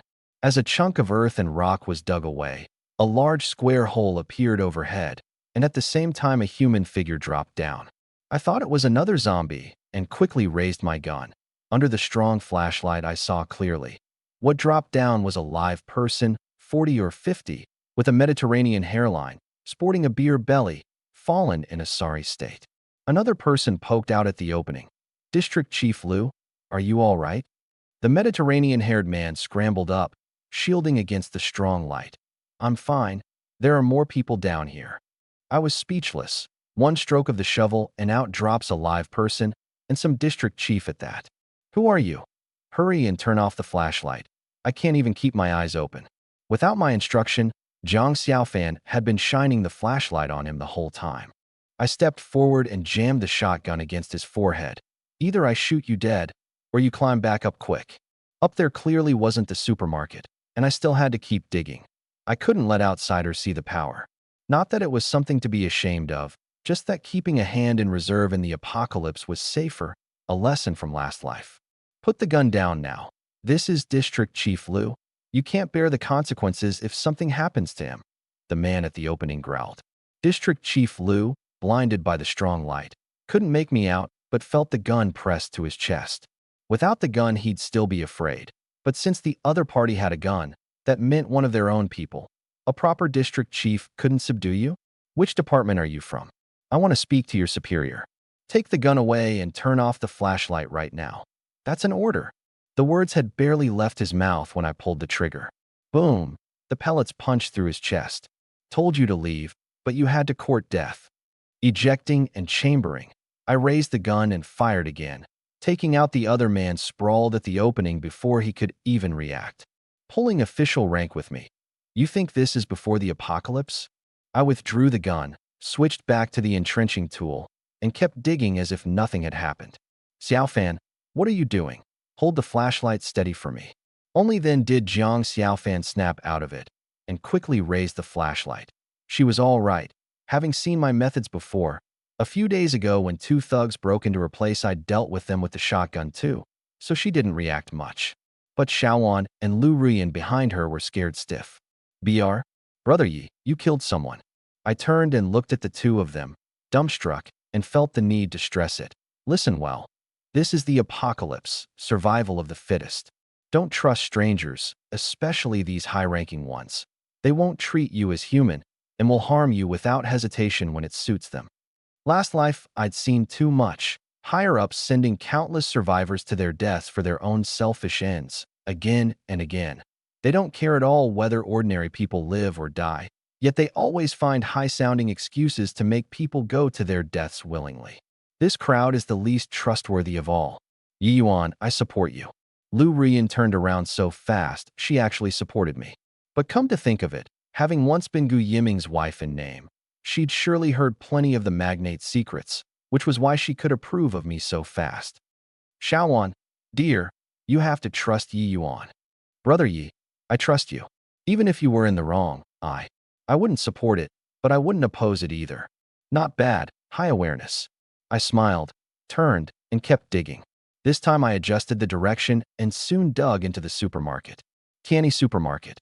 When Lu Ruyan read out the name, her expression was a little unnatural. Tianyi was Shudu's biggest supermarket chain, with 3,500 outlets large and small, covering nearly every neighborhood and street, one of Gu Yiming's businesses. Anything connected to Gu Yiming repelled her. I gave a wicked grin and walked up to her. You hate Gu Yiming? She nodded. In that case, sweeping his supermarket should make you happy. Right? Taking his things for free felt pretty good. She nodded happily.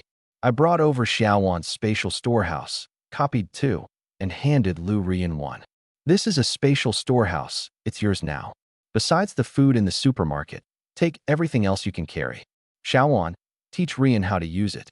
Xiaofan, let's get to it.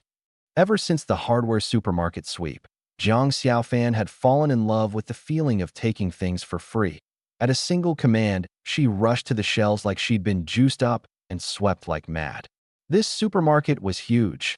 Basement 1, Zone A daily goods, Zone B rice, flour, grain, oil, produce, fresh meat, seafood. Second floor home appliances and electronics. Third floor clothing and luxury goods. We were on Basement 1, the food in Zone B. That was my target. I charged toward Zone B like a mad dog after food. The thought of growing strong any moment now had me too excited to hold back. Before my eyes were all packaged foods. Candy, milk, bread, packed densely. My eyes lit up. I unleashed the devour power, and a huge vortex instantly appeared before me, like the gaping maw of an abyss. All the food on the shelves sucked over along with the shelves themselves. 2 options surfaced in my mind: transfer and convert. Transfer could move the food to a fixed spot. Convert could turn it into high-grade supplements at once. I tried transfer first, willing 2 of the sucked-in loaves into the spatial storehouse. Success. Very smooth. From now on, collecting supplies can pair with the devour power. Suck everything over in one gulp, then transfer it to the storehouse. Super convenient. In a great mood, I switched to convert. All the food turned into multicolored gases entering my body, only the packaging falling to the ground. Packaging wasn't food. Having devoured the first mouthful, I let out a comfortable long breath. Strange. I'd swallowed 300 or 400 caddies of food in one go and wasn't full at all. It had all turned into energy. I charged to the next shelf, the abyssal maw reappearing, sucking in the shelf and all to convert and absorb. After 7 shelves in a row, a prompt popped up. Devoured 1 ton of food, gained 1 free attribute. Just 2 or 3 minutes start to finish for 1 attribute point. Far more efficient than digging body tempering. I put this point into spirit. All powers drained spirit to varying degrees, so early on I'd raise spirit first. Yi Yuan stats: Strength 11, Constitution 11, Agility 11, Spirit 13 powers, 3D printing, Excavator operator, Digging body tempering LV.4, Nutritionist, Devour LV.1. Much easier on the eyes. Keep devouring. I devoured non-stop, the 3 women behind me stunned. They'd been merrily sweeping the supermarket when they happened to see me turn into a giant mouth gulping down food endlessly, scared dumbstruck. Brother Yi can eat that much? He didn't eat it. Look, all that food turned into gas and got absorbed by him.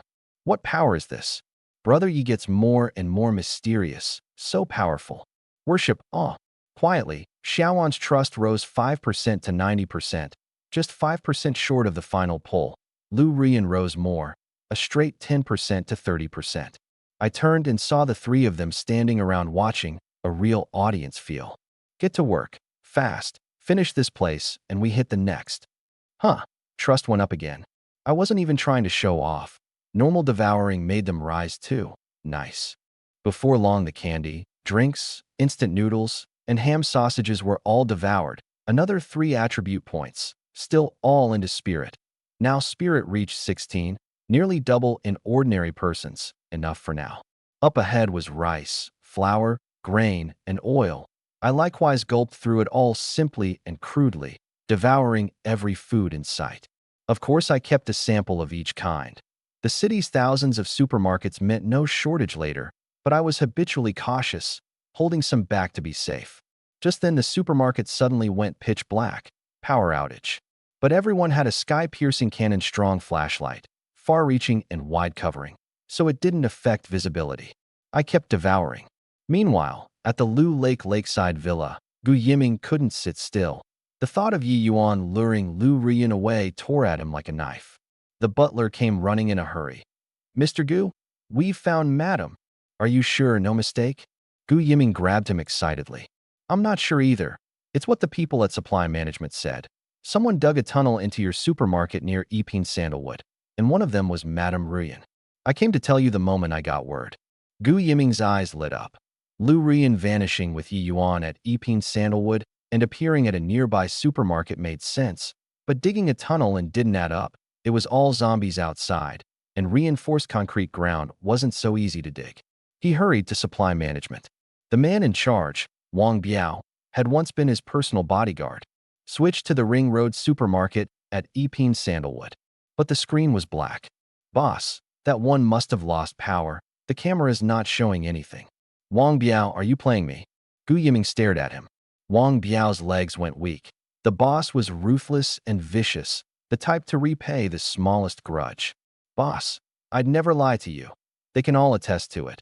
Madam was indeed seen at the Ring Road Tianyi supermarket, the women inside sweeping supplies like mad. Gu Yiming half narrowed his eyes. Wang Biao couldn't be lying, and there was no need to lie about this, so it was very likely true. That damn Yi Yuan. Luring my wife away, and bringing her to sweep my supplies, killing a man and crushing his heart.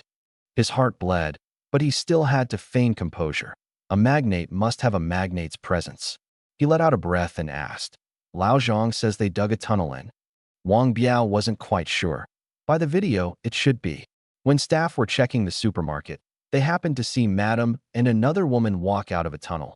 Before that, a man and a woman had already come out, so they didn't see clearly how it was dug, but it's certain Madam entered the supermarket via the tunnel. That was strange. Of all the ways to get into a supermarket, why dig a tunnel? Grabbing any cutter to slice open the security shutter would be simpler than digging. Set that aside for now. Are you sure the woman in the frame is Rian? I'm sure.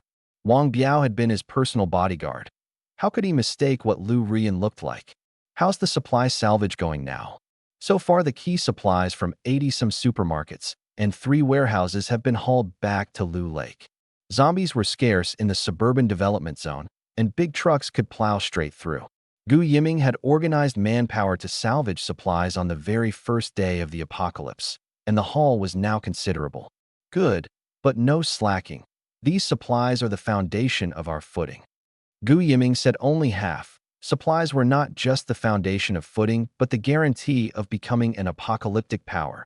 With food you could recruit people, and with food you could trade for weapons and ammo through certain channels. Many soldiers had already turned, and Lu Lake's defense required military-civilian cooperation. This was the opportunity. With grain, people, and weapons, what was there to fear in dominating a region? Even if he couldn't stand on equal footing with the military, he could hold his head high before the civil official bloc. Before the apocalypse, he'd been fleeced plenty by those vermin. Once I get weapons and recruit a private army, I'll never have to read their faces again. Back at the villa, he immediately had the butler contact the military, whatever the cost, rent a helicopter. Since Yi Yuan and Lu Rian were still near Yiping Sandalwood, fast enough, and he'd surely find them. On our end, I was still feasting away. With Zone B's food devoured clean, my stats shot up 12 points. Now Strength 13, Agility 13, Constitution 13, Spirit 18. Zone B yielded only 12 tons of food. Only the live seafood was left undevoured because I couldn't devour live creatures. The supermarket had just lost power. Before that, the oxygen pumps and water circulation had been running, so most were still alive. This made my eyes light up. My 3D printing could copy low-grade living organisms, so from now on I could eat fresh live seafood without limit. I immediately stowed the seafood into the storehouse. Abalone, lobster, white shrimp, clams, various freshwater fish. Zone B was completely cleared out. Of course, the supermarket had more food than this. What was on the shelves was only a fraction. More was in the warehouse. Ryan, do you know where this supermarket's warehouse is? She often came to Epeen Sandalwood for short stays and might know. I do, it's on basement 2. I'll lead the way. I marveled. Luring away Gu Yiming's wife felt so good. Revenge on him, sweeping his supermarket, and she even led the way. With the power out, we could only walk to basement 2. I wasn't worried about Xiaofan and Xiaowan's safety. The supermarket's main doors were locked, no getting in without special tools, and in this period, not many dared move around outside. Come to think of it, I had the timing of the apocalypse to thank. The blood rain started around 8 in the morning, when supermarkets were basically not open for business, all shuttered, which worked out for me. In the citywide sweep to come, all supermarkets would be safe, sparing me plenty of trouble. Most crucial of all, the magnates who'd killed my parents wouldn't get up that early, and so smoothly dodged a bullet, living well at Lu Lake, waiting for me to come back for revenge. Lu Ryan and I reached basement 2. The strong flashlight gave clear visibility. The warehouse door was locked, and I forced it open with the gun, then set the flashlight to floodlight, 30 meters in diameter, lit up bright, all neatly stacked goods. You wait here, or go up yourself to find Xiaofan and the others. I'll wait for you. I'm scared going up alone. Lu Ryan was very helpless now. Only by my side did she feel safe. Quietly, she rose another 3%. I hadn't done anything. Free again. Fine, find a place to sit a while. I unleashed the devour power, the huge vortex sucking in all the goods on the shelves. Food converted and absorbed. Daily goods transferred into the storehouse. Before long, I devoured 8 tons of food, another 8 attribute points, all into spirit. Now strength 15, constitution 16, agility 16, spirit 18. Overall stats nearly double in ordinary persons, just barely qualifying as a super soldier. Just then a prompt popped up. Food devouring has reached its limit. Upgrade the power to continue devouring. Reached the limit, 20 tons max, that is 20 attribute points. How to upgrade the power? The voice replied. Pulling a certain entry repeatedly may yield a new power, or may upgrade the original power. The specifics depend on the power's traits. So that was it. Take Xiaofan's 3D printing. Each additional pull raised the copyable weight, but that was just incidental, the upgrade not pronounced. The real gain was a new ability with each pull. First, infinite copy. Second, localized copy. Third, living organism copy. With Lu Ryan, it was different. Devour had to keep upgrading to raise the ceiling, and only by raising the ceiling could I keep gaining attributes. Understood. To keep growing strong, I had to tame Lu Ryan as soon as possible. I turned to look at her and found her sneaking glances at me. The moment our eyes met, she quickly looked away, a faint flush on her face, like the shyness of a little secret being discovered. She was into me. Affection from long acquaintance was impossible. We'd barely been in contact, and before this, it was only a few passing encounters at dinner gatherings. There was only one answer. The strong carrion aura of charm, especially in the apocalypse. That being so, taming her wouldn't be hard. Only there was no time now. I had to hurry and clear out the supplies. Though I couldn't devour more food, I could still sweep supplies. The abyssal maw opened. All the goods sucked in and transferred into the storehouse. In under 10 minutes, a whole warehouse was cleared. Even the frozen produce and chicken, duck, fish, pork, beef, and mutton in the freezer. But using the devour power continuously, the spirit cost was a bit heavy. I'd have to rest a while later. Come on, up we go. I went to Lu Ryan, took her hand, and headed out regardless of whether she agreed. The two of us soon reached basement 1. Only then did I see Lu Ryan's trust had risen another 10%. The flush on her face was even deeper than before. Holding her hand once raised it 10%, In that moment, I deeply realized once more, for the strong, capturing a woman's heart was all too easy. Of course, this kind of capture had limits, not necessarily purely from the heart. In the apocalypse, my strength gave her security, essentially a relationship of interest. But it didn't matter. All I wanted was trust. Whether their feelings for me were pure or not was unimportant. Yi Yuan, I came out without clothes, and the third floor is all clothing. I'd like to go up and pick out some changes. When she said it, I noticed Xiaofan and Xiaowan looked expectant too. Shopping was a woman's nature, and besides, it was a free-for-all now. It worked out. I needed to rest and recover my spirit anyway. Go ahead, I'll give you an hour. The three women cheered and rushed upstairs. I had no interest in joining that fun and found a checkout counter to sit and rest. Basement 1 was very safe. No glass windows. Zombies couldn't see in, and I could smoke in peace. Meanwhile, a Lucky Bird helicopter flew from Lu Lake toward the main city. Besides the pilot, everyone in it was Gu Yiming's people, 10 in all, uniformly armed with assault rifles. Firepower considerably weaker than last time, but Gu Yiming had done his best. Last time he'd rented one with just 50 tons of supplies, even fitted with 2 machine guns and a rocket launcher, but the helicopter crashed and the weapons were lost. Losing a helicopter in a period like this would anger the higher-ups too, so being able to rent another this time was already a big favor.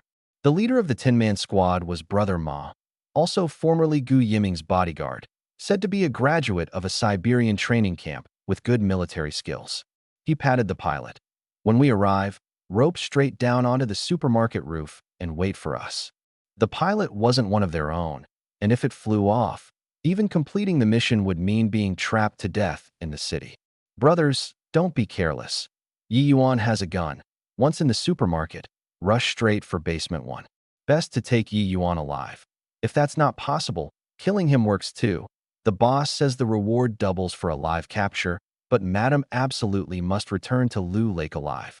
Still uneasy, he added a reminder. Yi Yuan and Madam are on basement 1 and can't hear the helicopter, but I don't rule out a lookout. They've got 4 people, so the moment we rope down, get to basement 1 as fast as possible. Brother Ma reckoned Yi Yuan appearing on the supermarket's basement 1 with 3 women was surely for food. This dangerous, he wouldn't go to other floors. And how fast could 4 people haul by hand? It had been under an hour from discovery to now, so they were surely still on basement 1, and fast enough. Striking before Yi Yuan noticed would complete the mission.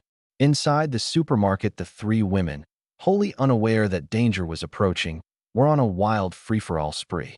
Xiaowan, is this spaghetti strap dress sexy? Very sexy. You'd kill every man wearing it. I don't want that.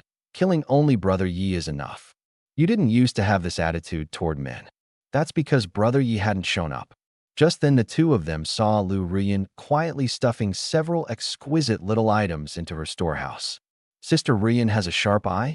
We can't fall behind. Let's grab a few. They swept the 3rd-floor clothing store wholesale, stuffing clothes, shoes, perfume, and cosmetics into their storehouses. Right then Lu Ruyan suddenly knit her brows slightly and cocked her ear. Be quiet for a moment, all of you. Once everyone fell silent, her expression changed. Come on, downstairs quick, don't get greedy. What's wrong, Sister Ruyan? Brother Yi said an hour, and it's not even 40 minutes yet. Lu Ruyan tugged the 2 of them into a downward jog. Did you hear the helicopter outside? Something doesn't sit right with me. Let's join up with Yi Yuan fast. She knew Gu Yiming too well, all but certain he'd seen her and Yi Yuan leave Villa number 9. With his repay the smallest grudge nature, he'd never let it go, and the helicopter outside couldn't help but make her suspicious. She was by no means brainless, or there'd have been no way she'd kept up the act by Gu Yiming's side this long undiscovered. Xiaofan immediately caught on. Sister Ruyan's right. A few days ago, Gu Yiming sent a helicopter too, meaning to kill me and Brother Yi first, then come pick you up. Brother Yi downed it. Whether or not the one outside is his, we have to be careful. Joining up with Brother Yi is the safe call. Only then did Lu Ruyan learn it was Yi Yuan who'd downed the helicopter sent to pick her up. Lucky it was downed, or I'd have been back at Lu Lake under control again. The 3 returned to basement 1 and told me the situation. A helicopter? I knit my brows and thought a moment. A cold, grim smile gradually surfacing on my face. There's a road to heaven you won't take, and a hell with no door you barge into anyway. Since Yiming was sending small fry for me to farm, then I wouldn't be polite. Get into the tunnel immediately, fast. 100 meters in, Xiaofan digs a side corner.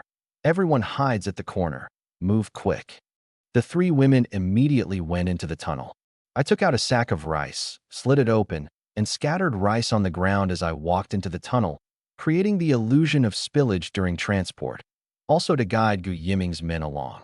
I wasn't certain they were his, but it was a near-sure thing. And even if they weren't, anyone who dared enter the tunnel, I wouldn't leave alive either.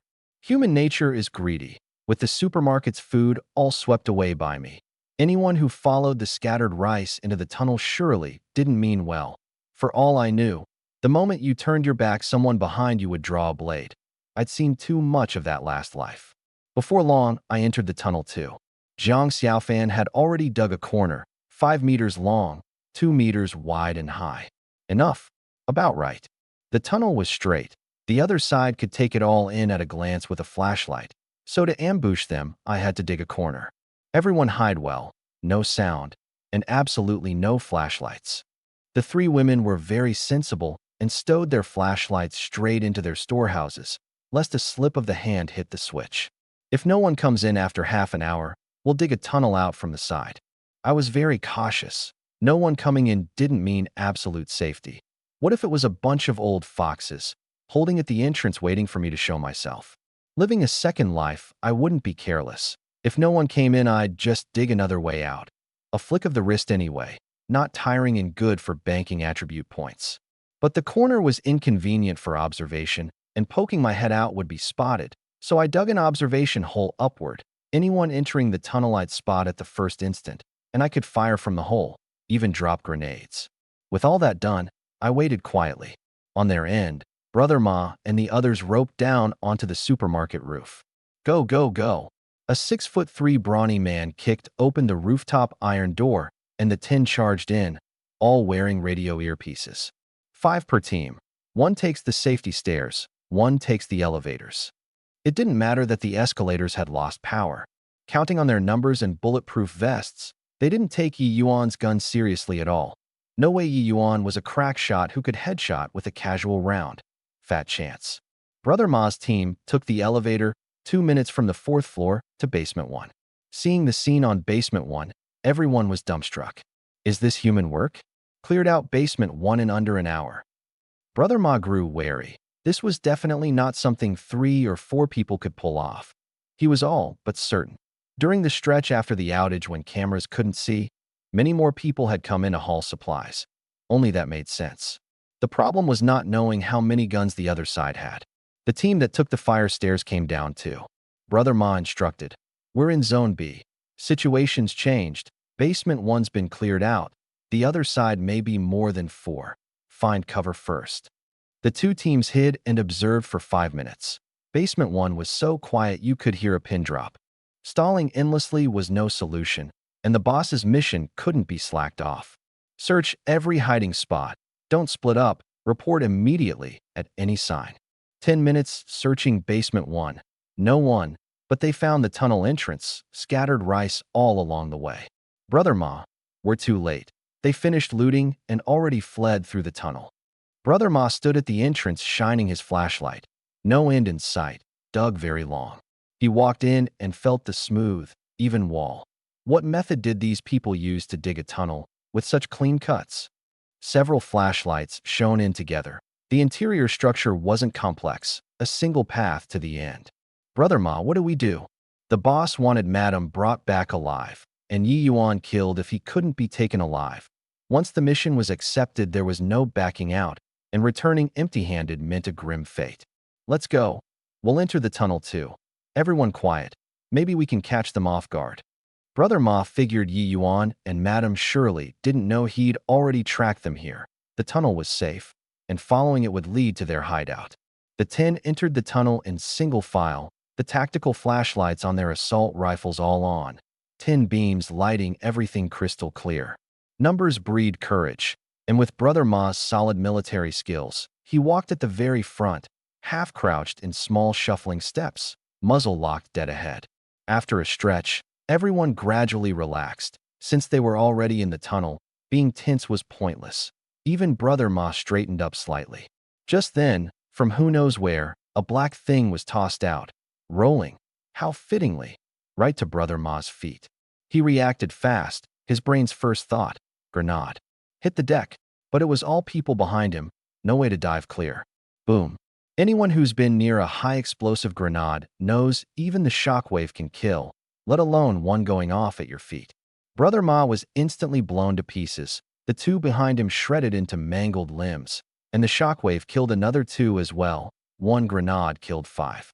And that was only because the tunnel was straight and the formation a single file line. Tossed into a cluster, one could have wiped them all out. But if one wouldn't do, then 2.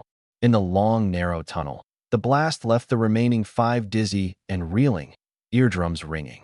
Before they could come to, another rolled to their feet. Hit the deck. Again. Boom. Another violent explosion, for killed on the spot. Only one gunman at the tail of the line not blown to death. Being more alert, he'd turned and fled for his life at the first blast, and the second didn't reach him. So insidious, setting grenades in a tunnel. Lucky I react fast. He counted himself fortunate as he ran. But before he reached the exit, the roar of a machine gun erupted behind him. Rat-tat-tat-tat. The dense rain of bullets formed a metal storm. The gunman hit the deck in terror, rolled over to return fire, and finally saw the muzzle flash, coming from a concealed little window in the tunnel ceiling. Who'd have thought a window could open overhead? This was 5 or 6 meters underground, all hard rock. Just digging a tunnel was hard enough. Miscalculation. Before he could counterattack, he was torn to shreds by the metal storm. The tunnel fell quiet. Xiaofan, Xiaoan, and Lu Ruyan walked out from the corner. This wasn't my first time killing, and they seemed used to it too. No panic. In their eyes, beyond fervor, was even more worship. This was my strength, effortlessly wiping out a fully armed 10-man squad. Though I'd used a trick, the tunnel, grenades, and machine gun were all part of my strength. Infinite Copy let me use ammo without restraint. The super excavator let me quickly dig a tunnel maze, and anyone who dared come in was a turtle in a jar. Following Yi Yuan, a brimming sense of security. Quietly, Xiaoan's trust rose 5% to 95%. Meeting the condition for the final pull, Lu Ruyan rose 10% too, just 7% short of the second pull. I was full of delight. Never imagined farming the small fry Gu Yiming sent would let me pull off a big cool act and max Xiaoan out outright. Gu Yiming, thank you so much. Luring away your wife, sweeping your supermarket, and helping me max Xiaoan. You really are a great guy. I jumped down from the tunnel ceiling and clapped my hands. Brother Yi, you're amazing. 10 people wiped out that fast. And Sister Rian's instinct was spot on too. Guessed right away it was Gu Yiming's doing. What do we do now? We have to find a new place to settle. Yiping Sandalwood can't be lived in anymore. Lu Ruyan nodded. Yes, Gu Yiming surely guessed we're near Yiping Sandalwood, and he'll probably keep at it. This also serves as a reminder. He could learn we were at the supermarket this fast, most likely through the cameras. From now on, when sweeping a supermarket, it's best to disable the circuits first. I thought that very apt, and gave her another look, meticulous as could be. I'd thought of it too. Gu Yiming had surely seen it through the supermarket cameras, but I never imagined this old fox could view them remotely. Come to think of it, it wasn't strange. He had a surveillance fetish, as Lu Ruyan being watched everywhere she went proved. Yi Yuan, do you think Gu Yiming saw you dig the tunnel into the supermarket? I shook my head. Probably not. The power went out not long after we got in, so he couldn't see after that. He theoretically might have seen the footage of me tunneling in, but if he'd really discovered I had a power, there's no way he'd rashly send this few people and let them swagger into the tunnel to their deaths. So I'd guess that by the time he discovered us, we were already inside the supermarket, and he didn't see me devour the food. If I'd really been discovered, that'd be terrifying, swallowing hundreds or thousands of caddies of food in one gulp like a monster. Unless the military came out in person, he wouldn't send people to throw their lives away for nothing. All right, you 3 tidy up the battlefield, see if any of their equipment is intact, gather it up, and I'll copy it. While the 3 cleaned up the spoils, I hurried to take care of business. Xiaolan's trust was already maxed. One more pull, and she'd become a follower. I locked my mind onto excavator operator. Take it. A surge of power flooded in. I called up the stats. No upgrade. Instead, I gained a new power. Digging toss shovel. At a certain spirit cost, toss the excavated earth and rock to any designated spot within a 1 kilometer diameter. The wording was a bit vague, but reading it, I instantly grasped the usage. The dugout earth and rock could be shoveled to a designated coordinate, as long as it was within 1 kilometer. Itching to try, I dug a stroke at the rock wall, instantly opening a pit a meter square, the dugout earth and rock going neither into the storehouse nor randomly discarded. At that moment, a semi-transparent 3D model appeared in my mind, 1 kilometer in diameter, not just front, back, left, and right, but up and down too. Like a 3D radar presenting the spatial structure clearly, even the zombies moving on the street outside the tunnel shone crystal clear. There were countless coordinates in the image, and that cubic chunk of earth could be designated to any of them. Interesting. I locked the coordinate at about 20 meters above a zombie's head, and with the shovel in my mind giving a light toss, that cubic chunk of earth shot to the designated coordinate, a huge stone block plummeting from on high. Clang, smashing that zombie into pulp. The whole process was really just a flash of thought. From outside, a square stone appeared above the zombie's head out of nowhere, then dropped and crushed it dead. Digging toss shovel, killing without a trace. As long as you're within 1 kilometer, one stroke of my shovel can crush you dead, and you won't even know who did it. But its spirit cost was rather high, so I couldn't count on it to slaughter zombie hordes. That kind of work suited firearms and grenades better. But it could be used to correct my route. Digging a tunnel had no signal, and before I'd had to open an opening every so often to pick up signal and check. Very troublesome. Now one stroke and the 3D image surfaces automatically, route adjustable anytime. Xiaofan and the others finished tidying the battlefield and came back hauling a fair haul of spoils. 4 intact assault rifles, 5 pistols, a good amount of ammo, plus 6 bulletproof vests, 7 tactical knives, 1 tactical flashlight, and 3 radio earpieces. A decent haul. The bulletproof vests, tactical knives, and radio earpieces enriched my sample library. Especially the earpieces. Copy a batch so everyone had a set, and we could talk at close range anytime. Very convenient. Just then, one of the earpieces seemed to have someone speaking, the voice very faint. I put it on and heard clearly. Hey, say something. Why aren't you answering? I've got a new mission. I have to return to Lu Lake right away. Hurry up and get up here, or I'm flying off. Please respond if you hear this. The helicopter pilot. A sudden mission to return to Lu Lake, notifying this group to hurry up. Heh, now that you're here, don't leave. With my nature, how could I let the helicopter go? No need to call. Yiming's people are all dead, and don't think you'll leave alive either. My voice was cold and grim, carrying killing intent. The other end froze 2 seconds. You're Yuan? You killed them all. I had to admit Yiming had clout. Even the comms gear was military grade, working fine 5 or 6 meters underground.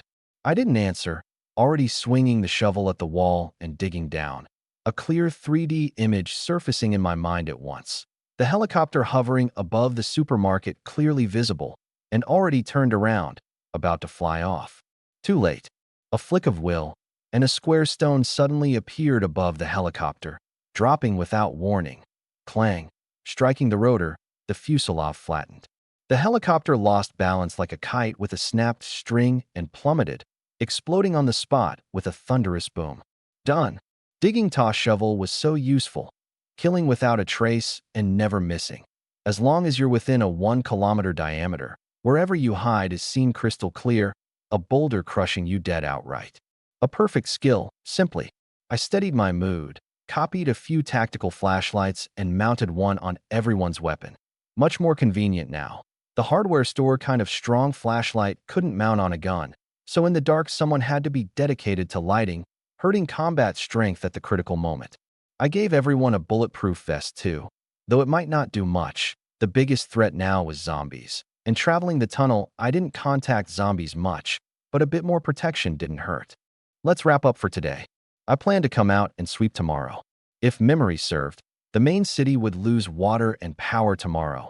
and then sweeping wouldn't risk being seen by cameras. Now I had to pick a new place to settle right away. I studied the map a while and finally decided on South Lake International Grand Estate, a relatively new complex within the main city with many villas. Just pick an empty one to move into. That was the one good thing about the apocalypse. With strength, take whatever you fancy. The only concern was that the tunnel couldn't be dug straight into the lake, but luckily every stroke gave a 3D model for reference, so I no longer had to dig blindly like before. Rough work, like digging tunnels, should have been left to the followers, but who let digging body tempering bank attribute points? My spirit was decent, so I dug at the front myself, and when tired had Xiaofan take over. From here to South Lake International Grand Estate was rather far. That was also deliberate. First, to bank attribute points. Second, big supermarkets and malls dotted the area along this route. So digging the main tunnel well first meant later expanding branch lines outward from the trunk, making the citywide sweep far easier.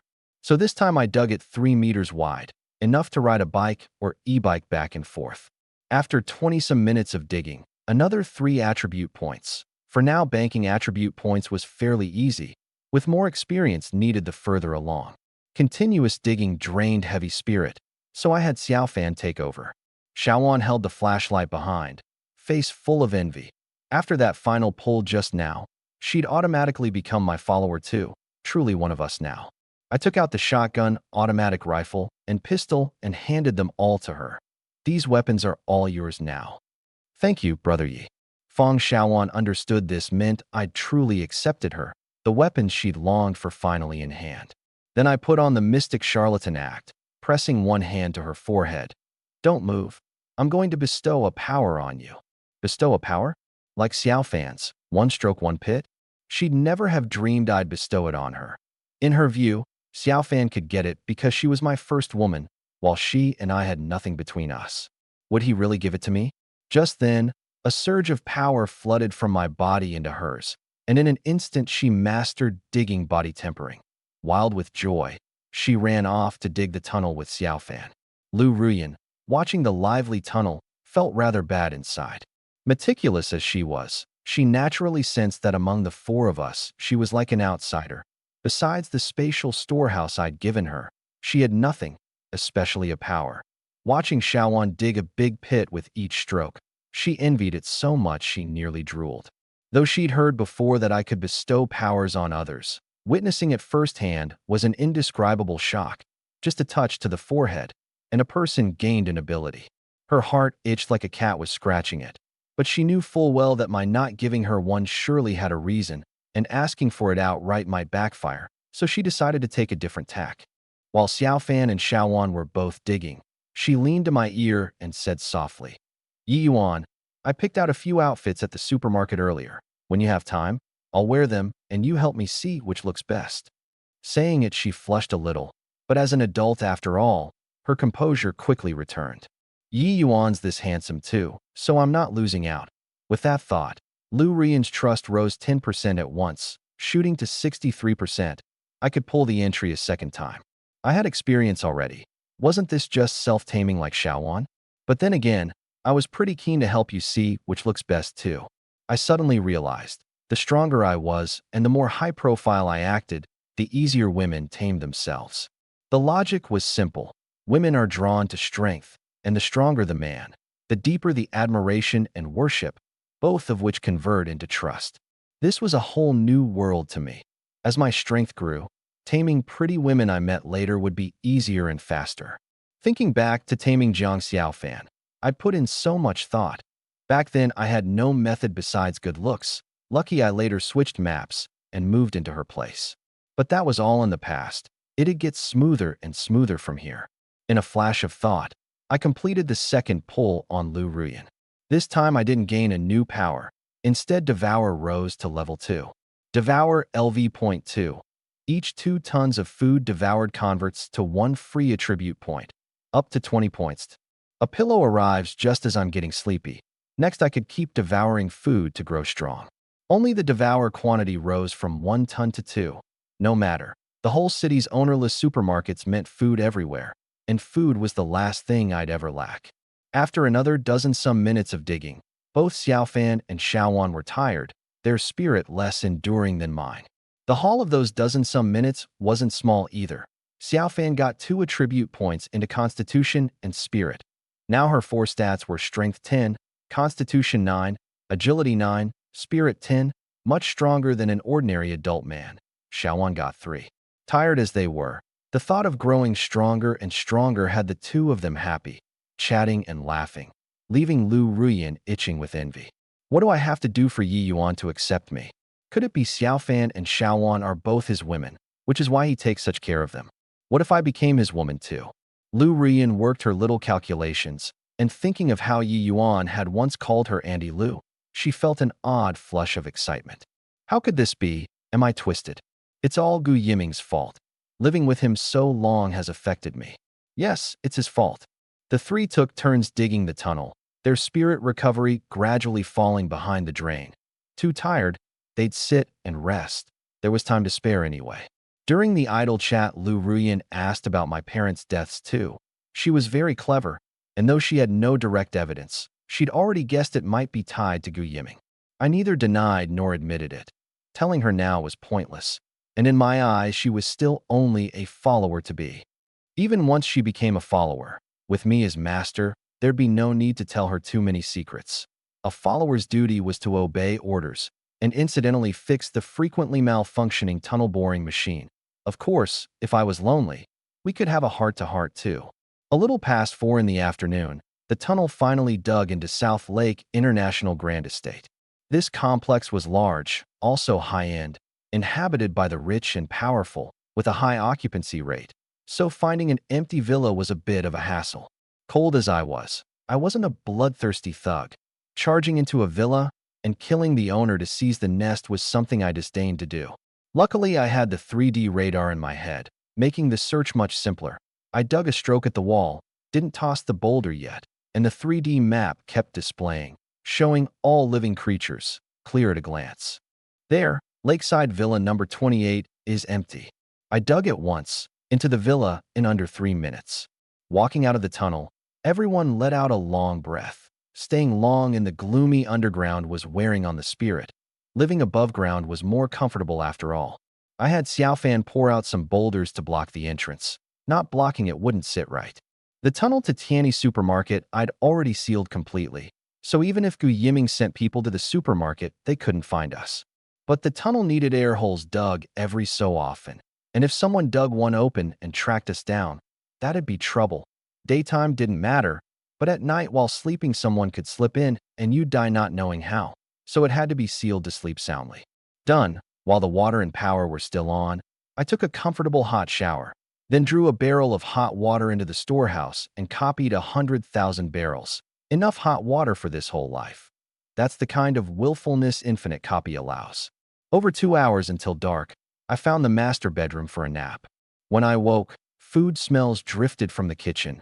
Tired from a full day, and with no proper lunch, my stomach had long been growling. Brother Yi, wait a bit more, 10 minutes at most, and dinner's ready. Xiaowan said sweetly from the kitchen doorway. Xiaofan and Ruyan were helping too. Having women around was nice. No wonder the older generation liked saying a wife, kids, and a warm bed. I sat on the leather sofa, feeling a bit empty inside, and needed something to do. Right? Send Gu Yiming a video. This guy had sent helicopters to kill me twice, and saying nothing he'd think I feared him. I had his WeChat and sent a video request directly. The other end answered almost instantly. Hello, Uncle Gu.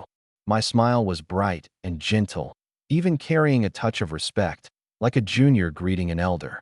This left Gu Yiming baffled. Could it be Yi Yuan didn't know I sent helicopters to kill him? And didn't know I was the mastermind behind his parents' deaths? Then didn't that mean Ruyan was perfectly unharmed right now? Oh my, worthy nephew, it's wonderful you're still alive. Where are you? Do you need your uncle to find a way to come get you? Now it was my turn to be baffled. I'm putting on an act with you, and you took it for real? In that case, I'd play with you properly. Truth be told, I wasn't sure whether he'd guessed I already knew he was party to my parents' murder, but it didn't matter. Even if you're acting with me, so what? Your wife's been lured away by me. I sweep your supermarkets every day, and you still can't do a thing about me. The advantage was mine, so playing along did no harm. The apocalypse was very dull anyway. I played it off. No need to trouble yourself. If you send people to get me, you might just bring disaster on yourself. How so? Gu Yiming knit his brows. I feigned bashfulness, like a junior who'd done wrong. Uncle Gu, you may not know yet. I investigated for over half a year and finally got a thread of a lead. My parents' deaths might be connected to Yiming. Using might, implying uncertainty, to lull him. It's just that the lead points to him, but before I could confirm it, the apocalypse came. As it happens, Hisu's girlfriend lives across from me, and you know how young and hot-blooded I am. That, plus suspecting uncle he killed my parents, I got together with Hisu's girlfriend. Now she's my woman. When Hisu found out, he launched a life-or-death hunt for me. I held up 2 fingers, face full of disbelief. Twice. He sent helicopters to kill me twice. It's just one woman. Is it worth it? Lucky I've got fortune and a charmed life. Gu Yiming was even more baffled. By his tone, Yi Yuan had no idea he himself was the mastermind, nor that both hunts were his planning. On the contrary, the He father and son had taken the fall for him. That was just as well. Since things weren't openly broken off, Rian was safe, at least untouched by Yi Yuan. But he couldn't ask, or Yi Yuan would wonder how he knew Rian was with him. The pressing thing was to coax out the settling spot. He arranged his words. I never imagined the He father and son were so ruthless. From here on I'll sever ties with the He family. Worthy nephew, hurry and tell me where you are. I'll borrow a helicopter to come get you by any means. I sneered inwardly. The old thing's evil heart isn't dead. Does he really take me for a fool? Tell you my spot, so you can come kill me again? Inspiration struck, and I turned his scheme against him, leading him on like a dog. Then I'll trouble you. Uncle Gu, I'm staying at Sunshine Complex, Building 1, Unit 3 to 6, and Auntie Lu is with me too. Sunshine Complex was very close to Epeen Sandalwood, logically sound. We'd only left this morning, citywide zombies couldn't have gone far, and naming a nearby spot was easier to make him believe. Just then Lu Ruyan came out carrying a dish. Yi Yuan, who are you video calling? Dinner's almost ready. Perfect timing. I pulled her over, the two of us appearing in the frame together, deliberately very close. It was hot, so we both wore short sleeves, arm against arm, deliberately letting him see. Uncle Gu, look, I wasn't lying, was I? Auntie Lu's with me. The moment Lu Ruyan saw Gu Yiming, she got a fright. She'd barely escaped his clutches, so why was Yi Yuan voluntarily video calling him? No, Yi Yuan clearly loathed Gu Yiming, so voluntarily calling now, and even telling him where she was surely had a trick to it. I gave her a light pinch, and she caught on instantly, pressing her body closer against me, feigning delight. Yiming, I'm so happy to see you. I left my phone at home and couldn't reach you all this time. Gu Yiming's fury surged up and up. Slut, why are you pressing so close against Yi Yuan? You're my collectible. No other man's allowed to touch you. But he forced it down. He couldn't erupt yet. He had to bring her back as fast as possible. That beast Yi Yuan, who'd slept with Hisu's girlfriend, clearly had that vice. Every extra minute Rian stayed by his side made Gu Yiming uneasy. And this slut was no good thing either. He'd seen clearly through the cameras that she'd deliberately left the phone at the bedside, plainly meaning to shake him off. Lucky that fool Yi Yuan reached out first. This time he'd finish Yi Yuan off completely, then bring Rian back and lock her up for life. Gu Yiming smiled without warmth. Rian, worthy nephew, rest assured. I'll send a plane to get you tomorrow. Be sure to hide well and hold on until I come. After some more chatter, I hung up the video. Dinner was a few minutes from ready, so I decided to reinforce the villa. The mountain of boulders piled in the storehouse was the material, all a meter square, 2 or 3 tons each. Stack a ring around the villa, and not even a rocket could blow through it, let alone hold off zombies. I went out and took down the dozen-some nearby zombies first, had Lu Rian stand watch, and circled the villa pouring out boulders from the storehouse. The whole process was very child's play. Tip the palm-sized little flask at the ground, and a boulder set down neatly, a bit like applying glue, dab wherever you need. In a few minutes, a 2-meter-high wall rose around the villa. The height and thickness weren't enough, so I kept reinforcing, 20 more minutes to bring it to 5 meters, 3 thicknesses staggered, solid as a city wall even without concrete binding. The wall had no gate. I traveled the tunnel anyway, and no gate meant more complete defense, sound sleep at night, and fixing the tunnel boring machine without fear of being disturbed. I went back into the villa. The food had been on the table a dozen some minutes, everyone waiting for me to finish. Tonight was a feast. Having swept a supermarket during the day, my copy samples were much richer, fish and meat and lobster and seafood all present, and we even opened 2 bottles of red wine, adding a bit of Sprite as a mixer for atmosphere. Cheers. In a good mood. My voice was loud, not at all afraid of drawing zombies. 3-meter-thick boulder walls. Gnaw through them if you can. Everyone ate and chatted. Lu Ruyan suddenly asked, Yi Yuan, why did you voluntarily contact Gu Yiming earlier? I think I also heard you say we're staying at Sunshine Complex. I gave an ill-intentioned smile. To toy with him, of course. The main tunnel we dug today happens to pass through Sunshine Complex. As long as he sends a plane tomorrow, I can take it down. Before I wouldn't have dared talk so big, but now it was different. Digging toss shovel, dig a boulder, and bring the plane down outright. However many he sent would just be serving up dishes, and finally I'd lay it bare to Gu Yiming. Not only did I deceive you, I lured your wife away too. Wouldn't that blow him up? Killing a man and crushing his heart, my favorite. Every day in the apocalypse, you couldn't tell sun from shade. The blood fog shrouded the earth, sunlight couldn't pierce through, and dawn came only at 8. I got up and washed. Lu Ruyan had already made breakfast. She was a high-grade nutritionist, and the entry I'd pulled from her was nutritionist too, so her breakfast was special: shrimp and egg fried rice, fresh milk. Seemingly simple, the key was in the ingredient pairing: fresh shrimp, egg, peas, corn, diced carrot, slow-fried over low heat to golden, comprehensively nutritious. Lu Ruyan understood me, knew I needed strong nourishment. Yi Yuan, come eat. Where are Xiaofan and Xiaowan? Xiaofan and Xiaowan happened to finish washing up and came to the table. After eating their fill, the two were eager to head out. Brother Yi, when do we head out? I want to keep digging tunnels to bank attribute points. The scar's not healed and the pain's forgotten. Seems they still needed a few days to adjust. But putting attribute points into constitution could instantly heal the body, and into spirit could recover fatigue, so banking attributes was a fine way to recover quickly too. No rush. Today was mainly about sweeping supermarkets. Xiaofan and Xiaowan could work themselves to death and still not haul much. I'd thought it over carefully last night. Since they were already followers, 100% loyal, there was no need to be stingy, so I decided to bestow the Devour power on them. It could both sweep supplies quickly and make them strong at once. I wasn't worried about followers being as strong as me, because the power enhancement effect bestowed on a follower was reduced by 50%. Take level 1 Devour. I devour 20 tons for 20 points, but a follower devours 20 tons for only 10. The cheat had accounted for the master-servant relationship, never letting a follower match the master. But the devour and sweep speed were the same. I pressed my hands to Xiaowan's and Xiaofan's foreheads respectively. Today I'll bestow another power on you too. Bestowing a power really only needed calling up the follower's stats and a single thought, but that wasn't enough to prove it was bestowed by me, nor would it achieve the effect. Playing the mystic charlatan had to be done convincingly. The bestowal was soon done. The two called up their stats, saw the descriptions, and were instantly wild with joy. Devouring food gives attribute points. Amazing. Which means I can eat all I want and never gain weight. So happy. Some rejoiced, some grieved.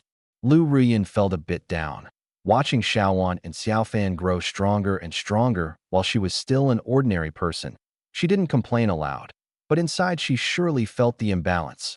We're all following Yi Yuan, so why don't I get this treatment? Could it be because I haven't become his woman? I want to as well, but there's no chance. No good. I have to take the initiative. Tonight I'll have those 2 wash dishes and mop while I raid the home at top speed. It's the apocalypse anyway. Wanting a power, I should strive for it. Waiting for Yi Yuan to bestow it on his own, who knows how long that'd take. I watched her shifting expressions and guessed she felt a bit down. Ruyan, what they have you'll have too, just not now. Don't ask why. I'll give it to you at the right time. I was a man of principle, absolutely no weapons or powers for non-followers. And besides, even if I wanted to I couldn't. A power could only be bestowed on a follower. But these words moved her a great deal. Yi Yuan does care about my feelings. He may have some unavoidable reason. Thank you, Yi Yuan. I believe you. As the words fell, her trust rose another 5% to 68%. What a surprise. I disdained to explain at first. It was only out of consideration for the old relationship and that kindness of a single meal, last life, that I gave her a reassurance, and I never imagined it would move her so. Sure enough, you can't be too good to a woman. Forever asking after her warmth and cold turns you into a repugnant simp, which not only fails to raise trust, but increases the difficulty. An occasional reining and instead more easily captures the heart. Everyone ready? Let's move out. Today we sweep the supermarkets near Sunshine Complex, and hopefully Gu Yiming sends a helicopter over. The Lu Lake Lakeside Villa. Gu Yiming, accompanied by a group of bodyguards, arrived outside Xiaoming's villa. He really didn't want to come. Every time he saw the courtyard full of muscled men in tank tops, his stomach turned. Others might not know, but how could he not? Xiaoming's little secret. Just picturing the scene was sickening. But what came next concerned finishing off Yi Yuan and recovering Lu Ruyan. Doing it alone wasn't impossible, but it had cost him dearly, which was why he'd come to Xiaoming to share the burden. Xiaoming came to the door. Brother Gu, come in and sit, quick.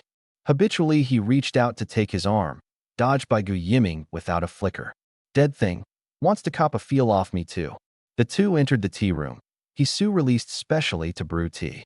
Uncle Gu, have some tea. Gu Yiming set down the cup and got straight to the point. Brother I'll be direct. I've come to discuss how to deal with Yi Yuan. At the mention of Yi Yuan, Su's eyes went bloodshot, wishing he could eat him alive. Xiaoming was a bit calmer. I hear Brother Gu sent a helicopter yesterday, presumably to deal with Yi Yuan. What? Is his luck so strong he's still not dead? Bringing this up galled Gu Yiming. He'd finally borrowed a helicopter and sent a 10-man squad, and the result was no word at all, dead or alive unknown. The people lost contact, fine, but the helicopter didn't come back either. In just a few days, 2 borrowed helicopters either downed or lost contact, infuriating the military higher-ups. Last night he'd swallowed his pride to borrow again, and this time it took 500 tons of supplies.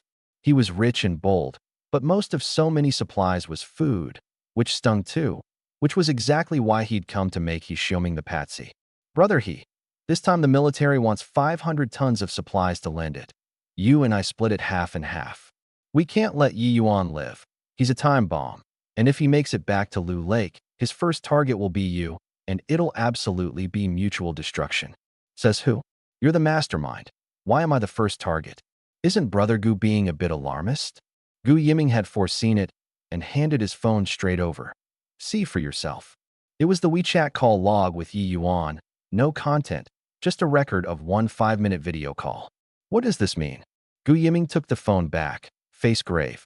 The video was Yi Yuan calling me. I was puzzled too, until he asked me for help, saying he'd already found evidence that you murdered his parents, which is why he slept with Jiang Xiaofan as revenge. Su wasn't having it. Take revenge on my dad, fine, but why sleep with my girlfriend? I'm going to kill him. Xiaoming shot him a grim glare, and Su immediately fell in line. Seems those 2 days locked in the basement had taught him who was master of the house. Gu Yiming continued. Yi Yuan only knows now that you murdered his parents, and says you sent helicopters to hunt him twice. Now it was Xiaoming's turn to refuse. I'm not taking this fall. Both operations were your planning. It's got a bit to do with me, but I sure don't have the means to get helicopters and weapons from the military. Gu Yiming waved a hand. You and I are brothers. What's the point of all this?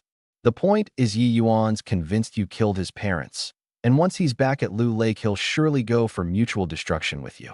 Conversely, I fear his return too. By then he may well trace it back to me. The words cut both ways, all but spelling it out. I fear you, Xiaoming, voluntarily selling me out to deflect the hatred. Both were old scumbags of the marketplace, neither cleaner than the other. So he has to be removed as soon as possible. Leaving him is a grave threat. He voluntarily exposed his position on the video yesterday, Sunshine Complex, and that complex is right by the Shu River. Once he gets a boat, he can row back to Lu Lake. Aren't you worried? The blood feud of murdered parents was irreconcilable. With Yi Yuan back, He couldn't sleep easy, mainly because Yi Yuan had a gun, had even downed a helicopter, which meant he'd made ample preparations over this past half year. Letting that kind of person return was absolutely a time bomb. He Xiaoming was no fool either. How much of Gu Yiming's words were true and how much false? He couldn't be bothered to filter, but removing Yi Yuan was imperative. Dad, agree to Uncle Gu. We put up half the supplies and borrow another helicopter. Yi Yuan has to be killed, and I want Xiaofan brought back. He Xiaoming glared at him with disappointed fury. You worthless thing. She's already Yi Yuan's woman, and you still want her? Going straight for my sore spot, Hisu could only gripe inwardly, not daring to air his father's private business in public. He couldn't bear the consequences, and with that pervert's nature, he might just have a bodyguard open a back door for him. But it was his birth father after all, and as long as he didn't go too far, he'd still give him some face. Hisu craned his neck, face full of pathos. Even if Yi Yuan slept with her, I still love Xiaofan. I want her. At these words, the one who reacted most was Gu Yiming. The thought of Rian still in Yi Yuan's hands. This bastard was young and hot-blooded, and Rian was so pretty. Though Yi Yuan was currently relying on him to send a helicopter and might not act rashly, that slut Rian was no pushover, pressing so close to Yi Yuan on the video yesterday. What if she seduced Yi Yuan and the young man couldn't hold himself in check for a moment, and the peerless treasure he'd treasured all these years got defiled? Brother He, give your word, 500 tons of supplies, split half and half. Just agree and I'll contact the military right away. Half an hour at most, and we can move out. He Xiaoming had a vast enterprise too, before the apocalypse, mainly in food processing, medical supply wholesale, tourism, and investment development. Food processing especially the big share, with many suburban warehouses. Like Gu Yiming, the moment the apocalypse broke out, he'd salvaged food and stockpiled it in Lu Lake warehouses, guarded day and night. Magnates like this had long colluded with the higher-ups, so what they hauled back wouldn't be confiscated. He Xiaoming gritted his teeth and nodded. Fine, half each. Send a helicopter to finish Yi Yuan right away to avoid trouble down the line. Hisu quickly cut in. Uncle Gu, please try not to harm Xiaofan. Bring her back alive, and I'll be sure to thank you. Gu Yiming nodded. He didn't care whether Jiang Xiaofan lived or died, as long as he could kill Yi Yuan and bring back Lu Rian. But for appearances, he still had to humor him. Relax, I'll try. Hisu wasn't entirely brainless either. Last time Gu Yiming had ordered an indiscriminate attack, so he didn't trust him, and added, Uncle Gu, if you can bring Xiaofan back for me, I'm willing to give you 100 tons of food. Gu Yiming wouldn't take such an empty check seriously, but he feigned embarrassment. Worthy nephew, you've truly given your heart to Xiaofan. Of course your uncle will do his utmost. Tell you what, I'll send a few more people and borrow 2 machine guns from the military to ensure there's no slip. Only, Hisu caught on at once. I understand. More manpower and renting machine guns both take supplies. I'll have people deliver the 100 tons to your warehouse right now. The most galled was He Xiaoming. The 100 tons his son gave was still He family property. Damn it. One visit, and he fleeces the He family 300 tons of food. It wasn't a huge amount, but this was the apocalypse. Supplies the more the better. He was in contact with the military preparing to form a private armed force, the preciousness self-evident. All the fault of this stupid son, and he couldn't even stop him, lest his private business get blared out, and he'd have no face left. Gu Yiming left the He family and went straight to the military. On the strength of solid connections, he borrowed a helicopter for 500 tons of supplies, the weapons and ammo he'd long obtained, and the 100 tons he'd asked Hisu for was purely fleecing the patsy. On careful deliberation, he firmly believed yesterday's helicopter was most likely a collective defection. These people had antibodies, an aircraft, and weapons. Find a safe place to stockpile supplies, and they could be petty kings. It never crossed his mind it had been downed by Yi Yuan again. Learning his lesson, this time he picked only people with families. Dare not return, and the family dies. An hour later, a lucky bird carrying 15 gunmen took off. Watching the receding aircraft, Gu Yiming's gaze grew ever more sinister. Yi Yuan, if you hadn't asked me for help, you might have eked out a little longer. And you, slut Rian, you'll never escape my control. He thought of Xiaofan and Xiaowan too. Having seen the video, They were very pretty as well. Bring them all back. Every one a collectible of mine. In the pitch-black tunnel, 4 e-bikes rolled along, me and the 3 women, each riding one. From South Lake Grand Estate to Sunshine Complex, this tunnel ran through nearly the whole old town. Sweeping by e-bike later would be much more convenient. The whole city had just lost power across the board, and we'd been delayed a bit. I'd gotten a generator set from the South Lake Grand Estate Property Management. Diesel could be copied infinitely, so the villa would have 24-hour power and AC anytime from now on. Now the only thing missing was the gas stove. Lose power and water, and the gas goes too. I could currently only copy items under 30 caddies, but I could directly copy a gas canister's space and gas capacity, equivalent to 1 canister used infinitely. We soon reached near Sunshine Complex. The area had many old rundown units, rented out specifically, and quite a few households used gas stoves. I dug an opening from the tunnel into one old rundown building, knocked on the first floor first. Zombie sounds inside. Next one. I was cautious, however strong. If I could avoid facing zombies directly, I'd never take the risk. Knocking from the first floor to the third, I finally found a unit with no people and no zombies, and broke in. Luck was decent. It used a gas stove. I stowed the whole set into the storehouse to slowly copy the capacity back later. Not far on the map was a pedestrian street with a very large Tianyi supermarket. Yiming's business, a must-sweep, and with the power out today, there was no fear of cameras. Come on, back to the tunnel and dig over to Tianyi supermarket. Just then a video request came in on my phone. Yiming. The city had lost power, but the base station's backup battery could hold a while, so the signal hadn't dropped yet. Could this old thing tell fortunes, sending a video just as I went to sweep his supermarket? Uncle Goo, something the matter? On the screen was his warmthless smile. Worthy nephew, where are you? The helicopters reached Sunshine Complex, and the pilot says there's no one at Building 1, Unit 3 to 6. So he really did come, quite eager, this desperate to do me in. Uncle Goo, the place we were staying got breached by zombies. We barely escaped and don't know where we are now, but we're all safe. Hold on, let me check my location. I hung up the video, took a boulder from the storehouse, and dug it up with the shovel, the 1-kilometer diameter 3D map instantly surfacing in my mind. Found it, a helicopter above Sunshine Complex. Even the people inside crystal clear. 15 gunmen, 1 pilot, 2 of the gunmen holding light machine guns, no rocket launcher, a slight pity. I locked the coordinate, a flick of will, digging toss shovel. A 2 or 3-ton boulder suddenly appeared less than 10 meters above the helicopter. Forget noticing it. Even if they noticed, they couldn't dodge. Clang. It crashed down, the helicopter nosediving toward the ground like a kite with a snapped string. A great boom a moment later, thick smoke rolling. Done. Every time I screwed Yiming, I gained another measure of the thrill of revenge. Of course, this was just an appetizer. This life I'd toy with these enemies properly, sinking them step by step into despair, then killing them cruelly, sparing not a single one. I steadied my mood and sent Yiming a video. The other end didn't answer, the phone line busy too, so I could only voice message. Uncle Goo, what's going on? You won't take the video, the call won't go through either. Are you playing me? I treat you like a real uncle. Sent it, pocketed the phone, and went to sweep his supermarket first. On the other end, Yiming was dialing frantically. The 15 gunmen called in turn, and no one ever picked up. How could this be? He was dumbstruck.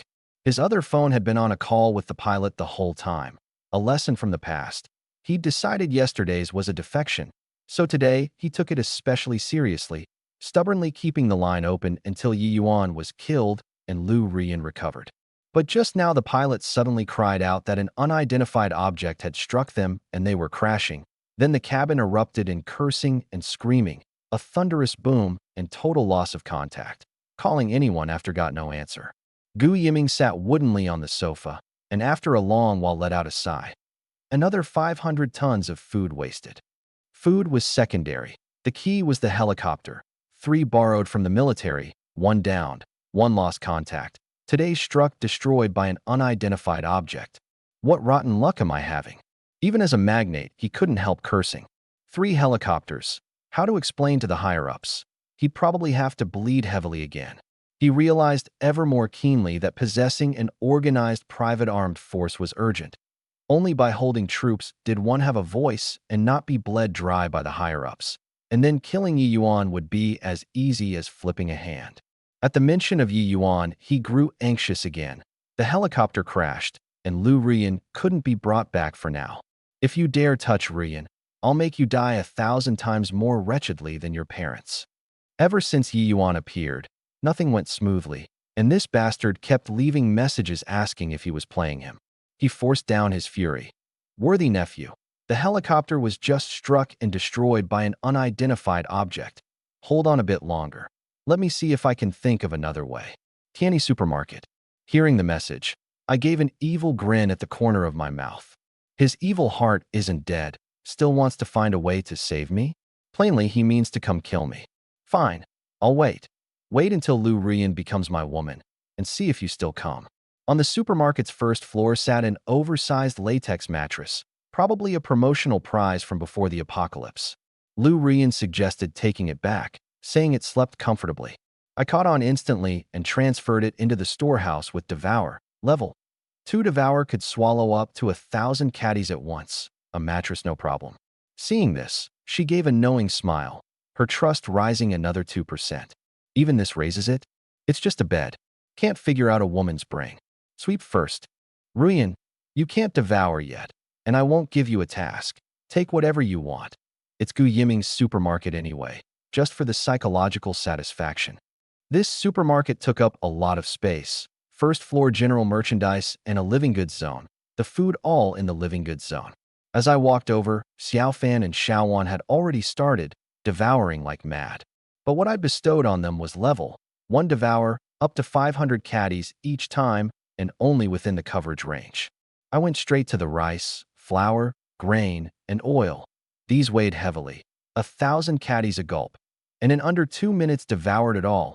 Dried goods nearby included, over 4 tons total, another 2 attribute points into strength and spirit, instantly feeling a notch stronger. The sensation was real yet unbelievable, gaining attributes this easily. If not for my body brimming with strength, I wouldn't dare believe it. Next, the produce zone. Slower, brother Yi, leave us some too. I turned into an abyssal maw, scaring Xiaofan and Xiaowan into yelps, afraid I'd devour it all. Relax, every supermarket has a warehouse, and this one's big. What's on the shelves is just the tip of the iceberg. Hurry and clear the shelves, then we'll find the warehouse. Now the two relaxed. Nothing to worry about really. Supermarkets dotted the city, food beyond counting, easy with my strength. The three of us swept for 20-some minutes and cleared the food zone. I got another 4 attribute points, Xiaofan and Xiaowan 3 each. Now all 4 of Xiaowan's stats reached 10, very balanced. Xiaofan was strength 11, the rest 10. The two's combat strength had clearly risen. Beating 2 or 3 grown men barehanded was no problem, and they could now control recoil when shooting. We kept looking for the warehouse. Lu Ruyan wasn't familiar with this one and didn't know where it was, but it was usually underground. Just find the freight elevator. She'd come along too. Staying upstairs alone wasn't safe. If a thug broke in, she couldn't handle it yet. A dozen some minutes later, we found the warehouse on basement 2. I forced the door, and again the familiar sight. Tall shelves packed with supplies, food half, daily goods half, all mine. Devour the food first, then sweep the rest. I opened the abyssal maw, sucking in 1,000 caddies of supplies to convert to energy. Xiaofan and Xiaowan joined in. Only Lu Rian watching with longing eyes beside us. Countless question marks in her heart. How do I earn Yi Yuan's approval? Become his woman? No, Xiaowan got the digging skill ahead of that, so rule that out. She'd asked Xiaofan and Xiaowan, but they didn't know the conditions either. It was maddening. I want to be strong too, to have the ability to resist when I run into Gu Yiming, never to be controlled by him again. This rascal Yi Yuan. Just say what your conditions are, all mysterious. She prided herself on not being dumb, even clever, yet this time she truly couldn't read it. No good. I have to find a chance alone to perform well, and coax out exactly how to gain a power. After all these years of stealthily learning the trade, I can put on a convincing act. Don't believe you won't soften. Quietly, her trust rose 5% to 85%, just 10% short of the final pull. Wholly absorbed in devouring, I didn't notice at all. On the other end, Gu Yiming returned to the villa, face grim. He'd just gone to see a higher-up magnate, and it surely went badly. 3 borrowed helicopters plus a rocket launcher, either destroyed or lost contact. However good the relationship, he'd been dressed down like a wretched grandson, not daring to breathe loudly, and finally meekly coughed up 1,000 tons of supplies to settle it. And that was on account of the interest entanglements from before the apocalypse, or 10 deaths wouldn't have sufficed. Back at the villa, the more he thought, the angrier he got. Not that he begrudged the 1,000 tons. With his foundation, Gu family warehouses dotted the suburbs, hauling to Lu Lake daily. No harm to his roots, just choking on a bird's worth of frustration with nowhere to vent it. That beast Yi Yuan. I have rotten luck the moment he appears. All 3 lost helicopters are tied to him. Could he be playing some trick? He mulled it a long while and figured the odds were slim. The first was down purely from carelessness. The second simply lost contact. The third struck by an unidentified object. The latter 2 should have nothing to do with Yi Yuan. Seems the air route clashes with me. This time I go by water.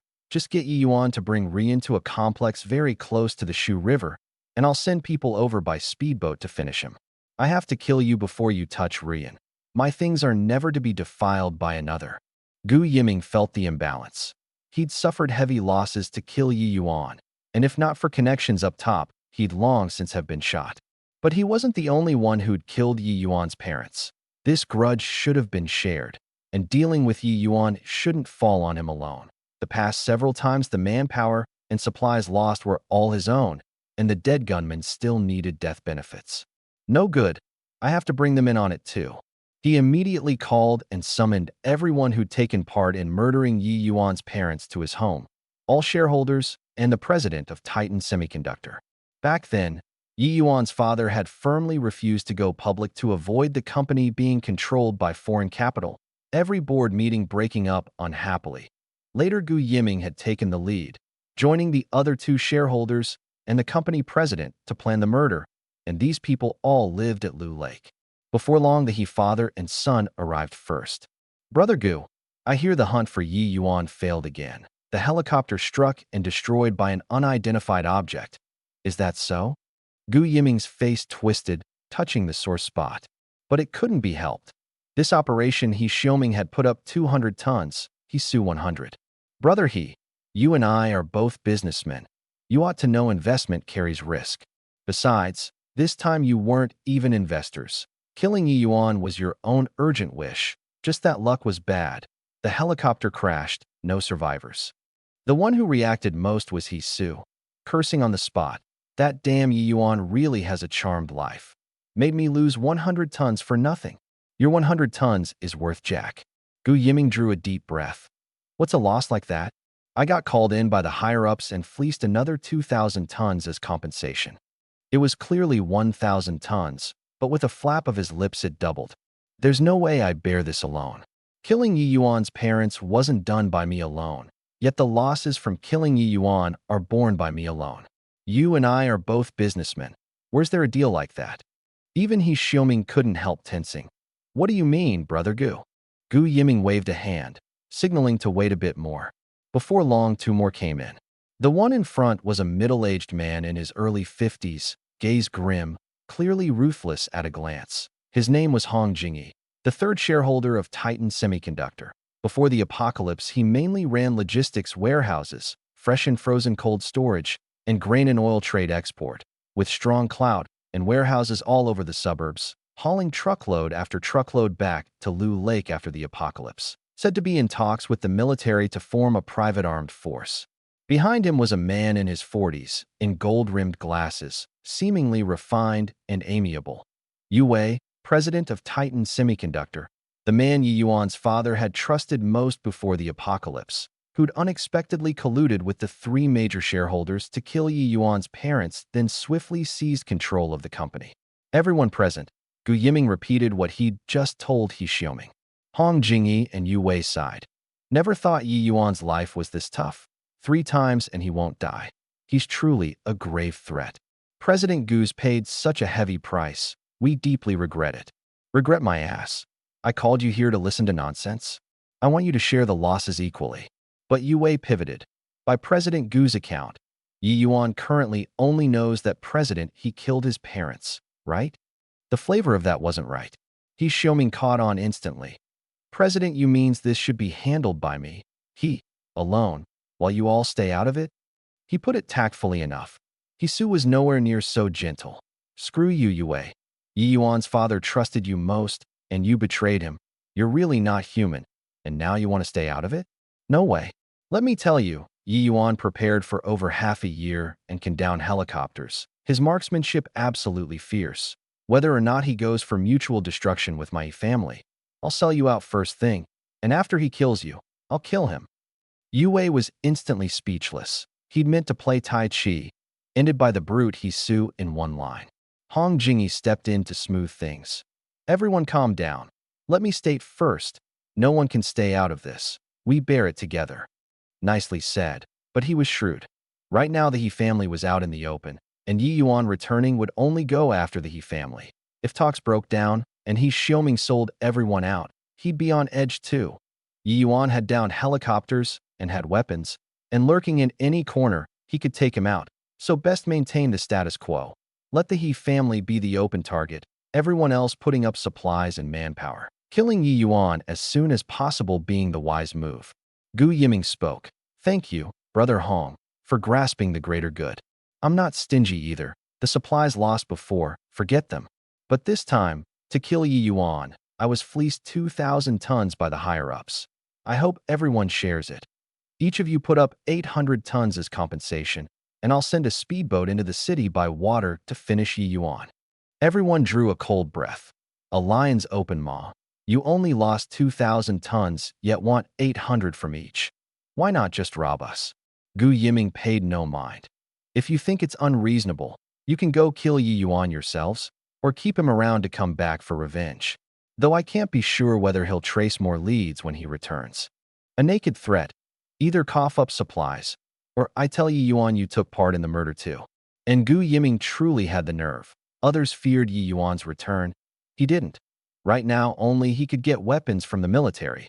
And though he hadn't yet formed a private armed force, the 100-plus bodyguards at his home were all equipped with automatic rifles and light machine guns.